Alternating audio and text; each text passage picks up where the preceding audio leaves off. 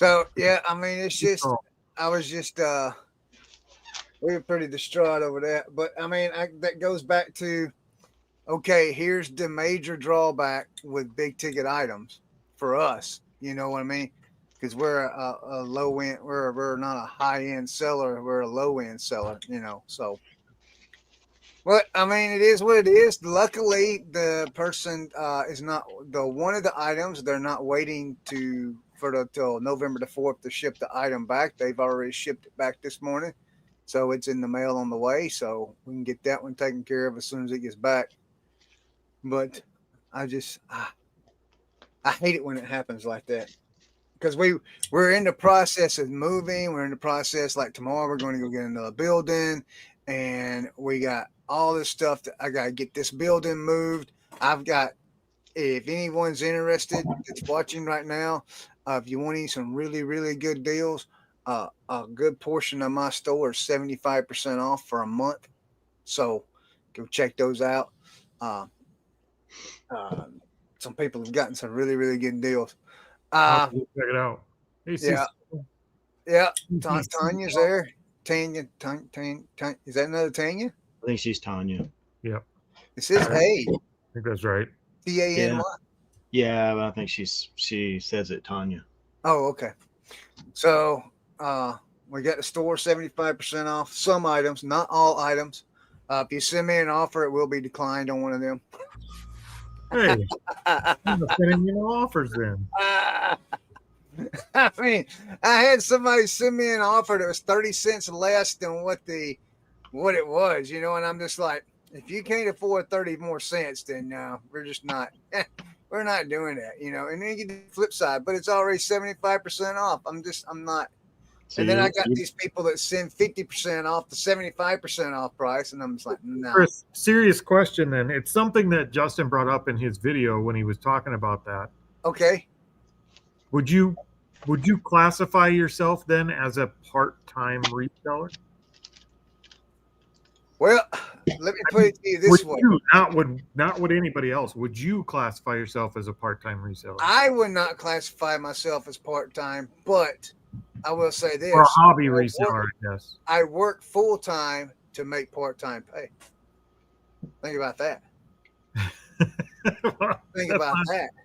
That's probably most of us. Think about that. You know, that's where it's at. You know, I mean, put that in your pipe and smoke it. Yeah, yeah. You I know he made full time, but then you make part time pay. You know, he made a really good some weeks, not all the time. He made a really good point about the payment holds. Yeah, and if you're doing this full time as a business, being able to absorb those things as cost of business, like if you're that cash flow sensitive to where a payment hold for even a 30-day, if it went net 30. If that can put your business under, then you should be thinking about making changes in your business to accommodate that. Like that's just the cost of doing business sometimes.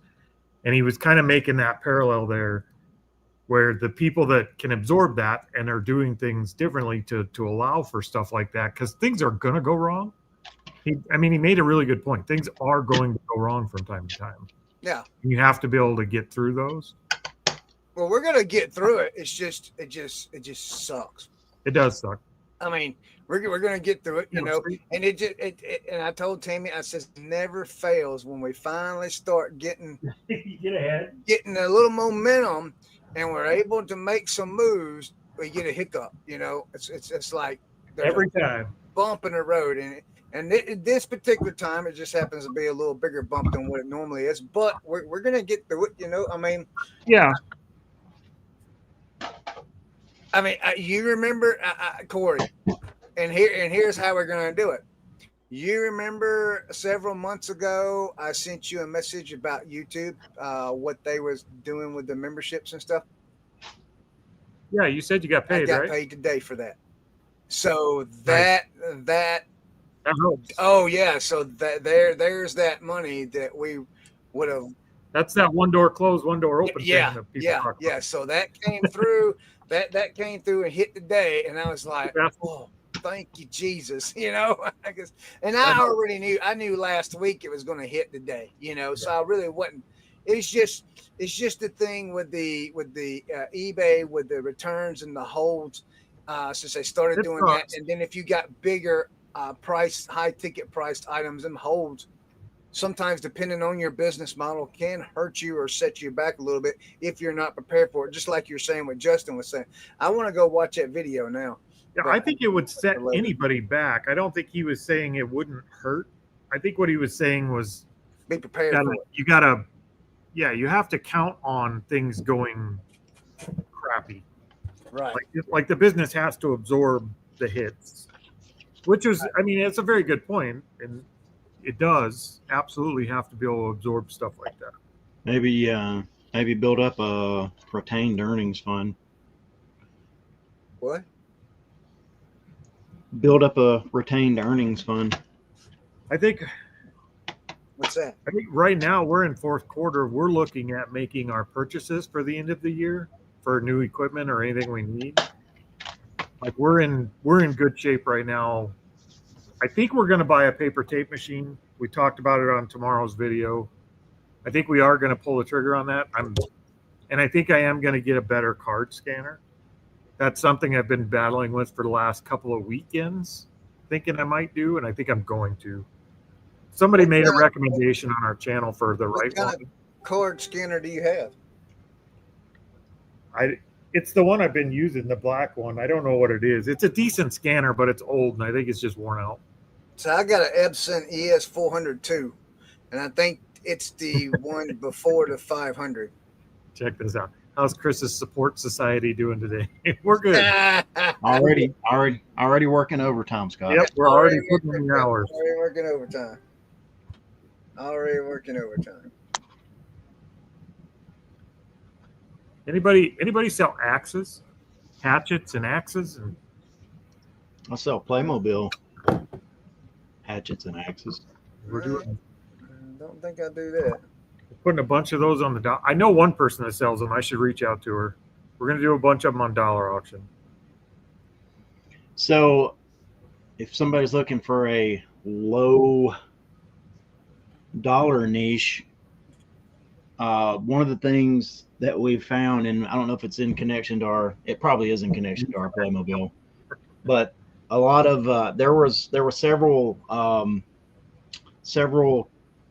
lots of just like dollhouse furniture and stuff like that.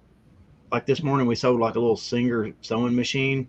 They were just in this lot that we got from Colorado. So Tanya's just been going ahead and putting them up, and we're actually selling quite a bit of that kind of stuff. If you go, I'm not trying to promote the dollar auction, but if you look on the dollar auction right now, we have a massive lot of miniatures, like that dollhouse furniture stuff, like the vintage stuff, not like Barbie stuff. Right. Yeah. It's actually doing good. People are bidding on it. Like we sold a lot last week, and we're selling the bigger lot this week. Yeah. And it is a good niche.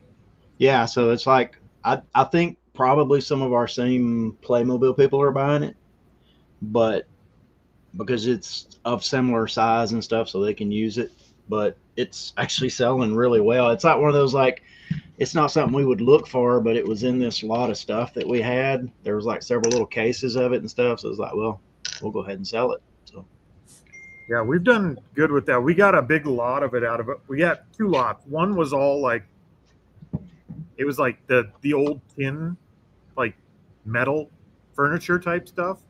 And the other one was all like mostly wood and stuff like that, like the old vintage stuff, not the cheap plastic stuff they have. Yeah. We've done good on all of it. We don't sell that stuff, so we weren't going to go through it, but we sold it in lots, and it's done pretty decent. Cool. Well, I think as of this weekend, we probably pretty much cleared our buy from Colorado. So I think nice. And we hadn't even scratched the surface of it yet. So that's always a good feeling when you pass that milestone. Yeah, everything else is just, the other 74 totes are just profit now. So, 74. Hey, make sure you include the cost of gas, because that's what they're going to come for you for. Yeah, I did. We did. I think as of yesterday, we sold. I think we did probably 6 or 8 pieces of the Star Wars stuff today that went out. Yeah. But as of Monday when we packed up, I think we were just over $9,000 that we've That's sold out of awesome. that buy. That's So awesome. and we've barely started. Like all the big stuff that people buy at Christmas, that's all still here. Yeah.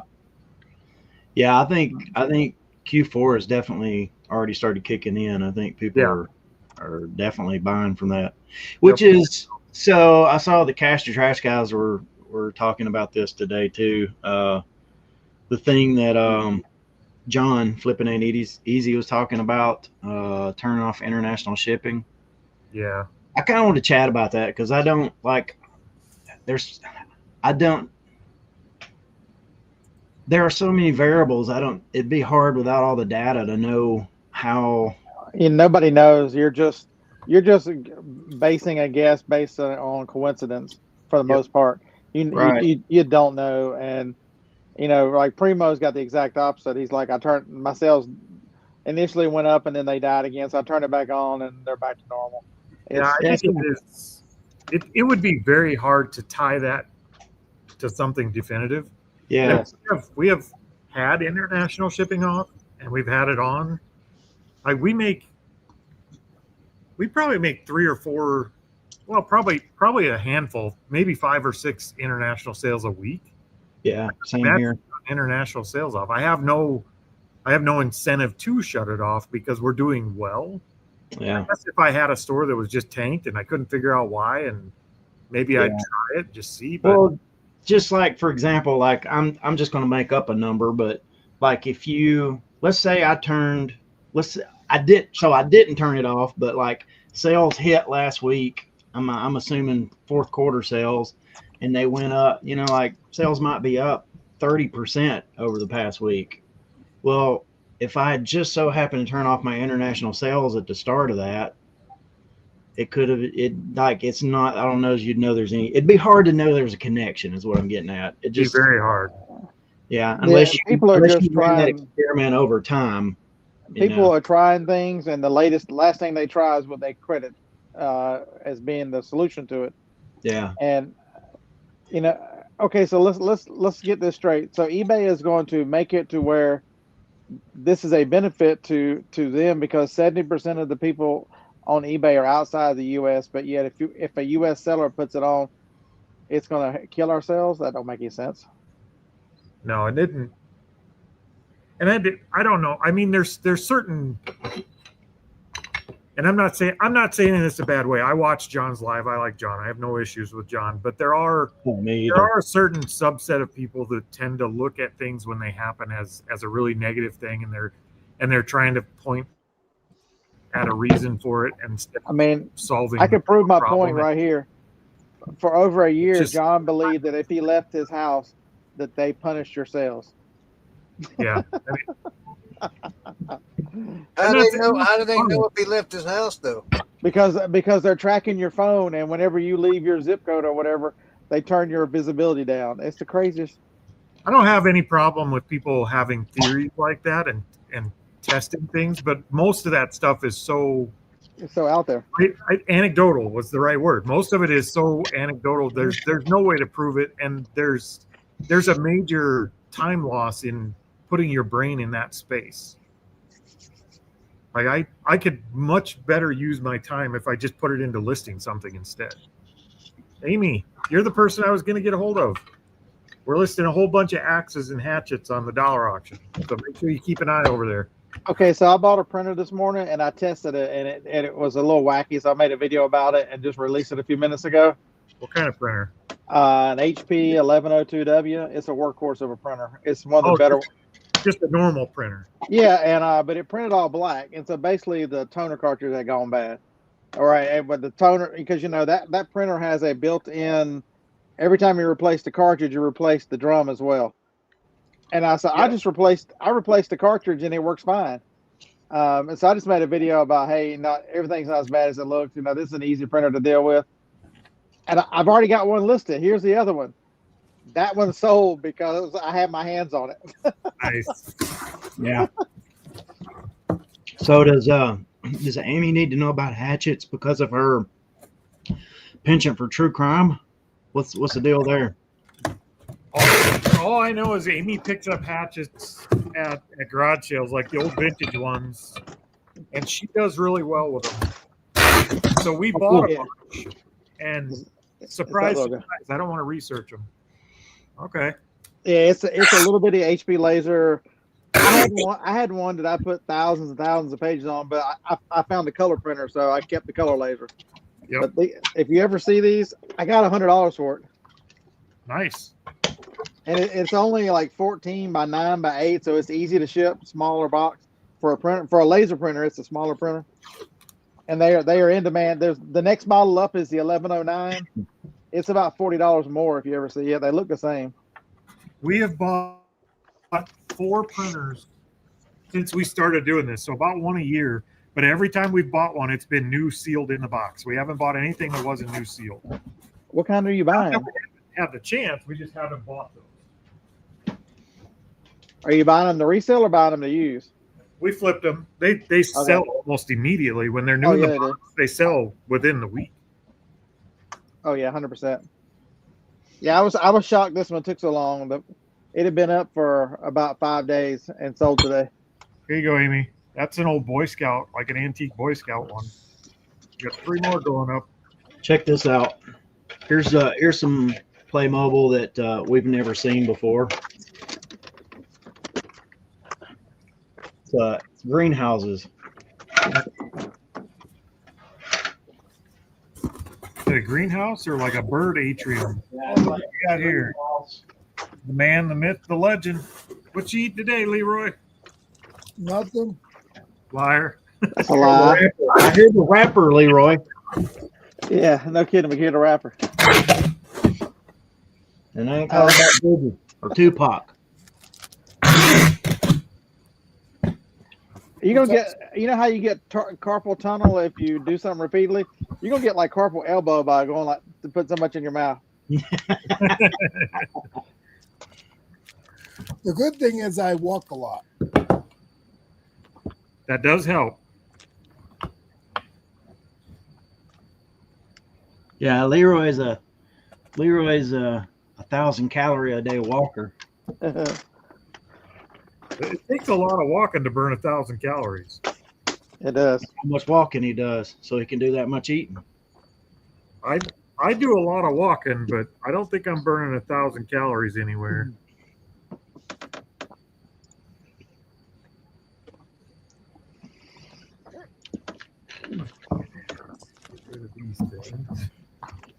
Chris must be listening. I don't know. Chris, what you doing? Are you listening? Doing my subcategories.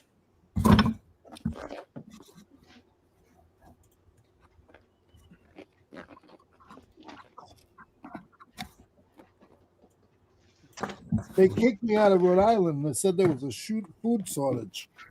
Ate all the Cheetos. That's what I like about tools. You can just throw them on a workbench. You don't have to put them in a photo booth and take fancy pictures. It works better just right on a workbench. Yep. You know what comes with these greenhouses? Grass. No. This. Pallets of glyphosate. Yeah, be careful. Get on a list for buying that stuff, don't you? I'm moving over here where I can do this. I'm putting all of it in the box. Okay. Hi, Tanya. Hi, guys. What am I doing? Oh, printer. 1, 3. And this printer is going back to where we lived for 12 years. It's going back to like 6 miles from where we lived in Wilmington, North Carolina. About 4 miles from my mother's house. So it ain't shipping far. Yes. No, Where'd you about 400 miles. I love when I buy something in North Carolina and then I put it on eBay and I sell it back to North Carolina. Hey, dude, the stuff that I was selling and hunting that's completely out now. There's none on Amazon anymore. I bought some in Hazel Green and then sent it back to Hazel Green, which that's 8 miles down the street. Yeah. Yep. Are you guys watching gold prices? They dropped this morning. Are they still dropping? Pay any attention to it? We're thinking about listing all our gold. We were over here weighing it out this morning. At current prices, there's about $3,000 worth of gold in that jar right now. It's really tempting to put it up there. The best place to sell it is eBay. Yeah, we just put it up at like 2/3 a spot and put it on a 7-day auction and let it sit. I got a Brad. Where's Brad at? Right here. I got a store category question for you. Well, I'm not store category expert, but I'll try. Okay. Well, I got a The important category part, question for everybody then. So I got a let me go here. Hold on a second. Hit the wrong button. All right, so I got a store category. It's called kitchen appliances. Okay. That's dumb. Take it off. And then in that kitchen appliances, I got 1, 2, 3, 4, 5 different subcategories. Okay. Well, and one of the subcategories is food processors. And then right now I have 2 subcategories for food processors, which is Hamilton Beach and KitchenAid. Well, when I go to, I just created this one, so I'm moving what I have out, what I used to have, into the new one. So, like this Hamilton Beach, when I go to click on the one that the model number to move, and I go to move it, I see food processors KitchenAid, but the food processor Hamilton Beach is not there. Did you already have it open? If you had it open, if you had that listing open and you added a category on like another tab, it won't show up. You'll have to like close out that listing or revising that listing and then open it back up again for it to show up. All right, hold on a second. So when I click on the KitchenAid one, the one I need to move, it only shows the Hamilton Beach one. Did you have both of those open? I don't know what you mean. I'm on my store category list. I know, but you have the listing. Do you have the listing that you're wanting to switch open? No. Okay. Well, try open them up in a new tab now that you've got those store categories that you've created. Like if I'm like, let's say I'm doing something, let's say I have like a bunch of toys and I've never sold My Little Pony, and I have like a My Little Pony, and so I go and create a store category, but I also have that listing open, like where I'm trying to like do the category. I'll have to like close that listing out and then go back and open it again before it'll show me that option. Are you saying that you don't sell My Little Pony? You keep all your My Little Pony? No, I sell them to people on the dollar auction. There you go. Are you allowed to have more than 3 levels of categories? Yes. Yeah. Yeah, you can have as many subcategories, I think, as you want. All right, so I was just going to create. Can I show you? Let's see here. Let's see if I can show it to you. It's hard for me.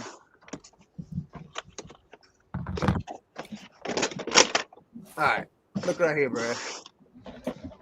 Can you read that at all? Just a second. All right, I'm back. All right, so can you see right here? I got Hamilton Beach under food processor. Yep. All right, well, so I got a Hamilton Beach up here. I want to take this one, the model number, and I want to move it. And I want to go to Hamilton Beach food processors. But we got food processors KitchenAid, and then I come down here to kitchen appliances, and it just goes to food processors.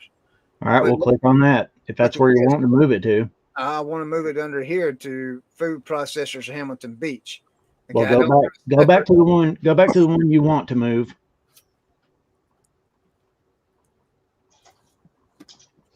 Okay. And all right, now click on your.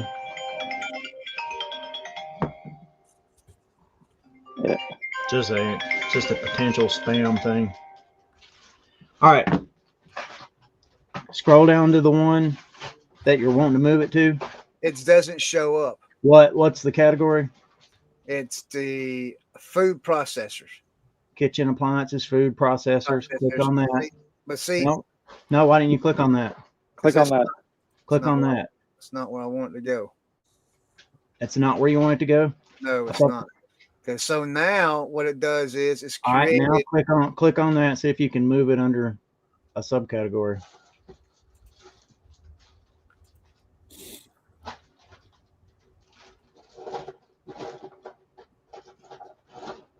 How did that happen?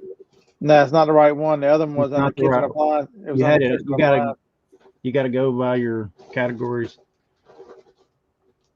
But that's where I want it. Wait, I know. No, click, Chris. You have it. It's a subcategory of kitchen appliances. Keep going down. That's as far as it goes. It's not there. So you have to go up to food processors. See, I want it to go into the Hamilton Beach one. That's why I click that, and then it says, "In pending request on this store category, subcategory has not been completed. Please try again later." What in the world does that mean? You see what Basket's saying there? That's a good topic of conversation. Click on, go back out. Click on your Hamilton Beach right there. Way better than this topic. And click. What can you add subcategories there? I can't even add a subcategory. So I guess you're only allowed to have 3 levels. So what I got to do is rename this the model number. So each one I put in here, I'll have to put the model number under food processors. See, like with Keurig, I did Keurigs and I was able to do it. Only went to 3 levels. Click on, go back to where you had it just a second ago. Click on the food processor there and see if you can add a subcategory. Yeah, I can add subcategory. Just do that. Well, just click that because it gives you and it doesn't allow you another name. Okay, cancel it out. I'm gonna have to just rename this model. Yeah, I don't know. I'd have to look and see if I have more than 3 levels. Let me look on mine real quick. See if I have any with more than 3 levels.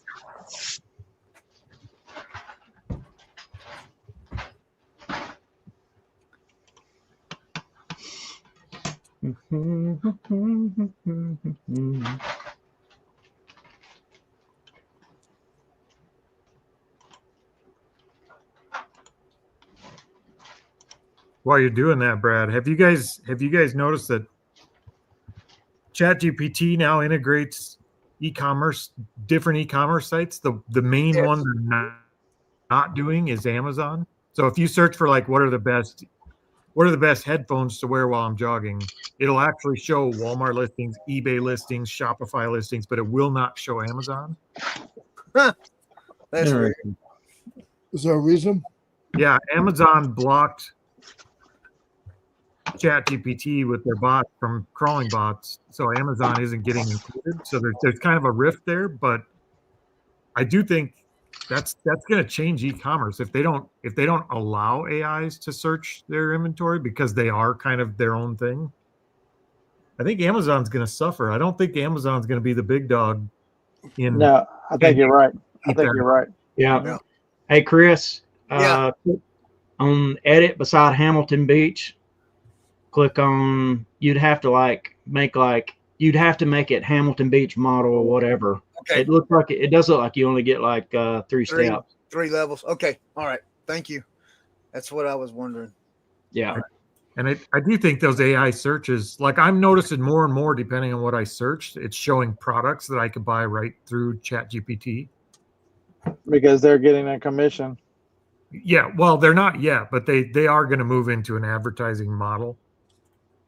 an affiliate model, I'm sure. Well, I think Amazon's big and Google's big billion-dollar advertising industry.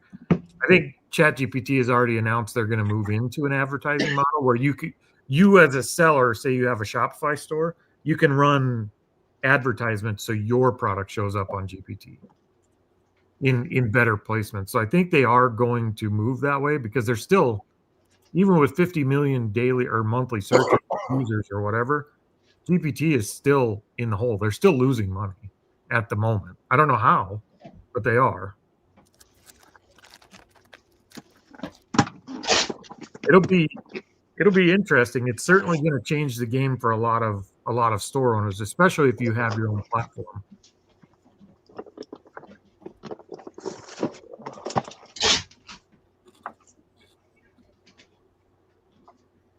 I can't wait to see where they go with it. I'm not a big fan of them advertising in ChatGPT, but it's going to happen.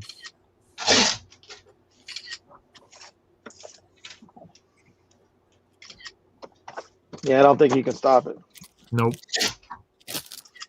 And it's like anything else like that. There'll be so many people that want to fight it and want to resist, and the people that lose are those people. The sooner you can figure out how to develop into your processes and take advantage of it for your benefit, you are the winner in this game. Well, I think Basket said it pretty good in the beginning. I think if you're not starting to, at least, even if you're not doing it, if you're not thinking about how to optimize for AI searches, which are a lot more organic than like a Google search. Google searches are usually just 2, 3, 4 words. But if you're not optimizing for how people use GPT and AIs for your searches, or at least thinking about heading that direction, you're going to be behind. I do think that's kind of the future search right now. Now, who owns the trademark AI? Is it any of these powerhouses? No, but there's no trademark AI. If anybody owned it, I think Google. Terminator would own it. They came up with it first, right? They made a whole series on it.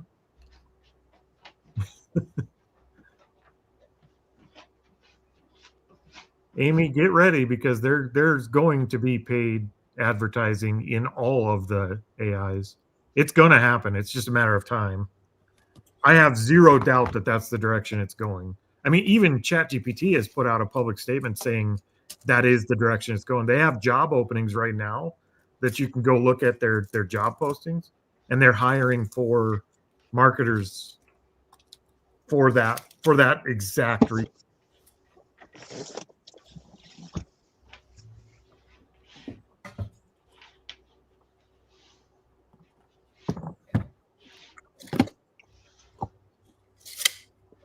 I wonder if I could tell AI to create me a meal plan. Yeah, it will. Absolutely. It'll make you a shopping list to go with it. Yep. I'll tell you what, meal. That's what I had to do with my diabetic breakfast. It gave me a meal plan for my breakfasts. It would probably tell me to stop eating. Probably so. Connor owns it. Oh, GPT will get they'll get more than a commission. You'll actually be able to set up paid ads like you do with Google ads right now, the pay-per-click model. That's coming to the AIs. Like it is rapidly coming. I would be surprised if it wasn't here in 6 months. So people like me that did marketing will be able to go on there and set up an account and actually run ads on there. They're actively working on that system now.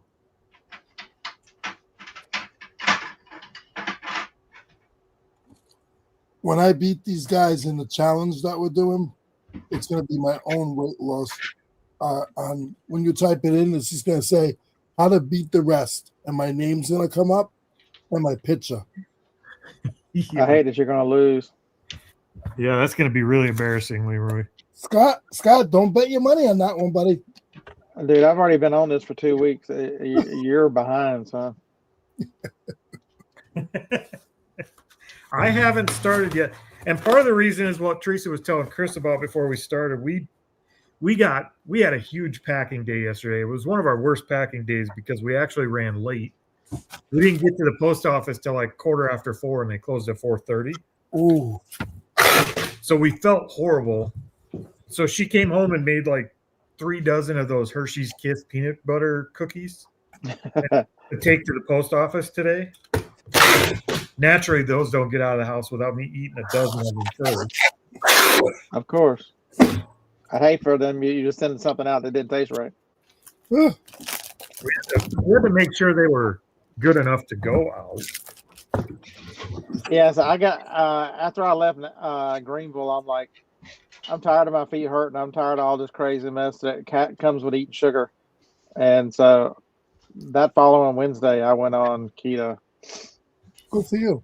I hadn't got on. Today was the first time I got on the scales. I just started. I'm like, I'm gonna do it different. I don't want to be obsessed with the scales. So, but the only bad thing is most diets you lose a good bit of water weight the first few days. So I'll be behind because I don't have that water weight to lose. It's gonna. All I know is it's gonna suck. I've been wanting to kind of.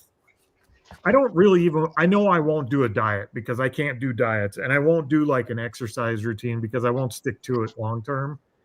But if we could just cut the garbage out of what we're eating, I usually, when we do that, even for a month or two at a time, I drop a lot of weight right away just by getting rid of the garbage.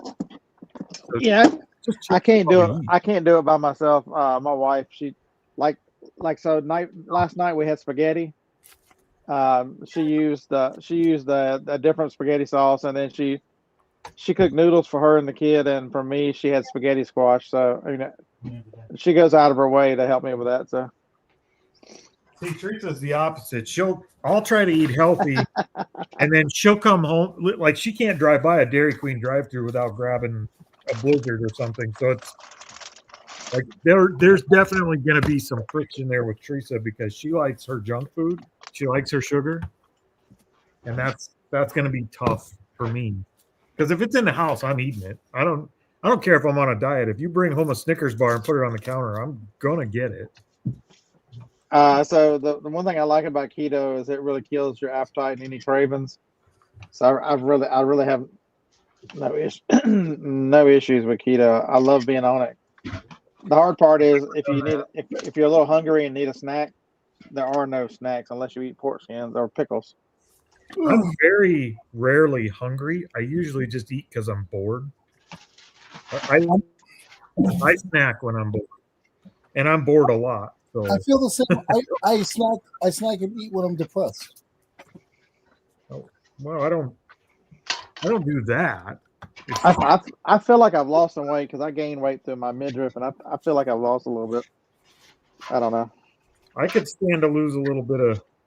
It's going to be hard though because usually I lose weight in the summertime because I'm more active and outside. The winter time is when I put it all on, and we're just coming into winter, so it'll suck. It is. Like I was telling them, this is the worst time to do it is during the holiday season. Yeah, do it through the summer, and I'll go fix a fence and clean up some of these trees, and I'll lose a bunch of weight. But in the wintertime, I'm all comfy in the tractor pushing snow with a Slurpee. I'm getting fat in the winter. Because she's already talking about, you need to take the weekend off so we can eat chili this weekend because it's going to be cold. We had last night. Brad, are you ready to get beat? I'm a competitive SOB. Don't mess with me too much. See, I'm not at all. If you talk, you got to back it up, Leroy. I'll back it up. I don't have any competitive in me, really. I'm not a competitive person by nature, so it doesn't bother me if I don't win the challenge. But I do want to lose some weight. So if I don't, it's all for your.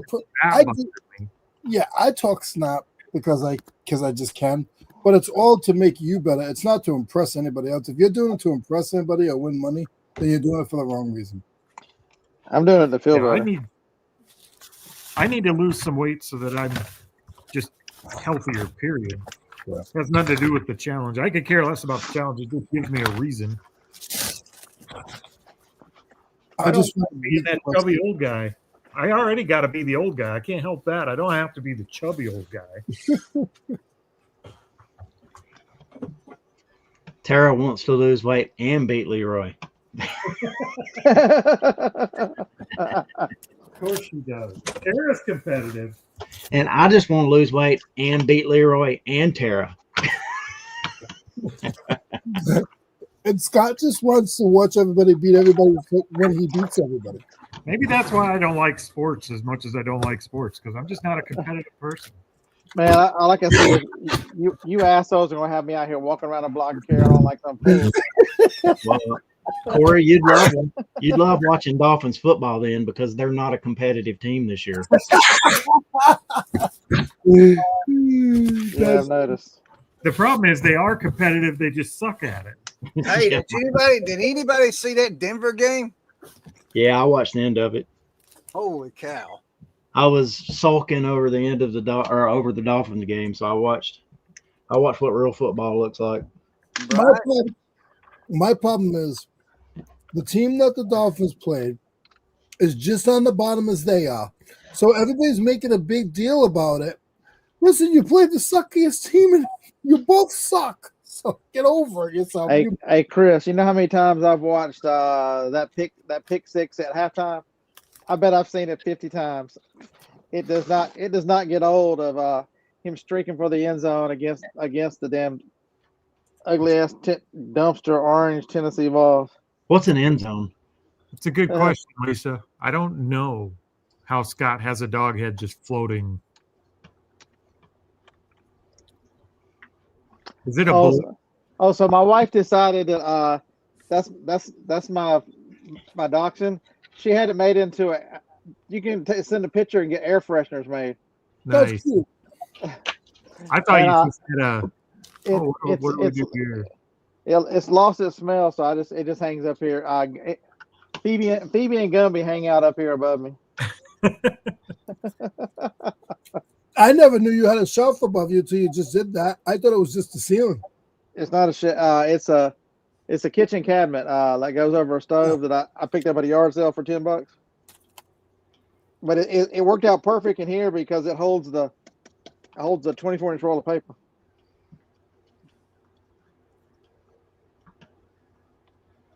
And I have plenty of cabinets to just cram shit. Nothing that's worth. Chris, have you decided if you're going to join us in the challenge? He is. Okay. He didn't have a choice.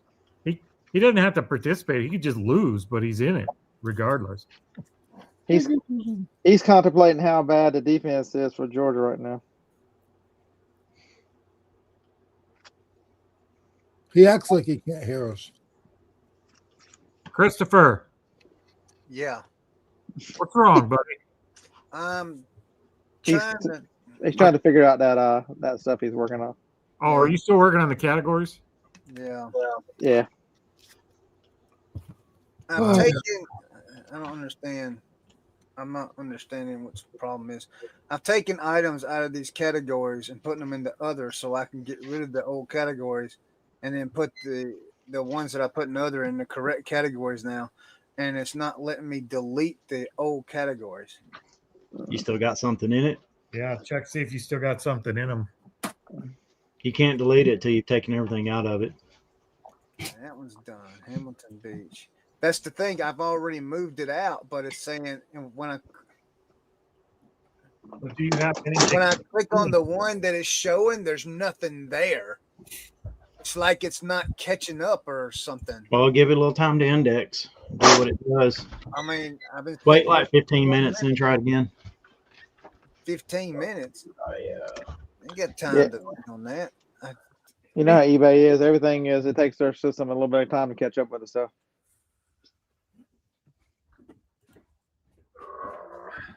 Okay, that's right. Okay. This is the one. Okay. Okay, that's gone. Edit. Delete. Anybody doing anything new and exciting this week? I did. Okay, so since my video just came out, y'all haven't watched it. Commercial kitchen equipment. If y'all ever see it at a yard sale, have y'all seen the? All of y'all stayed at a hotel and eating the waffles. The waffle maker. Yep, the one. You know how expensive those things are? Yeah, they're hundreds. Yeah. I picked up one for still new in the box for $35. The last one sold for $800. Mm-hmm. Yeah, they're stupid. It's the carbons golden malted. It's the one that you turn over and it beeps. You turn it over again. And then I always look at electronics, folks. This stuff is some Nest cameras, outdoor security cameras, $20 at on the way home. On the way home, I'm like, let's stop at the thrift store. They had 2 sets of them. One's a 2-piece and one's a single. Yep. They were open box. They're still all wrapped up, plastic up. They are $350 a piece. I was on a redneck roll. The Night Owl. We see Night Owl here a lot more than the Nest ones, and those are good too. Those sell well. This is the first time I've ever seen a Nest. Somebody had donated them. I'm gonna grab one set of them. These are actually the second generation, which is. Oh, I walked away just at the right time. It's these guys. Oh yeah. Another brand you can look for is Reo. REO. That's the cameras we buy for the escape rooms, and they're expensive, but you find them quite a bit. They're like a consumer grade camera. Right. And the other one's a bigger camera, but it's the same series. And then the other thing I found is, which I didn't know until last night. I was up last night about midnight, listed on the media store. Yeah. And I bought this for a quarter at a yard sale. Hot Wheels? Hot Wheels is 4 movies. Take a guess what that sells for.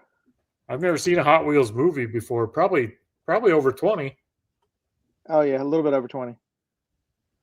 I don't think I'd pick it up just because I've never seen one before. They $150. Holy crap. And so all of you guys are about my age.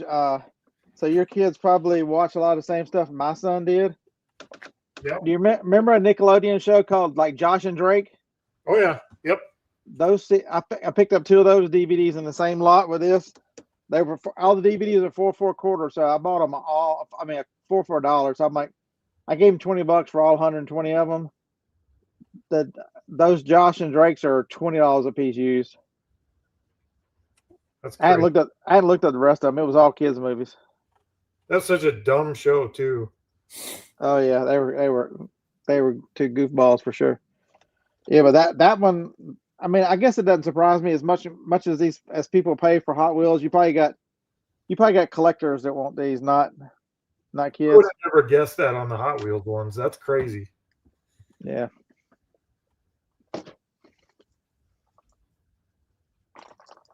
And then some other ones, like I picked up that one for $1. Casper. Yep. Where's my phone? I think Casper is about $35 for a Blu-ray. Chad, they weren't even Hot Wheels. They were the Hot Wheels movies. They're movies.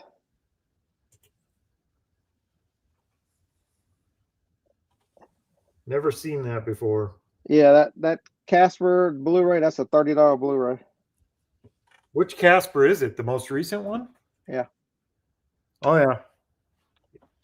And I picked up another one too. Where is it at?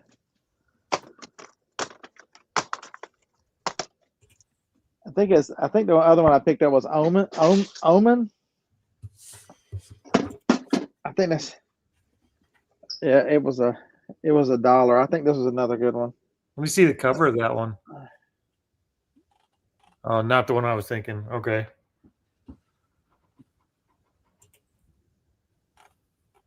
No, this one's only 17. But there's a series on Amazon called Good Omens.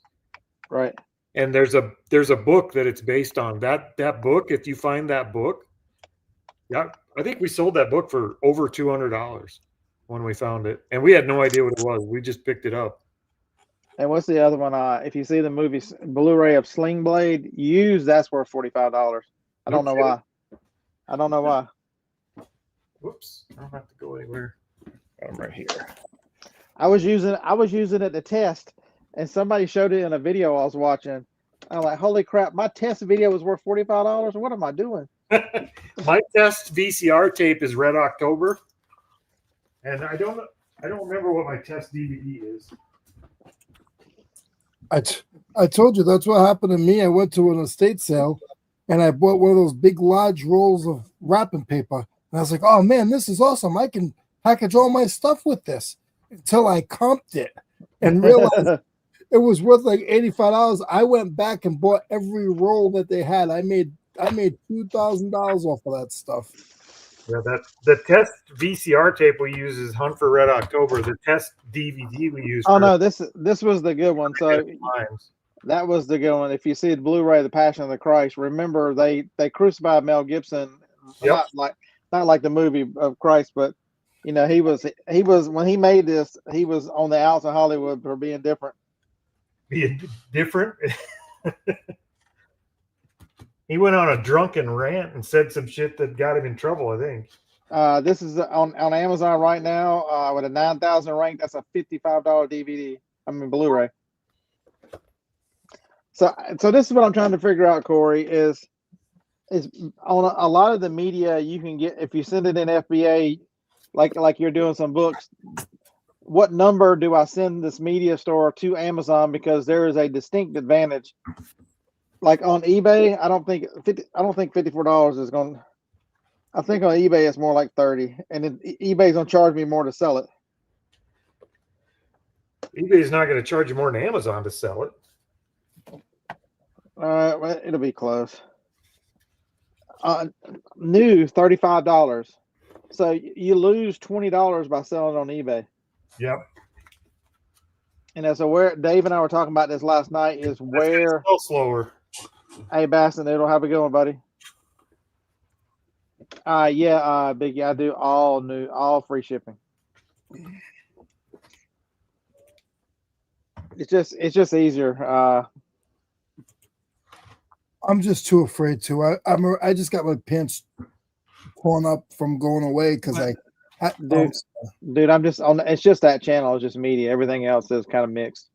But it's because you can control. It's going to be medium mail. Even if it's 3 pounds, it's only going to be $6 or something. I sold over 30 items when I was away, and what I did was I just put 30% off. Well, if I sold something and it sold for $12, it was normally $15. Well, the shipping was $4 or $5 plus eBay fees. I made like $2 or $3. I was like, man, I must just went on Whatnot. Hey, real quick, I want to do a plug. If anyone's interested, I have 617 items on my eBay store for 75% off. If you guys would like to come by and take a look, it might be something there you like. Scott, I think you're talking about when do you make the decision to move it over or not move it over? Yeah, I think what I'm gonna do is anything. It's a 50,000. I was thinking 40 or 50,000 rank is going to be the category. Is going to be the break because I've tried 100,000 and that doesn't work on an FBA. Yeah. I don't know. With our stores, it's different though because we're not selling stuff that. I mean, we do have stuff we could probably put on Amazon on a few of these, but like the ephemera store, for example, I'm just listing everything, and if it sells and somebody gets a great deal, great. Like so that's what I'm doing with most of the DVDs, except for last night. Last night I knew I had because the one thing I think I told you I was trying to. The pallets are just going to be all $7 or $8.99, probably $8.99 everything, no matter what it is. But this weekend at the yard sales, I picked up 30 punk CDs.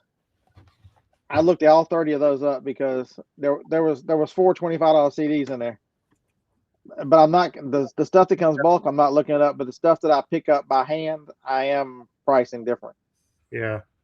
See, you almost need have AI write you a Python script, which is what I did. It's not hard to do. It takes just a few minutes to figure it out. When I take my folder of pictures that I'm going to upload to List Easier, I run them through the Python script first. So I open the script. It asks me to browse for the folder. I give it the folder, and it uses AI to go through and find any outliers. Anything that looks like it's sold in the last 90 days on eBay for more than $20. And it marks those off for me.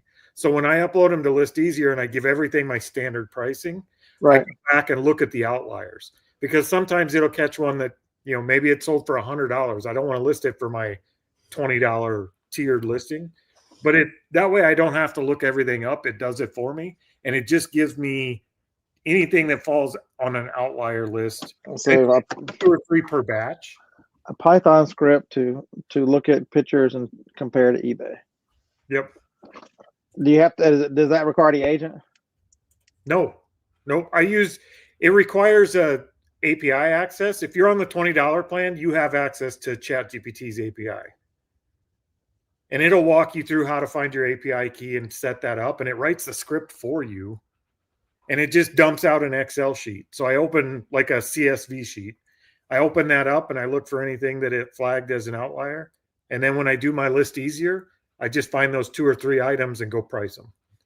But it saves me so much time because I don't have to worry about looking everyone up or even looking up the ones that I think might be good. I actually know which ones are outliers. Yeah, so Dave and I have been talking about this, how to figure this out, because looking up every one of them, you can't. It takes forever. It does. It adds twice the time to it. But if I'm already putting the pictures up anyway, it wouldn't take that long just to put in 50 pictures and say, hey, look at these. Yep. And a lot of It's them really too, fast. a lot of them too, I know. You know what I mean? You get a feeling after so many DVDs and CDs. That's the way it is with stereo views and postcards now. I'm starting when it's flagging the outliers. You're just building knowledge every time it does it. Correct. And now I'm just like, oh, that's a Halloween card. I know I need to look for that, and I don't just list a Halloween card at my tiered pricing because I look those up.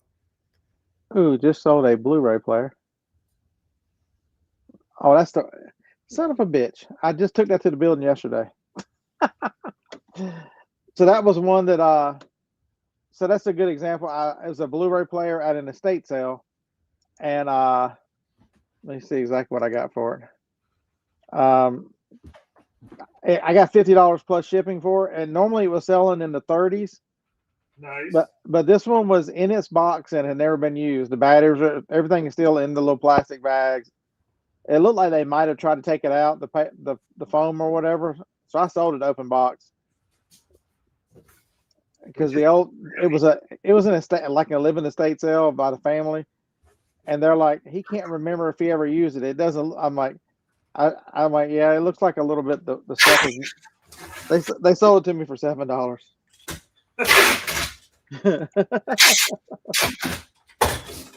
Yeah, I love those deals.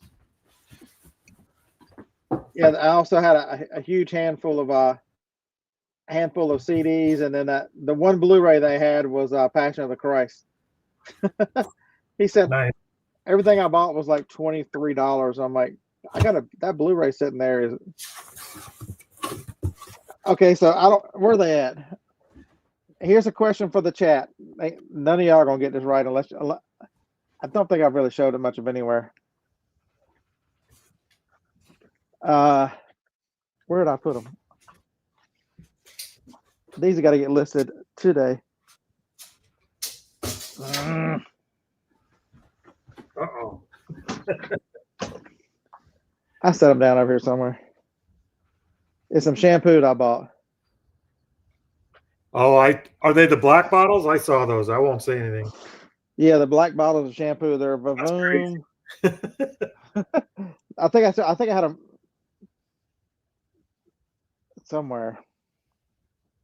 Todd Show. Was it on Todd Show? I think so. Nobody watches Todd Show. I don't know where I put them. Don't lose those. If you only saw this damn building from hell.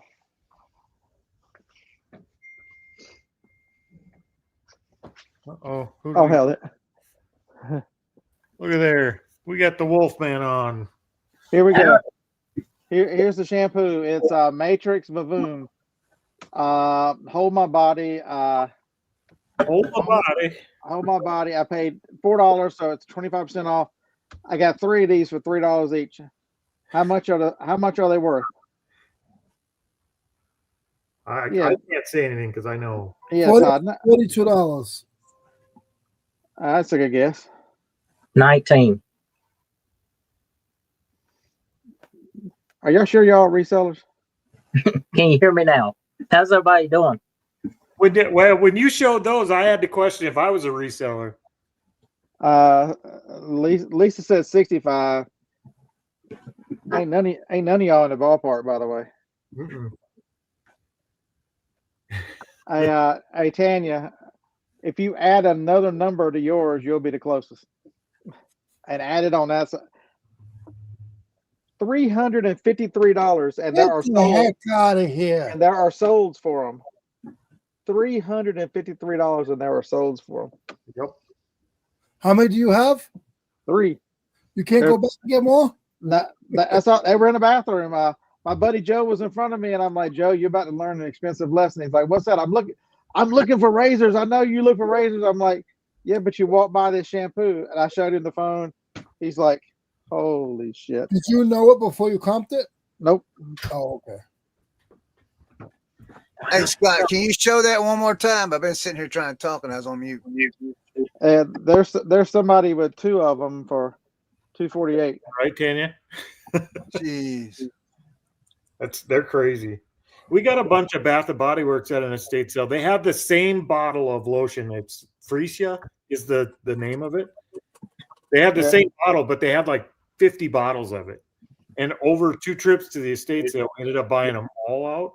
We were selling those for almost $40 a bottle for quite a while. Yeah, they're at like 20 a bottle. If I sold them individually, they're $140 a bottle. Yeah. That's insane. Yeah, bathroom. Never skip the bathroom at an estate sale. Nope.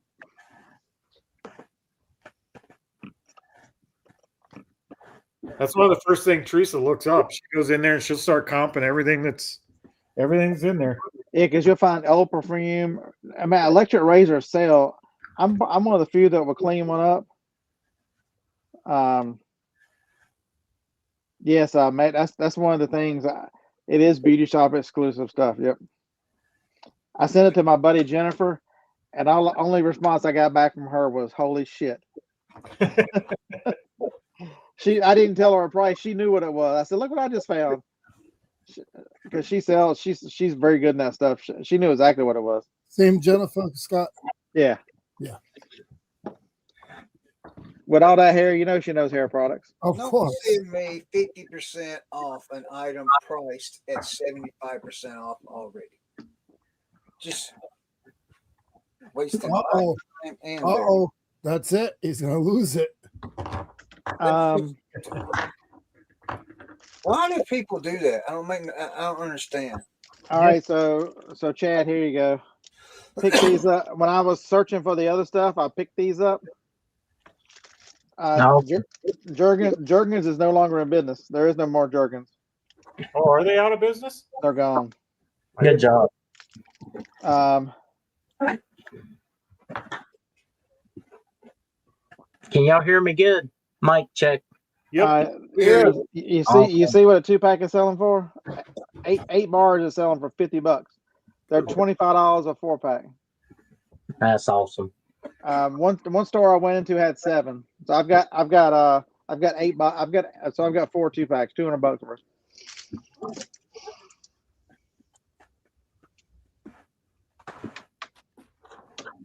Wow. Yeah, it's the stuff that people pay for. Yeah, kind of like the vintage underwear. I sold a pack for like $80. Oh yeah, if you find any kind of old Fruit of Loom or anything, Hanes, anything, if it's 80s or early 90s, man, it's money. Yeah, it had Kmart $1.99 sticker still on it. It was the gold and blue tidy whities. Well, that looks like somebody is trying to cancel probably the Blu-ray player that's bought.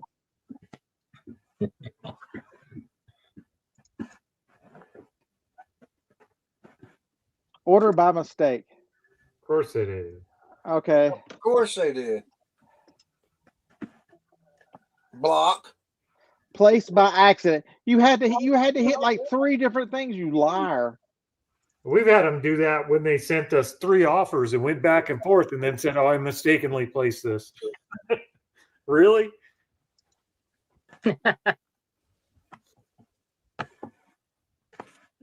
His name is Michael without an L, Plumber without an R, the number 8. Or my kid made the order by mistake. Just man up. You know, I had one that I had the wrong DVD CD in, and so I drop shipped one yesterday. I didn't make anything up. I just said no invoice, please. That's all I put on there. I didn't tell them that it was a gift from my grandma's aunt's cousin. None of that shit. Just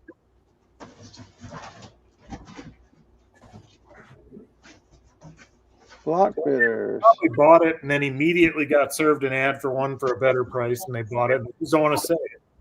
Yep. Man. There it is. Command V. There you go, Michael. Michael Plummer, welcome to the block bidders list. Appreciate it. My favorite is whenever they send you an offer and then ask to cancel because they placed the order by mistake. Yep. By the way, I was gone there for a minute. My FedEx guy is a Dolphins fan, so we had to hold each other and weep for a few minutes.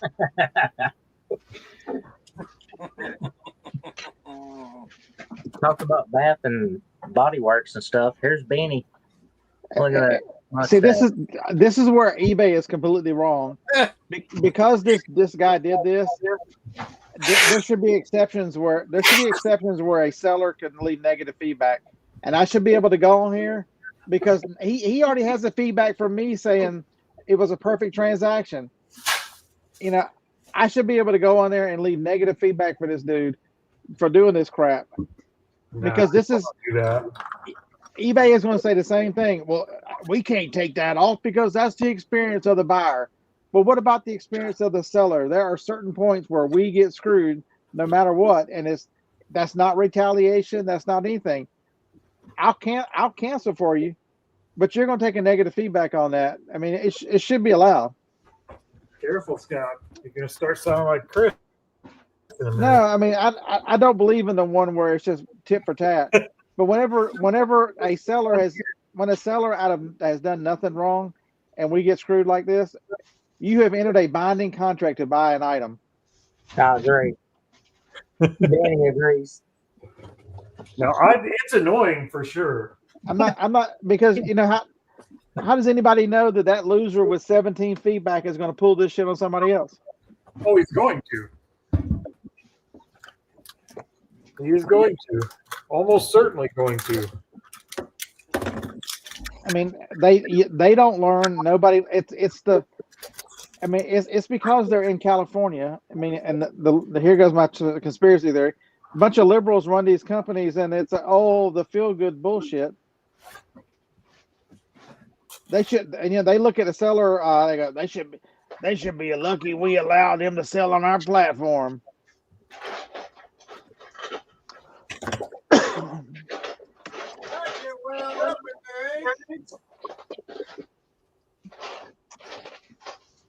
I shipped something to Argentina and something to Italy. You just sent something off to Germany. I sent a postcard off to Germany yesterday. That's awesome. That's why you don't turn off your international shipping. Yeah, and the person in Italy wrote me and said, "What's the tariffs and taxes?" And I just said IDK, and then 20 minutes later they bought it. Who turns off international shipping? I don't know. My store just became eligible. The media store. I'm gonna leave it on. I shipped my grandma's drawers the other night. Oh my goodness! What were you doing wearing your grandma's drawers? Look at my legs. Read legs. Message. Oh, good job.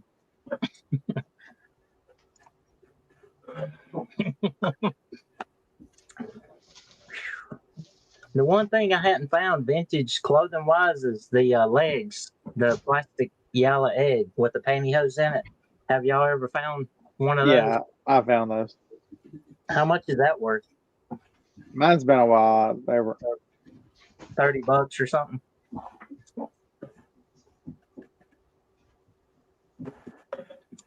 I found the small ones. Hey, Chad, I didn't say I was out anything, But the fact that he can get around and do that, you know, you can't let someone have 100% feedback with no warning. You know, how do you keep track of bad buyers? eBay says, "Oh, trust us. We keep up with that and we take care of it." I don't trust eBay no farther than I can throw them. Trust us.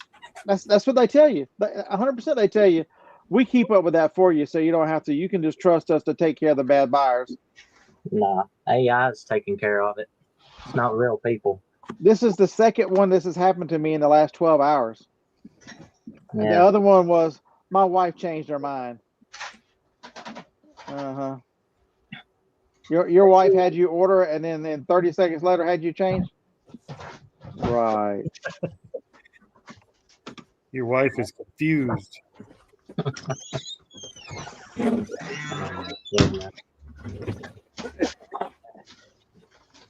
Because you want to know how to end this, Chad, is there's got to be they got to have some skin in the game. If I could just go willy-nilly and do whatever, they're going to keep doing willy-nilly whatever until there's a punishment. Yep. I mean, I've told y'all before, y'all can elect me and I can end all this stuff right now. All this crazy stuff and all these people that are breaking the law. Like, okay, so the kid who stabbed the wrestler in Texas, there was the two twin boys and the black kid that stabbed and killed one of the twins. That happened about 6 months ago. Yeah. He's had GoFundMe's and they've raised $500,000. Under my watch, you know how much they would have raised? Nothing, because at dawn the next morning he'd have been in front of a firing squad. There's no doubt he did it. I don't care why you did it. You have forfeited his life. We are forfeiting your life. There you go, buddy. We'll see you on the other side. They had a stabbing at a track meet too, I think, didn't they? That's what it was. It was at a track meet. He was in the wrong tent, and they asked him to leave. And instead of leaving, he pulled out a knife and stabbed one of them to death. Crazy, you ruin your entire life and somebody else's in an instant like that. It makes no sense, man. Yes. We need to do. We need to do a lot better by mental health too. We don't take care of mental health at all. Well, we used to have places, and I'm not saying they were good, they were bad, but we had them. They were asylums you send people to instead of sending them to prison when they had mental health issues. I do think they need to take that. There should be mental health asylums out there more than there are. Lisa, I think in the next few days they'll end the shutdown. Remember, the one side wanted it to go through this weekend so that it will be shut down for the No Kings protest. They openly, yeah, that was this weekend. I don't want to get into this too far, but I feel like. What are we talking about? She was just asking when they think the shutdown was going to end. I'm just saying, I don't care what side you're on. One side says they'll come back to the table once that 18th is over, so it'll probably be this week. The government shutdown. Okay, Yeah, what shutdown are you talking about? What shutdown? Yeah, the government shutdown. It'll probably be this. It'll probably be late this week, early next week. It'll be over. Well, I don't want to sound insensitive, but has the government shutdown affected you at all? No. I really don't give a shit if they go back to work. I just assume they didn't. Corey, I think like you do. I know they're taking this chance to fire a lot of people, so there is a negative coming out of this for some people. But if they could go without doing their jobs for this long, it's not really affecting most people's day-to-day lives. Not that it's not affecting anybody, but I would say the vast majority of the country is like, okay. And if that's the case, then what are they really doing that's beneficial to us other than spending our money where they should? Well, the problem with the government shutdown, the one major issue that I see is our military is not getting paid. Yeah, my granddaughter would like to get a check right now. I thought they complete BS anyway. Did you stop paying taxes when they shut down? The money's still there. They can still pay them. Yeah, I thought that Trump had got around that and was paying them out of the military out of another fund. He's paying them out of another fund. Yeah, he did. Because I remember them raising hell about it when he first did it. Brad's daughter's not getting paid. Granddaughter. She should start getting paid pretty quick because they did allocate funds for it. Yeah. That was the only thing that I'm pretty upset about. That's pretty upset about. And we went through that same stuff when we were in, and all that back pay comes back, and they take care of you. They're not just leaving the military hanging. But it's not like they just can't get groceries this week. But what's the military? I'm going to shut up.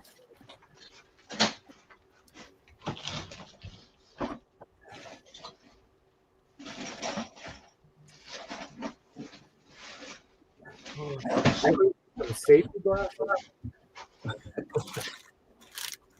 High impact safety glasses.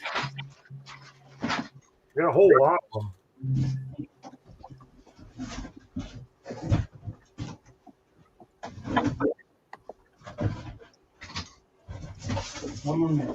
No, you're not.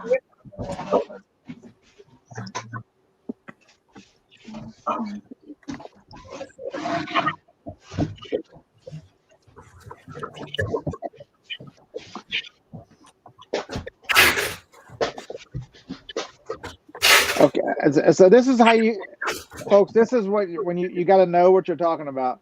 So I typed in the Gemini is military getting paid during the shutdown, and it gives me the general. It takes specific or legislation or executive action. They must work. Pay is delay. Back pay is guaranteed. Special actions are common. I said no. What about now during October 25? Didn't Trump fix it? You're correct. Trump took action to ensure military personnel received their checks during the October.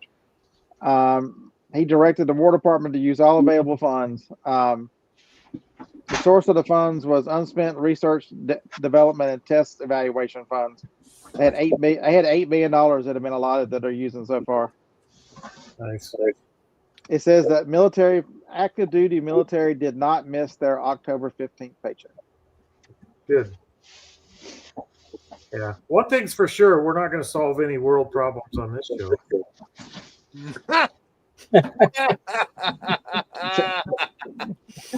get to talk about them, we'll definitely need therapy over it for sure. Oh, no doubt. See, once you get to a certain point, it's not one side or the other. It's how bad are they screwing the American people. It's not the more you look closely at it, it's how much can they keep us crazy about one or two issues, because most of the time everything else is exactly the same. If you can rile them up, we don't pay attention to the money they spend, the stuff they waste, and all the craziness that they do.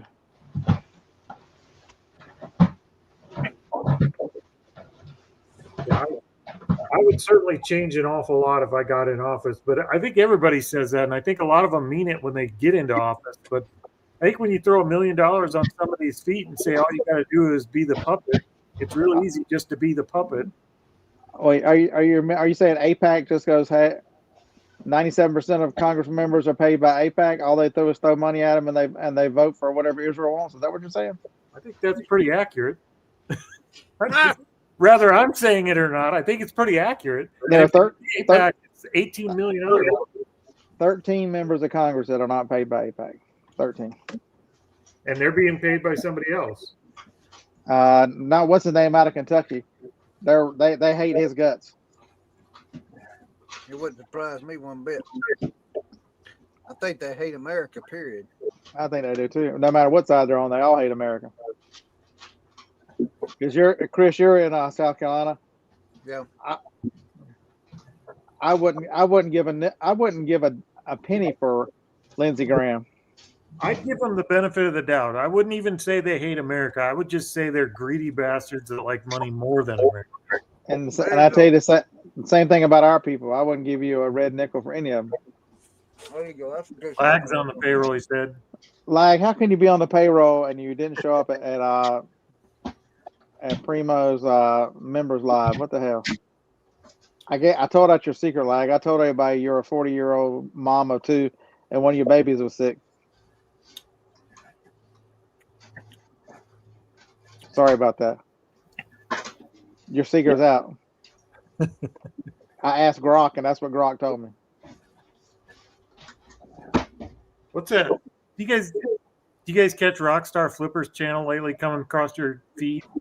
what the hell is he doing? He doesn't even do reseller content anymore. He's doing He's shit doing about everything but reseller content. Okay, so he saw Lindy Glenn's channel get real big on that kind of stuff, and so he's just following along. what the heck? It's just hot garbage one after another. I'm like, what the hell is this? Like, why would I want to be mad all day? Oh, lag. I'm sorry. You got 4 kids. I got you. I thought you only had 2.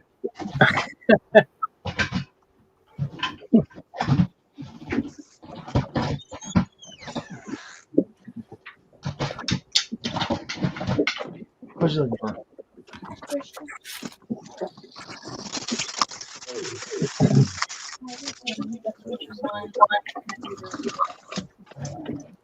What have you been doing, Chris? What's that? What have you been doing? Working my tail off, man. Good job. Getting ready to move all this stuff around here up to the house.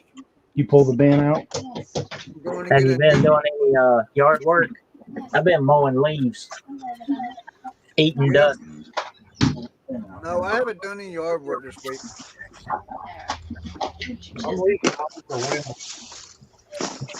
I've just been doing what I have to do. This weather change has got me like I'm working outside instead of listing on eBay. Growing up there yet? Everything's pretty, you know. We're splitting firewood, packing it, cutting bushes. That's all I've ever wanted. Leaves are falling. It's like the squirrels gathering up when winter comes over here. Leaves are falling. Yep, leaves are falling. You'll cover it up. I'm not worried about it. Corey, it's snowing up there yet? No, but it's cold enough for today. I'll tell you what, it's chilly outside. Yeah, it's cold here too. It's almost like 71. Aw. It's in the 50s here. I was thinking I needed a hoodie or something. It's a political podcast now, Chad said. It's not supposed to be, Chad, but we wander. We don't know where we're going. We're about to talk about Barbies next. It just happened. I know. I sent some sealed thermal underwear out to, I think, North Dakota, ND. I think I just sold another item. I think I'm going to go ahead and ship it before they can cancel. Check the label quick. Brad, y'all can't be doing that mess on here, man. This is a clean show. They bought 2 of them, and I don't know what I did with the other one. Dadgummit. There's too much laughing and giggling going on over there, Brad. Not quite enough. All right, so y'all want a tip for if y'all go on the get groceries at Walmart? Yeah. Walk over to the electronics section. They'll let you buy 2 at a time. I picked these up the other day. These are Moto G from Boost only. I bought them on Thursday. They were $15 each, and this person just paid $126 plus shipping for them. Where'd you get it? Walmart in the phone section. They've got a bunch of phones on sale right now. I need to go check a couple more. Sounds like it. Yeah, so I got $30 into them, and I got I think I did free shipping, so I think that must be tax. $126. So $30 is going to turn into what, probably $55 profit. That's cool. Retail arbitrage. Yep. American arbitrage. Yeah, that's what it is. Wow. We're looking for phones and jargons. Fire up the notepad, honey. Here we go. But I mean, everybody goes to Walmart. I mean, these are in Walmart. Everybody goes to Walmart. Is Nevik still around? No, we discontinued Nevik. I was wondering because I ain't seen him talking in a couple of days. Yeah, we discontinued him. Any particular reason why? People didn't seem to like him. Do what? He wasn't very well liked in there, I don't think. He was annoying people. Who is Nevik? Epic is fake Kevin. Fake Kevin. I made an AI bot to join our Discord server and named him Nevik. I gave him Kevin's logo for his YouTube channel. So it's just Kevin spelled backwards, Nevik. He would just respond to people, and it was hilarious. I loved it. I thought it was funny, but other people didn't think it was very funny. Yeah, so I had to text Kevin the other day. I'm like, dude, I said, I just read one of your Facebook posts and read the people who replied to it. It hurt my brain. They're so stupid. What was that phone again? That model number Boost? It's a Boost Moto G. Thank you. But there's another one. They were out when I was there, but there's a $55 one that sells for $170 if you can find it. But it's the Boost. They're the Boost phones, and some of the AT&T phones too are on sale. Gotcha. Thank you so much. Or if you just need a cheap phone, you pay for Boost for 2 months and then it's unlocked. Yeah. That Moto G is not a terrible phone. Yeah. We got a lot of people want one that'll take, like, you could use it to take pictures, and you can put that local send app on it, and it would send back and forth to your computer. Yeah. I'd send those phones to overseas or something. Yeah, it's got Android 14 on it, so it's not bad. It's got a fingerprint sensor on the side. It's not a bad little phone. That's cool, dude. Thanks so much. Yeah, I was I don't even know what I went to Walmart that day for.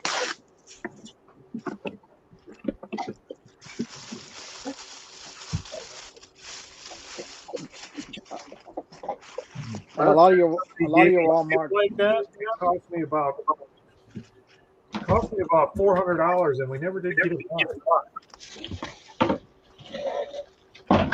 We got a tip to go to Costco and buy a bunch of their Dowdle puzzles, the wooden piece ones. Right. And they were selling for like 3 times the price, and we went and bought them. We can't give them things away now. I think it was like during COVID they were hot, and by the time I got the tip, it was no good. Yeah, these Moto G has got a good name for Motorola phones, so they say they didn't last for. I got them home and took a couple days to list them, so they've been listed like 5 days, 6 days. Well, I mean, cell phones usually hold. They do well. We even sell junk cell phones that don't work just in lots, and they always sell. Yeah, just make sure you put in the title like I did that they're locked to Boost Mobile for 2 months or whatever it is. It's Boost Mobile only. Okay. For most people, I mean, if you're buying a Boost phone, everybody knows 60 days. Any disposable phone is locked for 60 days.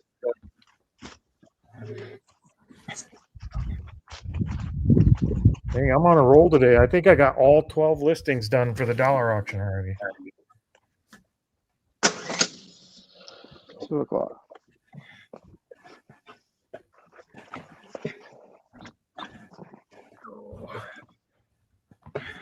You know what I'm thinking about doing? What? I got all these extras, bags and bags of leftover toys from the toy bags. I think I'm gonna get the U.S. Priority Mailbox 1212-8 and fill it up and do a toy box for like $8 plus shipping, just to move some of it. What y'all think? I think you should bag them all up and send them to SSK Promo for Christmas presents for the children. That's a good answer. Okay, so that's why the tax looked higher. Okay, so these phones went to Colorado. Even though I have free shipping turned on, so here's a good one for you. I use the shipping rate tables, and so if it goes to the West on my free shipping, I charge them $2. Nobody thinks about a $2 shipping, and so but it brings your ground advantage for a smaller item back in line by just charging I charge anybody, I think Kansas on over $2. So, where it would normally be over here $6.30, I think it's $6.30 or $6.40, it'll be into $7 going to Colorado, California. So it brings it back down into the $5s. Yeah, $2 shipping. JP's got a question for you. Actually, for anybody, I guess. JP, it really depends on what if it's a heavy package, check UPS. Well, regardless, hop on Pirate Ship and just check UPS. Sometimes UPS will surprise you, but I mean, Ground Advantage is it, really. Tanya says she does the same thing. It really does work, Tanya. I need to make more videos about that kind of stuff because it really simplifies. If you're going to do like I do and do flat rate shipping most of the time, it levels it out so you don't have to worry about it. You know, Yep. I don't care where it goes. It's going to be the same cost because the rate table is bringing it in line. Honestly, I think that the right way, I know people don't like to hear that. I think the right way, if you're not going to do free shipping, if you're going to charge for shipping at all, the best way to probably do it is rate tables. It's just a lot more to manage than we like to manage, so we don't mess with it, which is why we do either free or calculated across the board. Yeah, I have 6 different settings for shipping: $4.99, $5.99, $7.99, $9, $12, $18, and $26. See, and the only reason we don't do that is because there's one thing guaranteed that isn't taxes, and that is the post office is going to change your rates 4 times a year. You got to go change those, and we just don't like to even have to think about it. So we just turn on calculated and let it go. So free. I just changed the rate table up or down $1 or whatever. I don't ever change the others much. Yeah, if we were smart and we had the time to mess with it or wanted to mess with it, I think we'd move to rate tables too. I think it's a better way to do it. I just don't want to manage it. Yeah, that's me. I haven't touched it in 4 or 5 years at this point. Janet, one of the things, so I get that question too. I got that question actually twice in the last 2 weeks on like these big Halloween things. I have in my business policies, I actually have 3 different levels of shipping set up: Ground Advantage, Priority, and then UPS Ground. Yep. So I always just tell them, hey, look, there's an option for, if you didn't see it, there's an option for UPS Ground on there too. And it wound up, it was a lot cheaper for them to ship it that way, and they wound up just purchasing it right away once they saw because sometimes Ground Advantage on if you've got just Ground Advantage selected on it gets crazy expensive depending on where it goes. Whereas, yeah, if I combine shipping, I mean the calculated shipping, you got to give them some options because one can be crazy.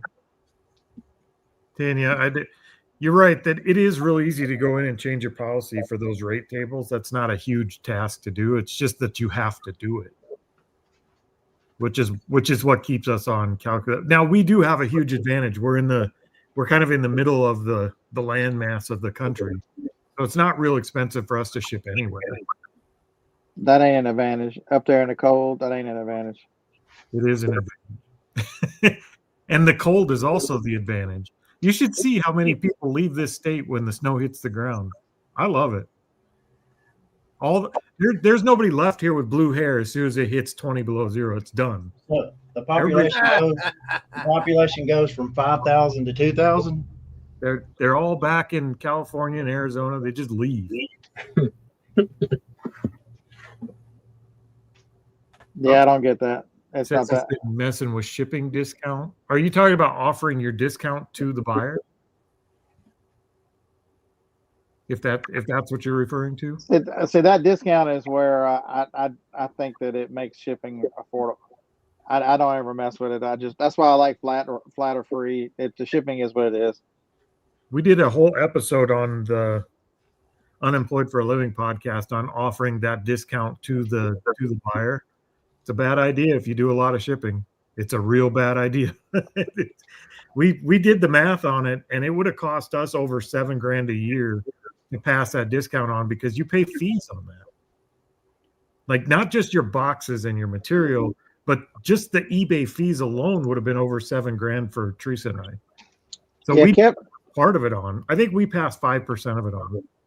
Yeah, I don't think people realize the small amount, what difference it makes. Because Kevin had a post on Facebook. I don't know why he's showing up all over my Facebook. He's like stalking me or something. But because somebody was complaining that he had asked for a $2 discount or something at a yard sale in one of his videos, and he's like, I buy 5,000 items a year. If $2 doesn't, you don't think it means much. That's $10,000 a year extra that I would spend if you don't try to get every discount you can get. Yeah, those pennies add up real fast. They do. CD Box 9, the Chieftains. The Chieftains. In Florida, shipping to California, yeah, Yeah, that's a long ways. Hey, Lag, did you order the Chieftains? It's just Puerto Rico that catches us once in a while. Other than that, everywhere is pretty decent to ship to for us.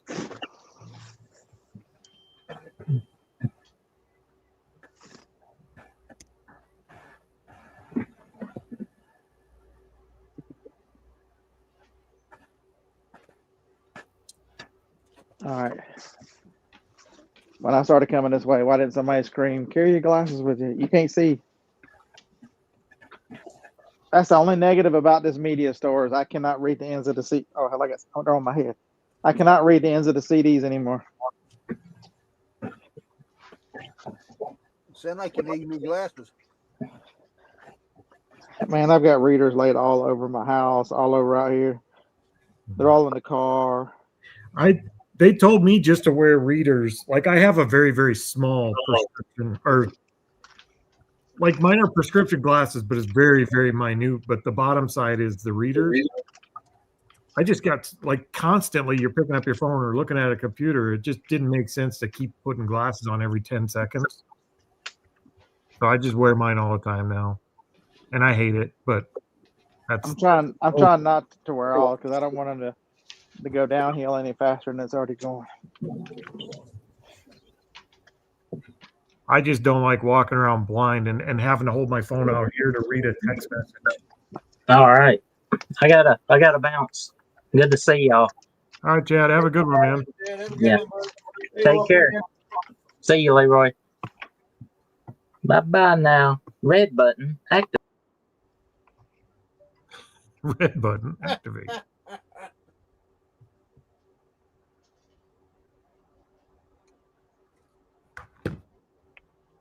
I meant to ask Chad if he's been watching any of those Mr. Rogers AI videos people are making on Sora. Have you seen the ones with Mr. Rogers and Tupac? Oh yeah, Those are good. you seen that with him and Eazy-E? I don't know if I saw that one. I saw the one with him and Biggie. Hey, Chris, did they do any of the ones with Georgia with what's his name? Bob, what's his name, the painter? Bob Ross. Bob Ross. Because they've been all over about Alabama. He'd have a big T. He goes, won't that look great with little crimps on it? Bless their hearts. And he's doing all kinds of stuff after they made it at Alabama against Tennessee after we beat them. Oh my!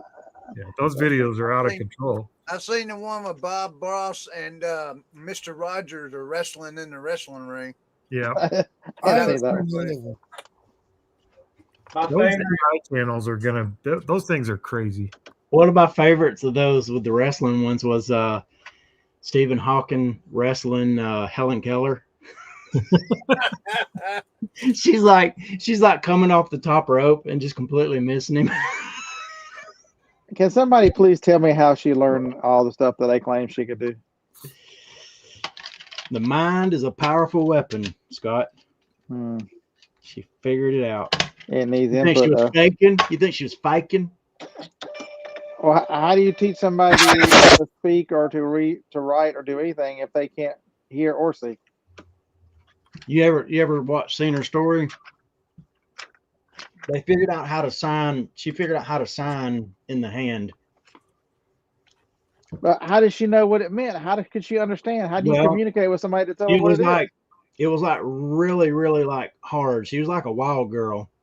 And then the woman that kind of helped her learn, she stuck like they were at the pump, and she stuck her hand under the water, and then she would spell out water and sign in her hand, and then she stick her hand back in the water, and then sign it again till her brain started making the connection. She's communicating with me, I guess, But how would she know what a W was? And then from there, well, she didn't know, but she made the connection that, this and this go together. Yeah, I'm And sure then if she all of a sudden could see and speak and everything, she couldn't tell you what a W was. She could just tell you this combination or scribble is water. Yeah. And then they built on that over time, and that's how she learned. It was like a really slow process. And she was a wild girl. She was wild, apparently she was pretty unmanageable. That's got to be very, very frustrating to have no way to communicate or learn and just be Yeah, she's just literally running around trapped in her own mind. I don't know how she thought. Oh, yeah. You'd definitely be trapped in your own head for sure. Can't see, can't talk. Are you guys talking about me? Can't hear. Yes, we're talking about you, Leroy. Leroy can't hear, speak. He can just eat. We're talking about how it feels to communicate. That's how they taught. That's how they taught Leroy. They would feed him like pizza and then spell out pizza in his hand. I get nothing out of you. I try and get a rise out of you. You just ignore the screen. They feed Leroy cheese and then spell out cheese in his hand. And he started figuring it out. I want some of that. And they give him a piece of cheese. And he's like, pizza. I don't think that would work on Leroy. Both of his hands were already full of other food when they gave him the cheese. Yeah, I thought they put you in a corner, Leroy, and fed you with a slingshot. That would have been my guess. I'll tell you, growing up, my birth mom, we didn't have lots of money, so I didn't eat much. I was skinny. I was skinny as shit. Oh, excuse my language. and I was real skinny. And when I grew up and I had my own money, man, you couldn't tell me nothing. I've never been any bigger than this. This is the biggest I've been.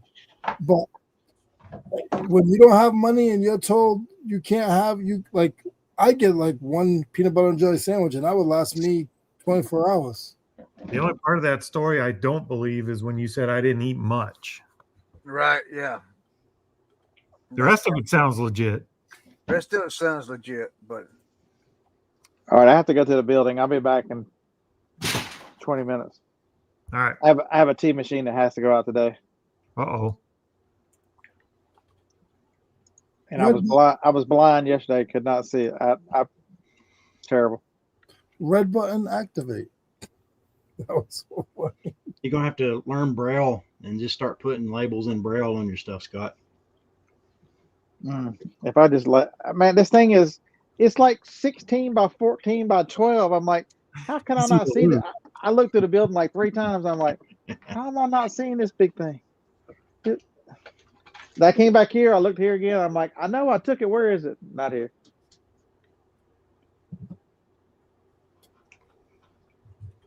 So, Chris, what are you working on? Listing. What are you listing? Listing KitchenAid. You know that big KitchenAid thing I had here last week? Yep. The food processor thing? I'm finally getting the parts listed. Well, don't seem so happy about it. Gosh. Well,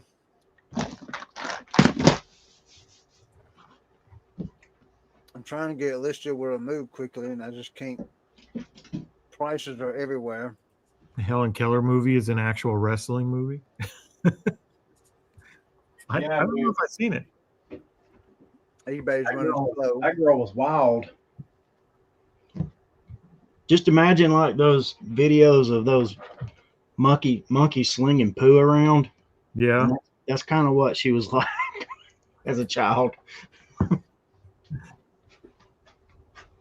Shame on you, Brad. It's an analogy, Chris. It's true. We're all just monkeys slinging poo. Yeah. Trying to get through the eBay world.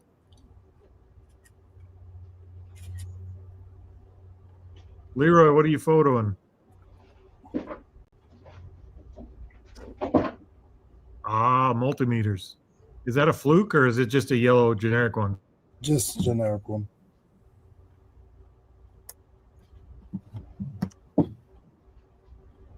That's what I should have listed today. I've got some tools here. I didn't get them listed though.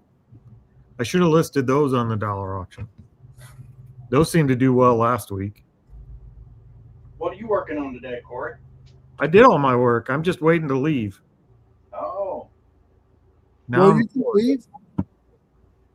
I don't want to leave you. I'll eat this apple pie for you. Shut up. I'm hungry. And Teresa's not bringing me anything to eat today because she's in town getting a haircut. So now the only thing keeping me here is good conversation, but we seem to be running out of it.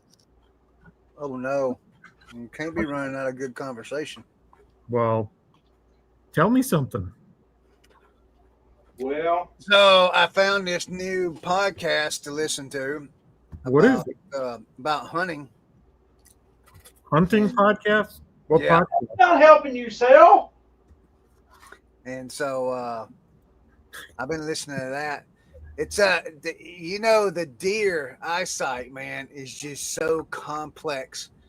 You know how in a deer looks straight ahead. Do you realize because of the placement of the eyes that are on the head that they're not just looking straight ahead? They can see like beyond where we can see. Yep. Like, Sounds like one of my cousins.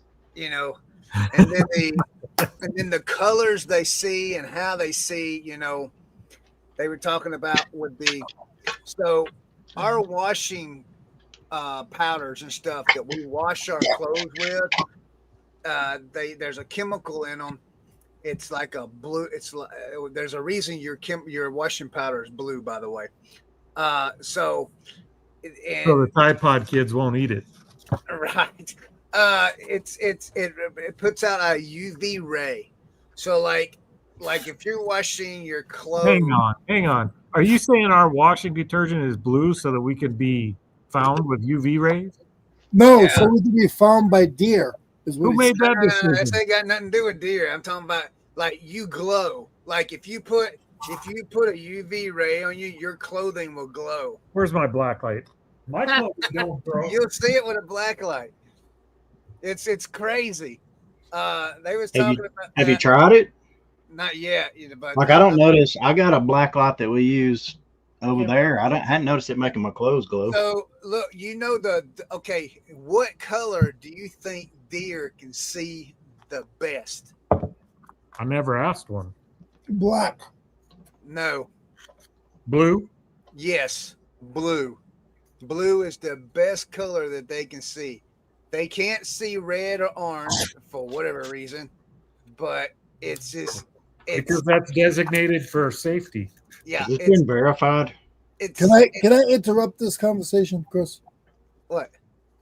So this means anybody who's left listening, don't be around Chris for the next couple of months because he's gonna stink. His clothes are gonna stink. He's gonna stink because he doesn't want the deer to recognize him. No, you don't know. You find washing powders to wash your clothing, your hunting clothing, that doesn't have the UV. It's a UV blocker, is what it is. They got sprays out there. You can spray your clothing that's a UV blocker. And then they talked about the camo, like some of the old camo, like the best camo is the vintage camo those boots. because it's blocked. I don't know if I'm not discounting most of what you're saying, but I don't know about that laundry detergent thing. Yeah, look in your laundry detergent, your ingredients. It'll tell you if it's UV or UV blocked. Yes. But I don't. Deer can see the blue glow radiated by clothing washed with detergents containing UV brighteners. Yes. Crazy. Yes. See there? See, I know what I'm talking about. So what you got? No, you just read it up on the internet. You don't know what you're talking about. I didn't know. I listened to a podcast almost 2 hours talking about this stuff. It's not necessarily identifiable with a blue light, like a black light, but there's UV see, it glows. brightness The to make deer, your clothes look brighter. right? The deer, though, it glows. It just absolutely glows to them. So they're walking through the woods and they see something up in a tree that's glowing. They know it's not supposed to be there. Here's the science behind UV brighteners and deer vision. That's insane. UV brighteners and detergent. Many common laundry detergents contain additives known as fluorescent whitening agents or UV brighteners. These chemicals absorb ultraviolet light and re-emit in the blue end of the visible spectrum. The human eye has a lens that blocks most UV light, so we don't see the re-emitted blue glow. A deer's eye, however, lacks this UV filter. That's a pretty strong magnet. Yeah. Deer vision is much more sensitive to the short blue wavelength light that UV brighteners emit. This means that a piece of clothing washed with this detergent will stand out as a bright, glowing blue to a deer. Running hunter's camouflage. I'm gonna find my silver. Well, that sucks. Look at that. If you're a hunter and you're washing your clothes anyway, isn't that kind of a yeah, they have special detergent to wash your clothes with if you're hunting. It's got the UV blocker. Dude, I think that's all. So, you hit that, Leroy? Are you talking to somebody in the chat? So are you saying that you leaving? They're saying hi, Teresa. Hello. You're saying that when I walked out on my porch and there's a deer standing in my driveway, he just saw a big glowing fat guy shooting him. Yeah. Why didn't he run away? Because they're used to it. They're it's just this when you're in a wood area. I mean, it was really, really cool. You know how hunters will go to a hunting property for the weekend, and they'll go like on a Thursday and they ride all their their ATVs and all that through the woods and everything and set their stands up and put corn out and do all the things they need to do. And then they hunt Friday, Saturday, and Sunday and come home. Right. And some majority of the time they either see deer or they don't. Right. But they were saying because of all that activity, it takes deer know you're there. And it takes 2 or 3 days for them to get back to their normal activity. So they were talking about how the best days to hunt in an active area is on Wednesday and Thursday. Because they're just getting over the activity over the weekend. Imagine if you took. Go ahead, Leroy. No, go ahead. No. Imagine if you what? Imagine if you took half of the energy you took to learn about deer and put it towards eBay. Be nice. That's boring. Yeah, that's real boring. Who wants to do that? Brad does. I mean, golly. I think it's cool that they do the science on it and figure that stuff out. But on the other hand, I've never found deer to be that intelligent. Like hunting deer is not hard. No, it's not. But I'm gonna tell you, every deer that I've ever killed, this is no lie. I had just finished smoking a cigarette. And I had always been told never to smoke in the woods. Now with that said, deer like nicotine. Now, wait a minute. With that said, look, check this out. With that said, I quit smoking. What's this, 2025? I haven't smoked a cigarette in 8 years. What brand, Chris? What brand? Was that like Marlboro or Camel? No, I know, like if you're smoking, dude. If you're smoking Montegos, deer are running. Yeah, I used to smoke Marlboro back in the day. So, but look, I haven't smoked a cigarette in 8 years. Okay. Yeah. Can't kill a deer in 8 years. I haven't killed a deer in 8 years either. But is that cause and effect, or is the correlation just that you're 8 years older and you're just not as good a hunter as you were? Oh, I'm a better hunter than I was 8 years ago. Obviously. What proof do you have of that? I can find sign. Did y'all not see the video I sent y'all? Did I not send that video to y'all? I don't think so. Look, this was just the other day. I'll show it right here. Chris is one burned down the Palisades trying to bag a deer over there while it was smoking. No. But Corey, I disagree with what you said. With what part? What did I say? That's me. That ain't me running. The deer you're supposed to shoot. He was running. He went over to check a scrape. There's a scrape right over there. And then hold on, he'll take off and go back the other way. Did you get him? No, he was too small. He was small. What are you? How does that video prove you're a good deer hunter? Yeah. Wait a minute, watch. You'll see how big he is. There you go. What are you shooting a crossbow for? Is that you get to shoot crossbow if you're disabled or what? This time of the year. It's bow season. Well, this area I'm hunting, it's only bow only. Well, I know, but you can't shoot a crossbow as a bow in bow season here. Yeah, you can. Not here, you can't. You got to be handicapped in Massachusetts. You have to be handicapped in South Dakota too. Oh, really? Yeah, not down here in the South. Just it's part of archery. You don't Let have me to be check. handicapped. Let me Well, they check. probably figure the South is Yeah, you check handicapped it, enough. Leroy. Check it. Don't take my word for it. Let me You're just check. like somebody else I know. Maybe Every time they- ask me a question, maybe I the- don't answer. They Google it. Maybe the numbers have reached a point where they're like, just whatever you got, use it. That's true. Because, like, well, I think we're up to like you can shoot 4 doe a day, or something like that. Holy shit! Really? I get. Yeah. Well, see, in Georgia now, you get 10 does and 2 bucks. Here What? in South Carolina, A here day? in South Carolina, you get. Here in South Carolina, you get 3 bucks and 2 does, but you can A buy day? extra. Yeah, Per day. per Dang. day. And but You you don't can get buy nothing. extra. You but don't get nothing here. Here, you have to win a Oh, wait a lottery. minute, you're saying per day, Brad. Yeah.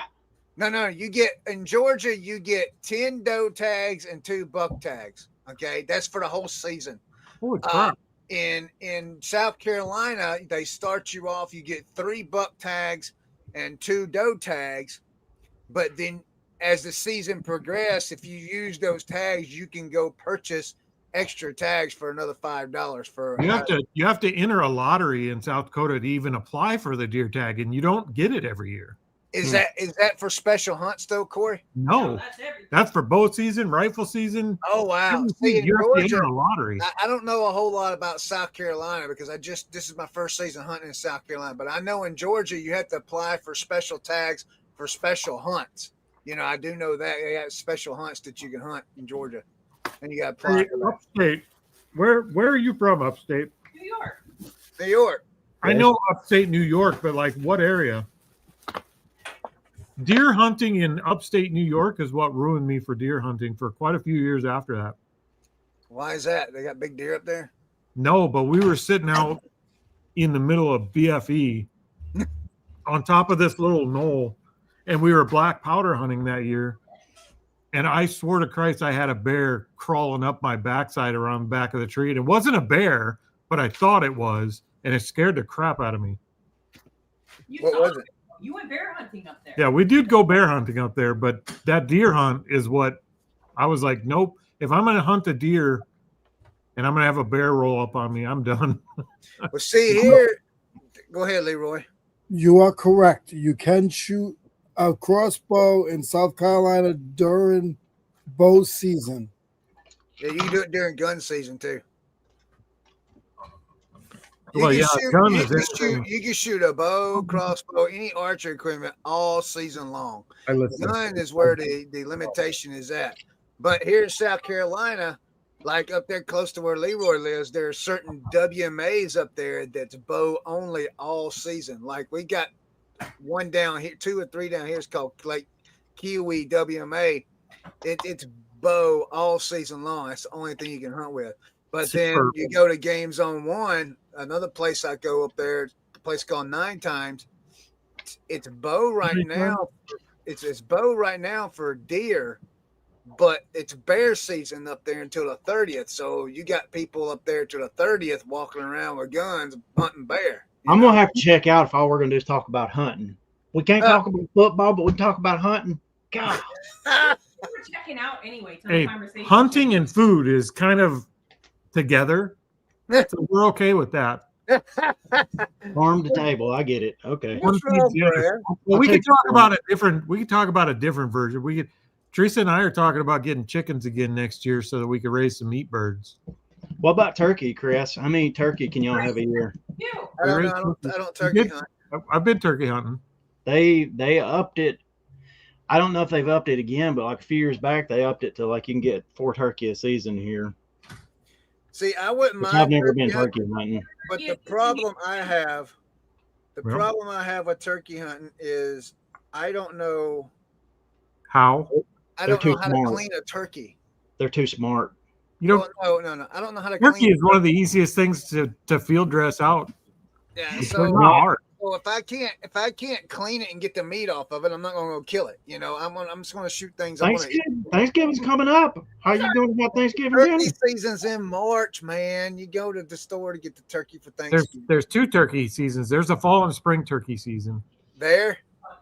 here and in Nebraska. I don't know about anywhere else. Yeah, it's only in April, March, and May. I know March is the middle of the thing. I'm not exactly sure when it starts. September is dove season, and that comes first. I think the reason that comes first is because everybody gets to shoot a dove and try and figure out how to shoot their shotgun again. Yeah. That's just target practice season.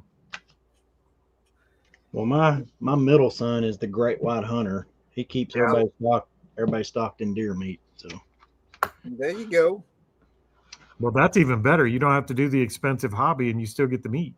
Plus, he works for a meat processor, and he gets to go process it there. That works. All right, so yep, good show, guys. Is that it? Is it over now? I think we covered everything from politics to pelts.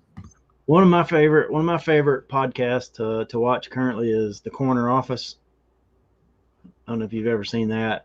It's a dude that just talks about all just like entrepreneurial stuff, like ways to make money, and it's pretty cool. It's spelled Koernner. Koerner. Chris Corner is his name. Okay. But it's I have seen it. Yeah, just like idea after idea after idea of things to do to make money, and just the different ones that we picked up. We tried that on Side Hunt or on Unemployed for a Living. Yeah, it didn't work out for us. Hey, along the lines of the kind of stuff you and I were talking about the other day, I used to want to do a podcast called Marching Off the Map was the name I had come up for it. Okay. And it was like when you reach the end of like kind of what you know about business or anything, you go find somebody. It's like once you march off the map, what do you do from there? And that was going to be, but I just don't know about keeping enough content for that. It'd be a full-time job just staying on the cutting edge of things. I don't think you have to stay on the cutting edge of things, because I think if you could talk about you could talk about laundromats tomorrow, and I guarantee you there's 1,000 people out there interested in a laundromat that don't know the first thing about it. So if you know anything about it, you're already informational to that group. So I think that's the thing I love about the business side. You could talk about it from any experience, from new to expert, and you still would have to bring in experts, because even the experts don't know every business. Yeah. There was something I didn't bring up the other day, but it had crossed my mind when we were chatting. Have you ever heard of Story Brand by any chance? Yep. Yeah. That concept of like coming up with ways to, we were talking about ways of acquiring customers and keeping customers and the whole deal. That's a pretty unique take on it. If we want to go here, we can extend this out like 4 more hours. I have material. I love the business side of it. I could talk about that forever. Yeah. That conversation we had actually spurred like 6 different directions for me that actually it's already turned into money since that conversation. So it helped a lot, and I never ended up going that direction with it, but it helped a ton get me to where I am as far as what direction I'm pursuing now. Yeah. Conversation helped a ton. And it has nothing to do with what I'm doing now, but it got me there, which is the cool part about talking about business, because it just opens up new ideas you hadn't thought about, looking at it from a different perspective, and getting somebody else's input is huge. My uncle, he had done business and owned businesses and has made millions of dollars since he's been out of college. And he sat me aside over the weekend. That was the one I showed you the house. Did I show you guys this house? I don't remember seeing it. Yeah, I don't know if you did. We'll try, Eric. He's been he was talking to me over the weekend when I was up there, and he's like, listen, he's like, if you're happy with what you're doing, that's fine, but making the way you're doing it by yourself, you're gonna make a living maybe, but you're never gonna get ahead. Oh, for what you're doing right now? Yeah. Yeah, And it's very difficult to get ahead doing the traditional eBay, and I Yeah. get it, but it's like but I that don't might not be what you're after. exactly. I don't know.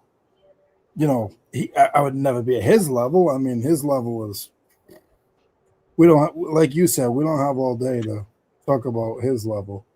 This was my view out of my bedroom window when I stayed at his house the other day. Oh, the lake view. Yeah, I did see that. Yeah, yeah.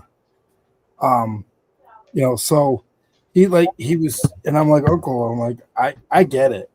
I just, for me, like, I want to do better, but I don't know how far I want to go with it. Like, you know what I mean? I don't want employees. I don't want that stress. I can't handle that stress. Because he's like, oh, well, you know, you're not there and you could be making money, but you have to trust people. It's like, I don't trust anybody. I don't trust myself. Well, you gotta see, that's a whole conversation on itself. That the employee conversation of trusting people, that's one of my biggest hangups in our old businesses. It was always one of the hangups I had, that I do it the right way. Nobody else is going to do it this way. Exactly. They're not going to do it exactly how I do it. I could never get over that until I started looking at it a completely different way. I don't hire an employee to replace me and do it exactly the same as I did it. Yeah. If they can do it at 60% of what I That's can do it, somebody said, if they could do half of what you can do. then you're getting your money's worth out of that employee. So you're hiring for 60% of your time back. Yep. Like that's, and it switches the conversation. No employee will do everything the way you want it done. Yep. It just doesn't happen. Employees don't do that. They don't, it's not their business. They don't care. And they'll get better over time. That 60% will go to 65, 70, 75. Some. And it gets way better if you give that employee, this is my list of the task I need to get done, and it's very well defined. Not how you do it, but what is the finish line, and then tell them, if you find a better way to do it, but write it down. And if you keep doing that, they'll get way better at the job than you ever were. I've heard people, other resellers, and Gotta give them ownership of it.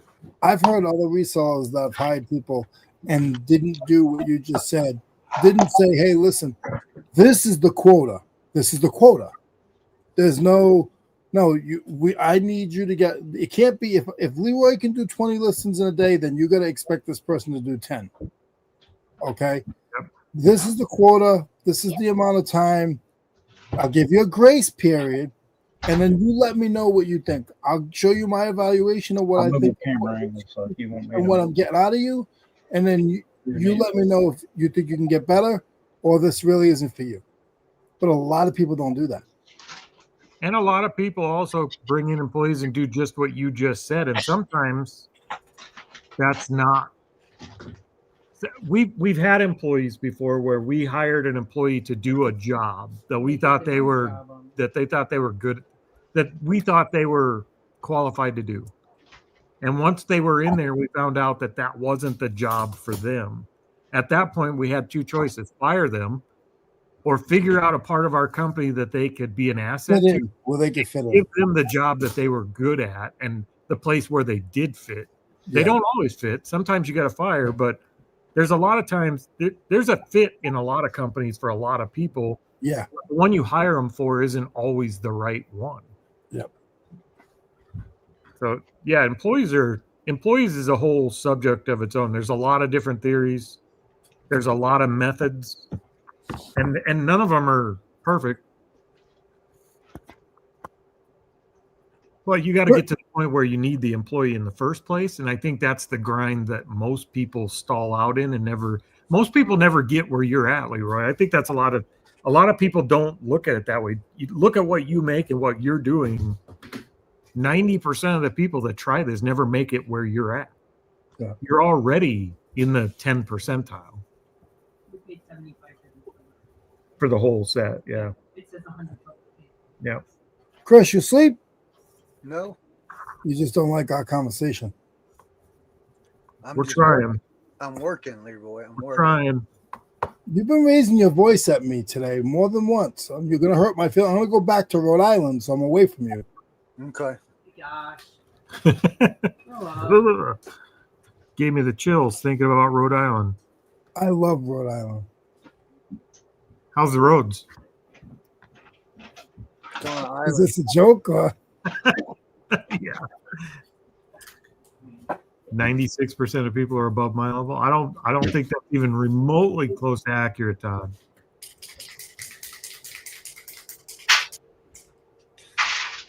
Have you been doing eBay or e-commerce longer than I was looking at a survey? Longer than 5 years, then there's a and you're not living in the street, then you're doing something. Yeah. Collecting welfare.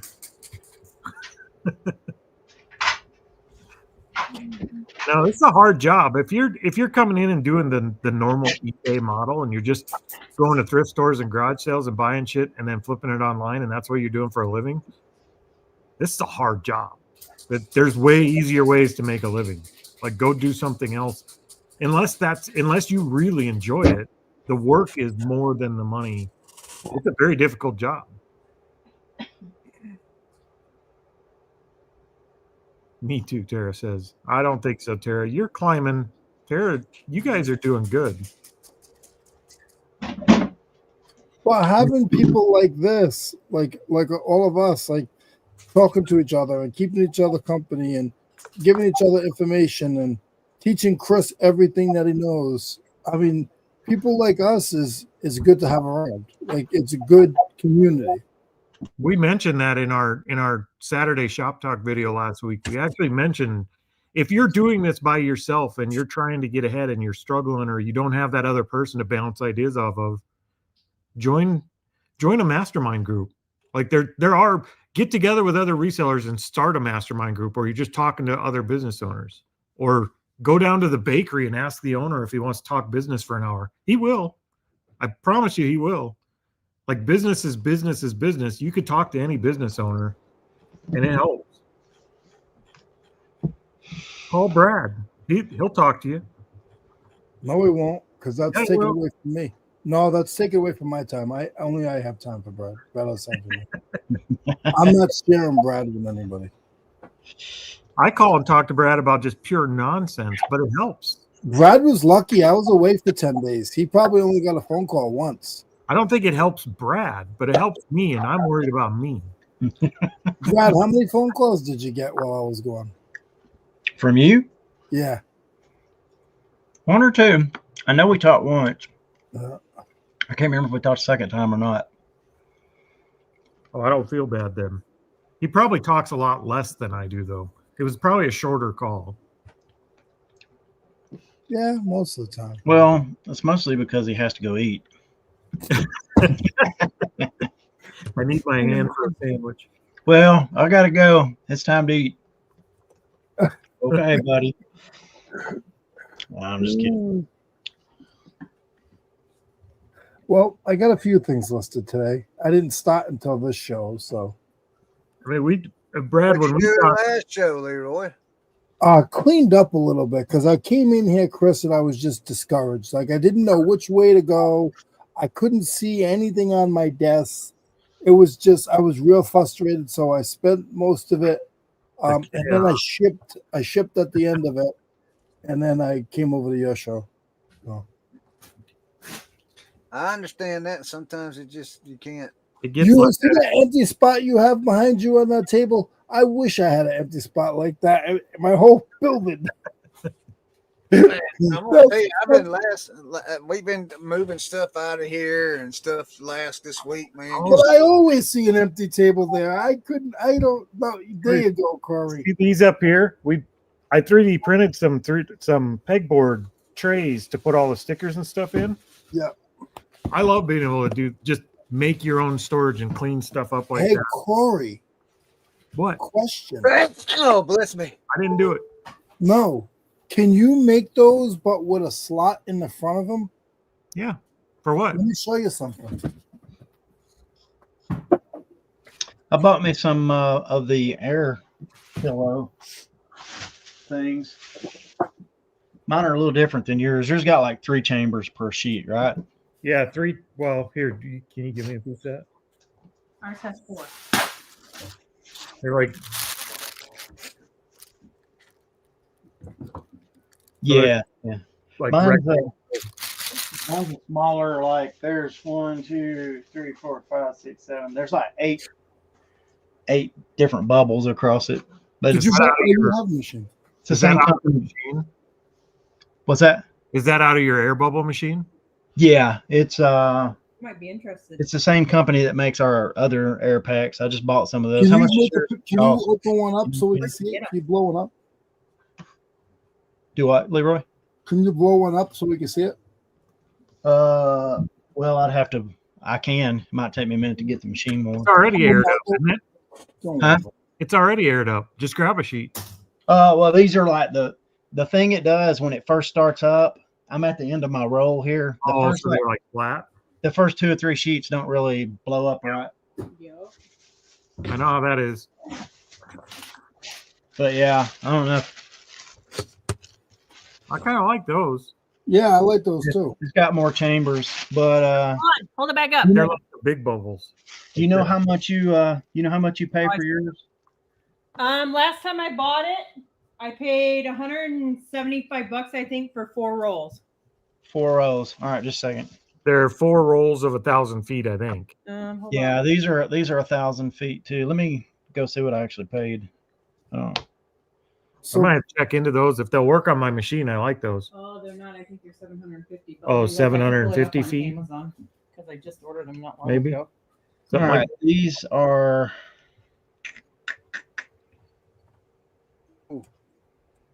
I just bought them to try them out, and I went with the company that makes the other ones. These were. Where's you at? It's 984 feet. Yeah. They're $39 a piece. $39.95. that ain't bad. Not bad at all. There's 16 people watching this right now, Chris. Thank you guys. What? So four of them be 160. Holy There's, cow. there's 16 people watching this right now. I don't know why. Y'all are brave. No, they're nice people because they like me.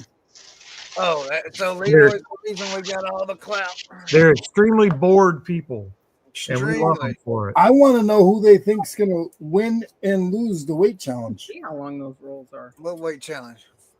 What weight challenge? We've only been talking about 3 weeks. I'll send you messages tomorrow on what we're doing. Okay. They are. Well, I think we ought to just have a meeting on here. It'd be a whole lot easier. No, we don't need to do face-to-face. We don't need any more of that crap. I mean, we don't do it live. We just do it behind the scenes. So you're saying shut down at 4 o'clock and then have a 2-minute meeting? It just says that they're 11 by 11. Yeah, we Almost can do that. These things come out to be about 13 by 12, 13 and a half by 12, 14 by 12. Yeah, that's bigger than what ours are. I like that. We might have to find those. If you get a link for those, send them over in Instagram if you can. Yeah, I'll do it.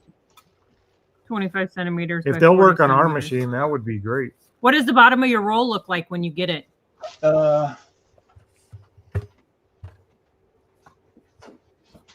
They're probably all pretty similar. Similar. Similar. What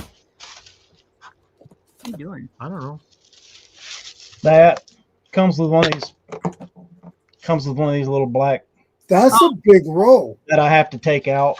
I have to take it out. See, I think, does it have like, Ours stays in. ours does. The little black thing stays in ours.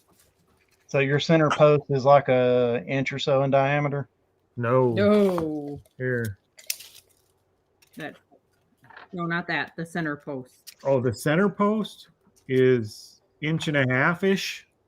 Okay. Yeah. They might work. I'll bet if they didn't work, I could print a 3D adapter to make them work. Oh, it's over here. Yeah, send me that link when you get it, and I'll try them out too. Yeah, I'll send it here in just a second. Yeah, our the center, if the cob size, the center of that would be like 1 7/8 or so. Yeah. It'd be pretty close, I I think. just threw one of those away. Did you? Yeah. Cool. See? Value. Value everywhere. Mucho value. Corey, you ready for me? I'm listing 2 though. I have decided I have to decide what to do about List Easier and eBay because I'm at the point I need to upgrade my store. Oh, you're listing too much? This is what our centers look like, but with a cardboard tube on top. Just a second. Let me get back over. I was on Instagram. That's okay. Let me measure that. What is that? It's the center core for our things. 1 7/8 if you count like edge to See, edge and he was on measuring these. here. On the little teats that stick out. Yeah, Yeah. I'll bet they'd work. Yeah, because that's the same. I bet that's the same diameter as this. Probably. It's less than 2 and Yep. more than. Well, it's between 1 7/8 and 2 inches. The way it kind of flares out on the end. Yep. That's about exactly where ours is. Corey, Yes, sir. can you show me? Can you take down one of those label things, or is it too hard? What label things? That you just made on your printer. Oh no, they pop right off. They're just pegboard. See, they got the little pegs on the back. Yeah. Can I see the inside? I have 2 different ones. So I have this one that's just a pocket. It's just a pocket. It's just a tray. Yeah. And then I have another one that's got it's split in the middle, so it's 2 trays. Is it movables? Are they movable dividers or no? No, not on these. I printed one that had 2 slots and one that has 1 big slot, and they have the pegs in the back. See, because I could use something like what you made, but bigger. Because this is what see these rolls Oh, for your price tags? for my price tags, and this is it works, but not the best because the inside is like just taped cardboard Yep. for the dividers. We'll talk, but I think it costs a lot for me to have you design me one. Less The than $2,000. Less than a grand. Less than $2,000 for sure. Yeah, that's good. No, it wouldn't be anywhere. this is one of y'all's, and it feels very similar. Yeah. Yeah. This yours might be like a tiny bit better in quality, maybe plastic wise, but It varies. Like I we don't have can any trouble with these. roll to roll even kind of varies a little. I know you don't want to pre-pack stuff and let it sit on your shelf with those bubbles. Right. They do deflate over time. Do they? Oh yeah. Like you could ship with them and it's just fine, but if you leave them there for a month, you'll be able to shake that box.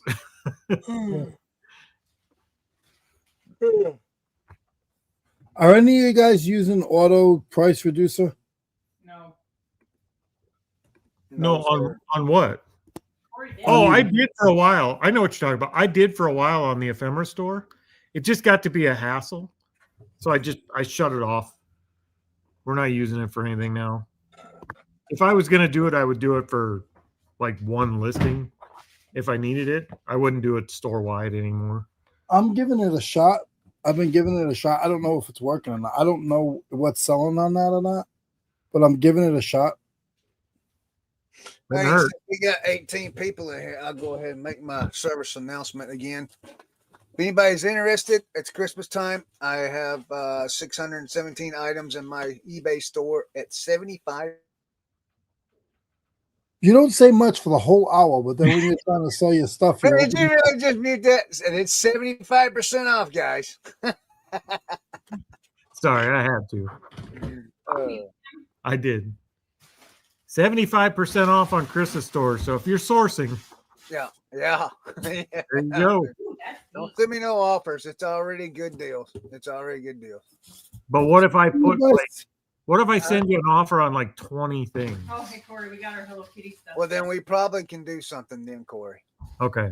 I haven't looked. I don't know what you got. I got to go look. You just message me. I don't like buying off of other resellers because I feel like I don't want your headache. Just because you can't sell doesn't mean I have to try.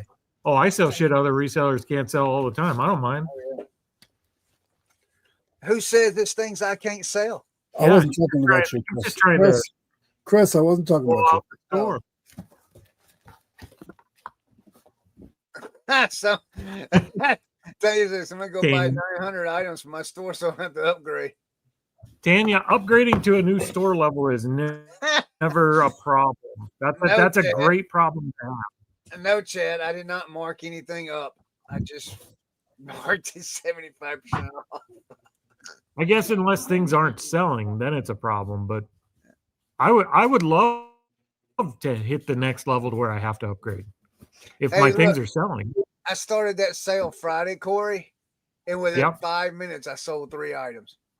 Nice. Had no activity all day, and I marked that sale down. In 5 minutes, I sold 3 items. That'll do I'm it. just like, what in the crap, man? You know what that tells you? Your price is too high. Your price too high. You think so? You had to have been. If price is the factor, if price is what you changed, which it is, and they sold that fast, then you were priced too high. It's that simple. Maybe I'll go in and mark everything 50% down and then start over. Can't hear you, Brad. You're muted. Brad's muted. I say maybe it was a good price when you first listed it. I have that all the time where stuff changes. Yeah. And see, and that's something I don't do. I don't go back and check a lot. You know, we talked about that a couple of weeks ago, Corey. Remember? Yeah. Remember that DVD, the DVD thing? How I had it priced high because that's what it was when I got it, and then I redid the price, and within a matter of days, it sold. Yep. Yeah. So. That's it. We bought this golf simulator thing like a year ago. A year ago. It's just been sitting here unlisted this whole time. So we're finally going to list it. That's what I'm going to try to do. I'm going to try to get as many of my listings in my warehouse that I can go at least touch it. Everything. I'm going to go shelf by shelf. Upstairs, downstairs, shelf by shelf. Touch it. Is it going to the flea market? Is it going on Craigslist or is it going on eBay? Put it on eBay. And I'm going to try that to the end of the year and see how I do. Lisa asks if they have a bigger store subscription if they promote your listings more. No. I wouldn't. I've never seen any proof of that. We have small stores and we have our big store, and if it's a good item at a good price, it sells. If it's not one or both of those, then it just never sells. So I haven't seen any evidence of that.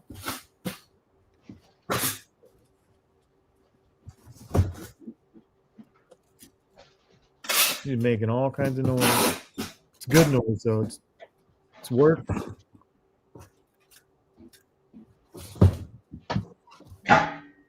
$200 backup camera on eBay for $20. The guy listed had no idea what they were doing. Yeah, Chad, we actually do quite a bit of sourcing on eBay. There's nothing wrong with that. That's the one that made a big claim that we never did before. Nobody knows everything about everything. Hi, Tanya. Hey. This thing? Yeah. This one. I just need one to do all the boxes.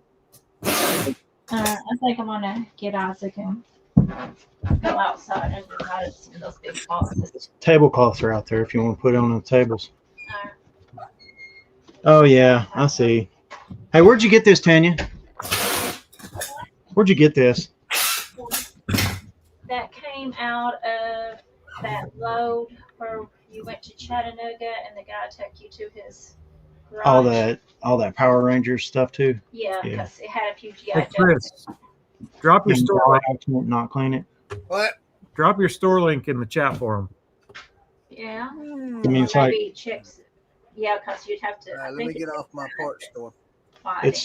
it's the dark. It's the colors on the jacket. A sealed Alpine head unit for $80. That was a good buy. Yeah, no shit. That was a really good buy.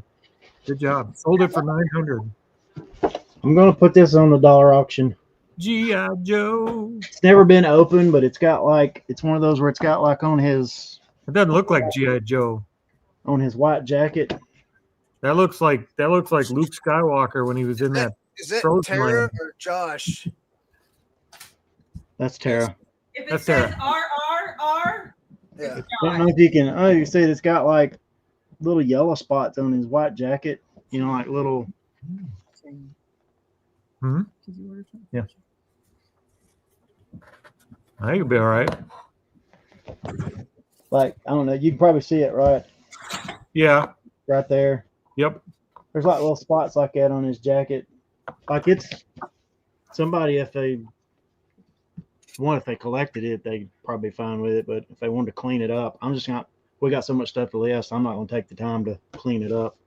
Biggie Lowe Hey, Brad, says he how needs. did your Lomax or your Department 56 do? It went for 15. Good job. Yeah. Biggie Lowe says he needs a good camera for content. He's thinking about a GoPro. Are you talking about like yard sale content, or are you gonna do? Depends on what kind of content. Hey, look, Elo, I got a GoPro 10 that's been sitting on my top shelf in there for like a year and I ain't even touched it. You do a whole lot better with your phone. I'm just throwing that out there. I don't know about that. It depends on the content. Yeah, I guess it would. All right, I gotta figure out how to share my store here. Most of the phones nowadays are more than enough, for sure, more than enough. But for in here when we're recording content, a lot of times we use that Sony ZV-1, and I love that thing, but I wouldn't take that to yard sales or anything like that. Those Osmo Pocket 3s or whatever, I would love to have one of those. They're just, the price went crazy. The price doubled after they released them. I'm not ready to spend $700 on a camera. But I would like to have one because they seem to be pretty good cameras. I don't know, Chris. What are you doing? Oh, we're just shooting the deer that you didn't get earlier. What are you doing? Where's your orange hat? Tammy. I hope he doesn't come. I hope he doesn't come in a lot of breath. We might be about to hear something we ain't supposed to hear. He left that door open. No. Not really yard content, just behind the scenes stuff, kind of like we do. I mean, the GoPro works. We just have a cheap bipod that we clip the GoPro into. For when you're watching our content, our normal Wednesday stuff, and you see me on one side and Teresa on the other, Teresa's screen is with a GoPro 9. Works just fine. Yeah, $600 for your Pocket 3 combo at Costco. Yeah, they're so expensive. I'd love to have one, but I'm not ready. I'm not ready to spend that. If I was going to spend that, I'd spend it in lighting and things like that. I think I could put that money in better things right now. Leroy, did you freeze up? No. Oh, you just sit really still. You'd be a good hunter. You're such an instigator. You are such the instigator. That's funny. So you just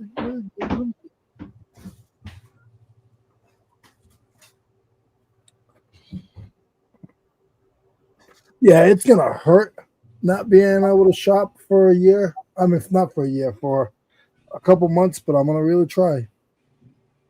Are you putting yourself on a shopping freeze? Mm-hmm. We've done that. We do that. Hurts. It hurts. It doesn't. It feels so good when things start clearing out.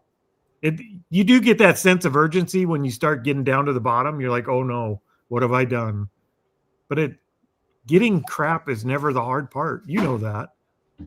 You can get crap. You can fill that building up if you wanted to. Like getting stuff is not hard.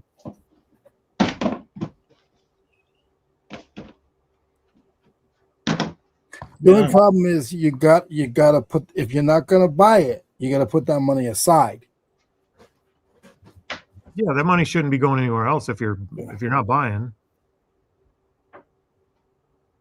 I mean, we've done this business is built so far off of that initial investment we made.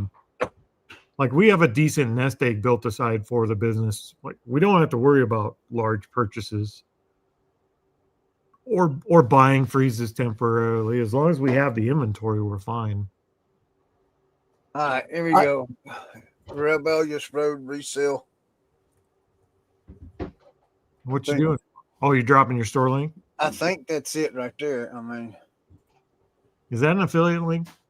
No, this has actually come off my. It's We on don't the. want no stinking affiliate links in here, Chris. When I clicked on it, it just said we like biggirls.com. What's that mean? Oh, okay. No, I don't have. Are you a member of the eBay partnership program? No, I got booted out. I was for like 3 years, but because I had that link to buy me a coffee link, whatever it is. Yeah, they didn't So- like that. Huh? They didn't like that. Yeah, they didn't like it. It was on my video, so I was like, "What?" So they kicked me out because I had another affiliate link in with my videos other than theirs, and I was like, "That's dumb." So I don't even, I was like, "Whatever, just ban me." The same thing happened to Kevin. It doesn't pay worth the crap anyway. No, I got like $2 in like 2 years. Yeah. Yeah, I was stupid. Yeah, it doesn't pay anything. You're welcome. I think that's the right one. If that's not it, if it does something different, let me know. I mean,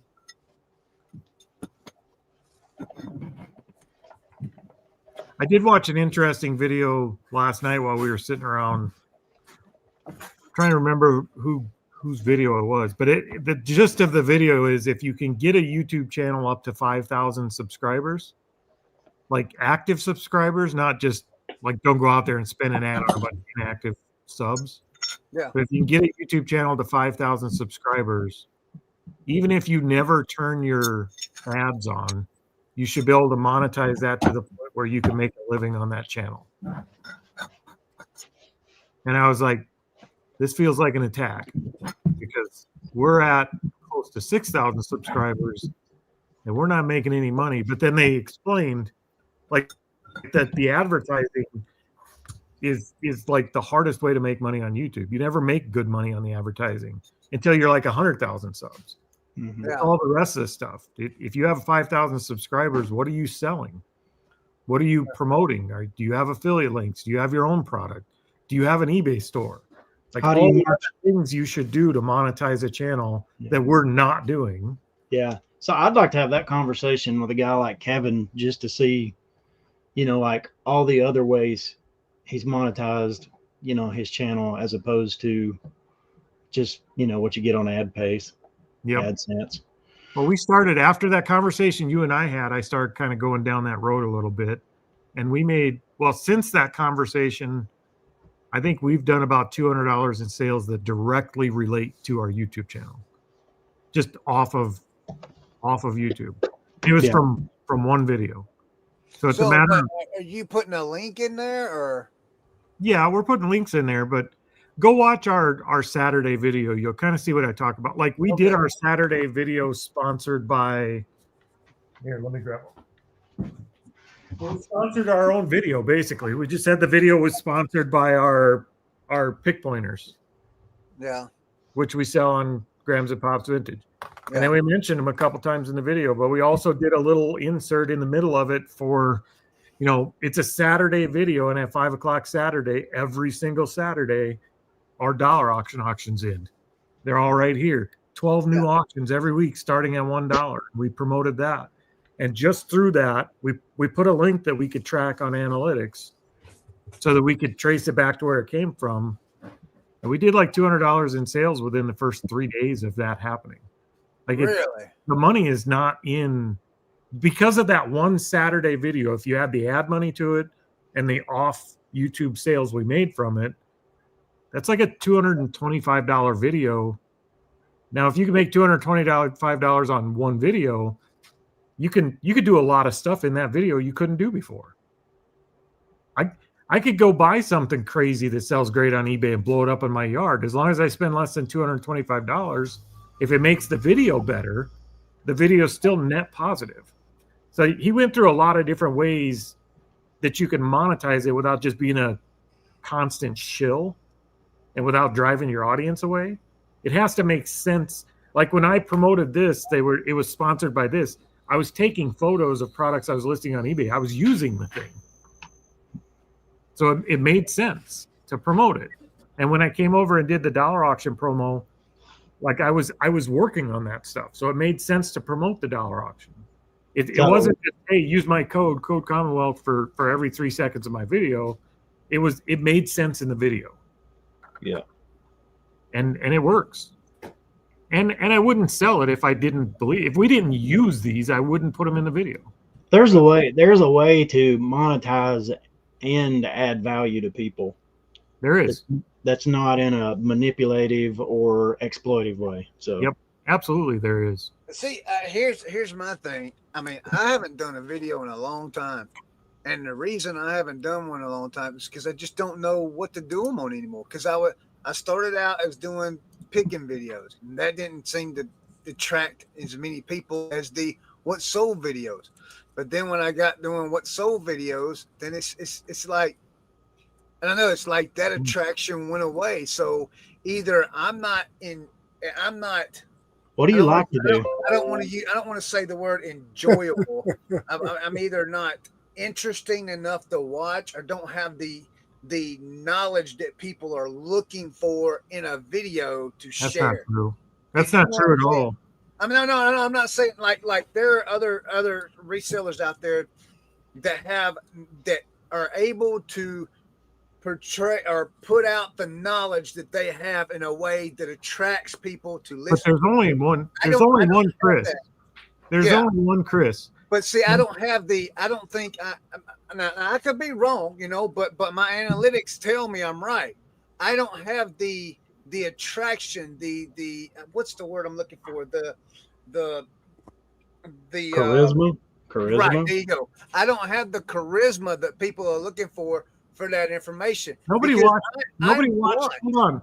Nobody watched the Red Green show because he had charisma. They watched him because he was batshit crazy.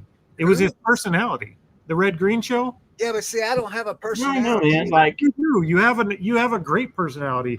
The only reason I watch your Thursday show is because you're on there and you make it fun.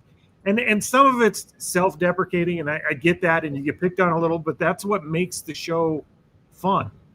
But see, here's the problem. Have your own Thursday show, right? And I get that, but my Thursday show, there are times that I'm not saying I'm never real, but there are times that a side of me that I don't like people to see does come out, and I think that hurts the show. I think that hurts my channel. I think that hurts everything. It doesn't hurt the show. You talking about when you get angry? Yeah. That doesn't hurt the show because that is you. It is a part of you. It may not be how you are every day, but that is a part of you, and that's how he is every day.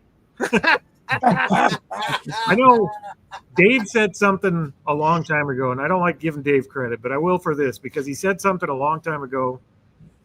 He said, find out what kind of content on YouTube you like to watch and you wish there was more of, and make that. Find out what you wish there was more of, and then go make that content. And I was asking you when you was getting started there, what do you enjoy when, instead of chasing like what you think everybody wants, what do you actually enjoy? Like if you were watching your ideal YouTube channel, what would you want it to be? I don't know. I watch so many different types of YouTube videos. I mean, it's a hard question to answer off the cuff. Yeah. What are the kind of videos you wish you could find more of that you don't see anybody making in the reselling category? Doesn't have to be reselling. I don't know. It could be anything. I don't know. It could be failed hunts. It would be like falling out of a tree. Yeah. Maybe you should do, if you want to do YouTube, do something that's not even connected to reselling necessarily. YouTube is hard, but I mean, look, and Todd even it doesn't have to be as hard as videos is when Tammy is there with you. So I mean, but Tammy's not going to do. Look, Tammy, I have to. Well, Tammy is a special attraction because she doesn't like doing the videos. She doesn't like being on camera and none of that. So if I ever get her on camera, it's like really special for me. Tammy plays into that thing that we play into on Thursday nights. Same show, different guest. She highlights the fun things about you. The dumb things about me. You just want to say dumb thing. No, he wasn't. No, he wasn't. Say fun things. That's what Tammy would have said, though. That's what I was saying. Chris, the best moments from all of your videos, whether they're your own videos or the Thursday show or this show, the best moments are always when you say something and my first reaction is, what the did he just say? If you make me think that is like, just go back to the twang conversation. I made that little short and put it on this channel. I still laugh every time I watch that. It has more views than every one of our lives. Really? And it's a 3-minute video. That's when you make me scratch my head and go, what? Those are the moments. And you think there's no one's ever said that. I've been saying it all my life. No, there's no way. I have been saying it all my life. That's why it's funny. That's why it's good, is because you're not making it up. It's you. Yeah, I don't know. That's like you mentioned Dave. If Dave pulled everything correctly and in order, and he never made any mistakes, Dave wouldn't be near as much fun to watch. It's Dave screwing up all the time. That's actually kind of funny, you know. Biggie, I've got a listing to show you. I got to find it. Now I have to find it. I'm going to tell you something, and I believe what Brad has told me and what Corey has told me. You know, I truly believe y'all. I feel like the Thursday night show is kind of a double-edged sword, because it's like but all three of us talked about this before. Like, it's a good show, people like it, but if it was a recorded show, it would get more views, but it wouldn't do as good. It wouldn't be as good because of the lives. Because do you understand what I'm saying? You missed the reaction. Yes. So, I mean, because I thought, well, maybe we ought to just do recordings and then to do the videos, but then that doesn't. The chat definitely keeps bits going. Yeah. Way longer than they probably should have gone. Yes, very much so. So it's kind of like a double-edged sword there, but I mean, you know, it's the views, I guess you would say, is getting better on it. You know, I mean, there you go, Biggie Low. There's a listing we put up recently. You'll like that one. What is that? It's a haunted doll.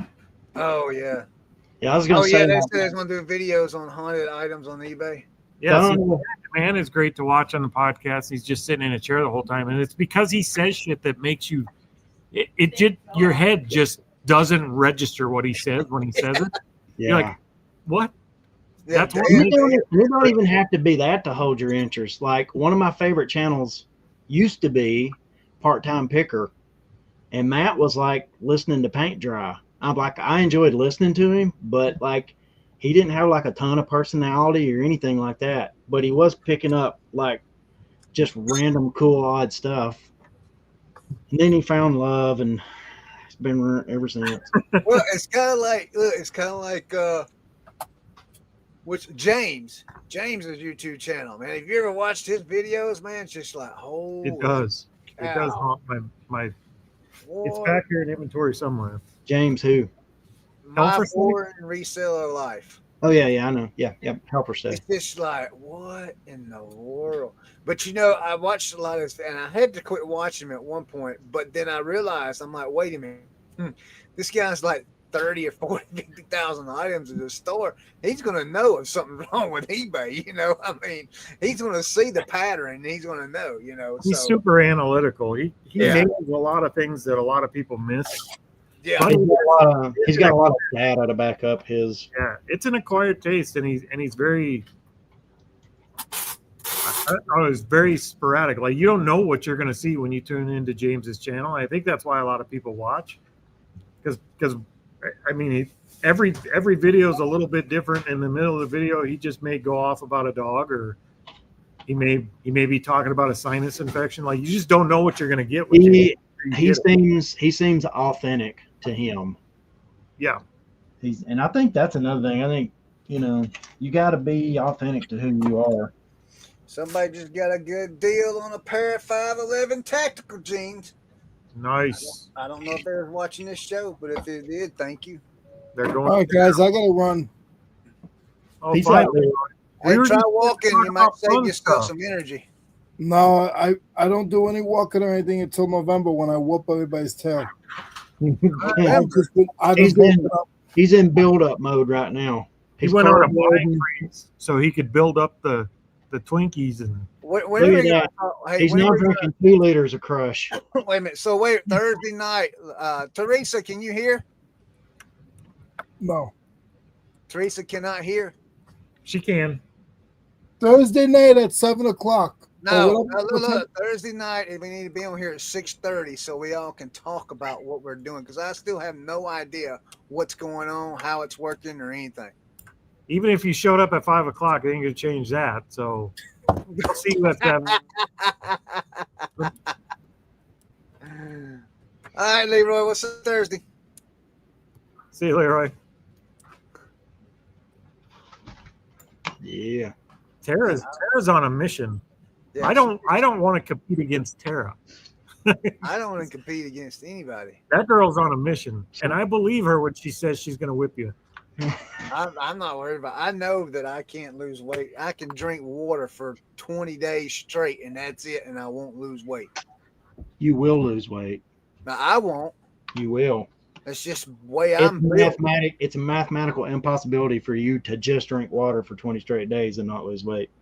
Well, Your body, losing weight is honestly, it's a math equation. Trust the here's the science. thing: people think that you have to stop eating to lose weight. Who That's- thinks? Nobody thinks that. You just Yeah. have to stop eating garbage. Yeah, right. You got to stop eating garbage. You can still eat healthy, and that will help. But I don't know. You don't have to eat salads. You can go eat a steak every day. You just Have you got to ever quit garbage. You ever gone 20 days with just water, Chris? Lord, no. You see me? Have you seen me? Well, then how can you say you? I'm just saying that. So I'm saying Hi, it Raylan. sarcastically. Raylan. Hi, Raylan. Hi, Raylan. Whoever that is. You'd probably feel really good Oh. if you went 20 days with just water, Chris. Well, I drink water all day. No, I'm saying don't eat. Just fast for 21 days. Water I can't only. do it, Brad. My stomach eats my back out, man. You can. You can do it. I swear to you, so I've done extended Discipline. fast several times. Once you get past like the third day, you're not even hungry anymore. Look, I want to eat chocolate and lose weight. I want to eat chocolate, lose weight, and not have to worry about my sugar going through the roof. I'm with Tanya. I like that idea.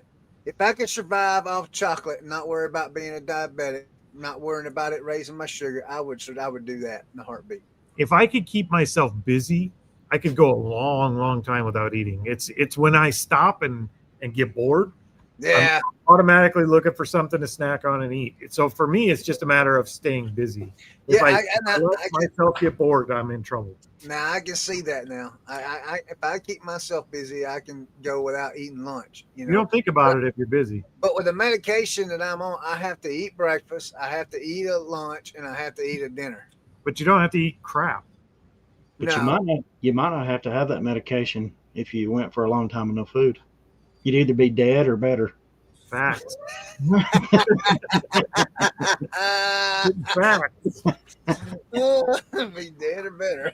What's the medication for? If you don't have to answer if you don't want to, but For my diabetes, I take 3 different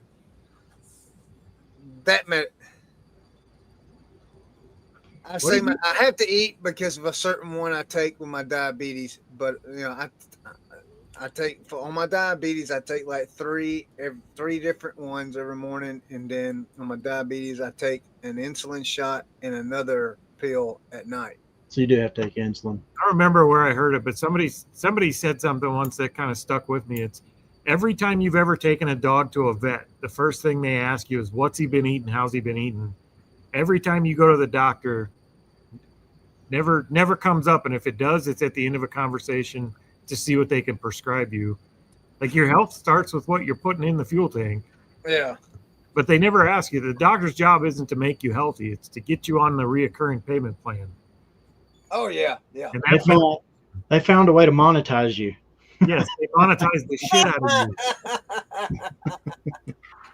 you. I keep saying I want to start doing videos again, man, but I just haven't got the energy, or not the energy. I haven't gotten the get up and go to do it. I haven't done. I was on that TikTok thing for a while. I haven't done a TikTok video in forever. I You mean, just lose steam on it or what? yeah, I got monetized on it. I've monetized on 2 different TikTok channels, and I struggle with that too. Not TikTok, but I struggle with the same thing. I'll lose steam on a project, and for someone with no videos, Chris, I think you should if you're going to do videos, do the videos you want to do, and just don't even look at the analytics at all for maybe set it say 4 months or so, or 6 months. Yeah. And just resist the urge to look at the analytics. Just make the videos you want to make. And then after 6 months, look and see what happened. Don't be tied to the results of it so much. If you decided you were going to do YouTube and you wanted to get serious about it, I would honestly say that if you could start tomorrow with a brand new channel and set yourself on a schedule of at least 1, but preferably 2 videos a week. They don't have to be edited. It could be anything. And you just set yourself the rule that you won't stop doing that for 1 year. 1 solid year, and stick to it. By the end of that year, there's no way you're not monetized. I think in a lot of ways it's kind of like eBay. And this is going to sound like bad because results matter, but if you live and die by the results of every little thing you do, you'll change direction so many times. And sometimes you just got to stay the course. You got to you got to have best practices, do your best practices and all of that. And then just do it. Let the consequences be what they are. Let the results be the results. And then look back on it after a certain amount of time and then start figuring out, okay, the analytics say this or this or this, but I think it takes 1 year of consistency to see anything on YouTube, though. I don't think you can make any judgments if you haven't done it for 1 year consistent. It took the Buck Mountain Barn page to get monetized. It took over a year. Yeah, but how many videos did you do, and did you do it every single week the same? Were you consistent, or did you miss 2, 3, 4 weeks? And then come back and do 2 videos a week, and then miss a week, and then do 3 videos. Possibly, I don't know. But we did this show for forever, every week, So I mean, we had at least 1 video every week, but it was a live. It wasn't not this show, the Thursday night show. I'm sorry. Yeah, that's different. If you just did lives, your watch hours are going to be great. Yeah, you're never going to have many subs, and you're always going to have. Your watchers may grow over time, but you're not growing your channel with lives. Nobody's growing their channel with lives. I'm definitely growing the watch hours. That's not an issue at all. Watch hours are through the roof. This channel, we have 160 subs on this channel. We have almost 3,000 watch hours. Really? Yeah. The watch hours on this channel are insane. Now let me ask you. It'll never monetize. I want to ask you a question, Court. Was this a new channel? It was new-ish. It was a channel I had already created, but it had very little subs. Yeah, how many subs do you think? Can you remember? It had when we started? It was under 20. Under 20, and we're already at what? 167, I think. 167. So if we do this for 100 episodes, you'd have this one monetized. Yeah, but this is a live channel. I'll tell you what would monetize this channel quicker and make it to where it actually paid something. You do something with it. If we took everything that Chris said that was outlandish or crazy that we went off on a tangent and we made a short, put it back on there, those get views. Actually, I think we got 2 or 3 subs from that 3-minute video we put up. Oh, really? And that's on this channel? Yeah. But we get no subs on the lives. We get the watch time is through the roof, but there's no subs. There's no after the live traction. Like, it's very little. Ah. If you're not making videos and publishing videos, you're just not going to grow the YouTube channel. But that's not why we do this. We do this mostly so that I make sure I get my auction listings up. And then whatever else happens for you guys is up to you. But and see that's I think that's where I'm failing on my videos on my channel is my whole intention was that I wanted to create a YouTube channel that does the picking, but and does the what's sold, and at the same time create some kind of education in there. But it's at a point now to where there's so many reseller YouTube channels out there. You're just repeating the same stuff that everybody else has been doing, and to me, that's not being original. You know what I'm saying? Yeah, So but it's kind of, I think that's kind of like gotta it's get that kind of out of your pissed out for me is because there's no, I don't feel there's any I'll- room for me to I'll help. say this. I'll say this.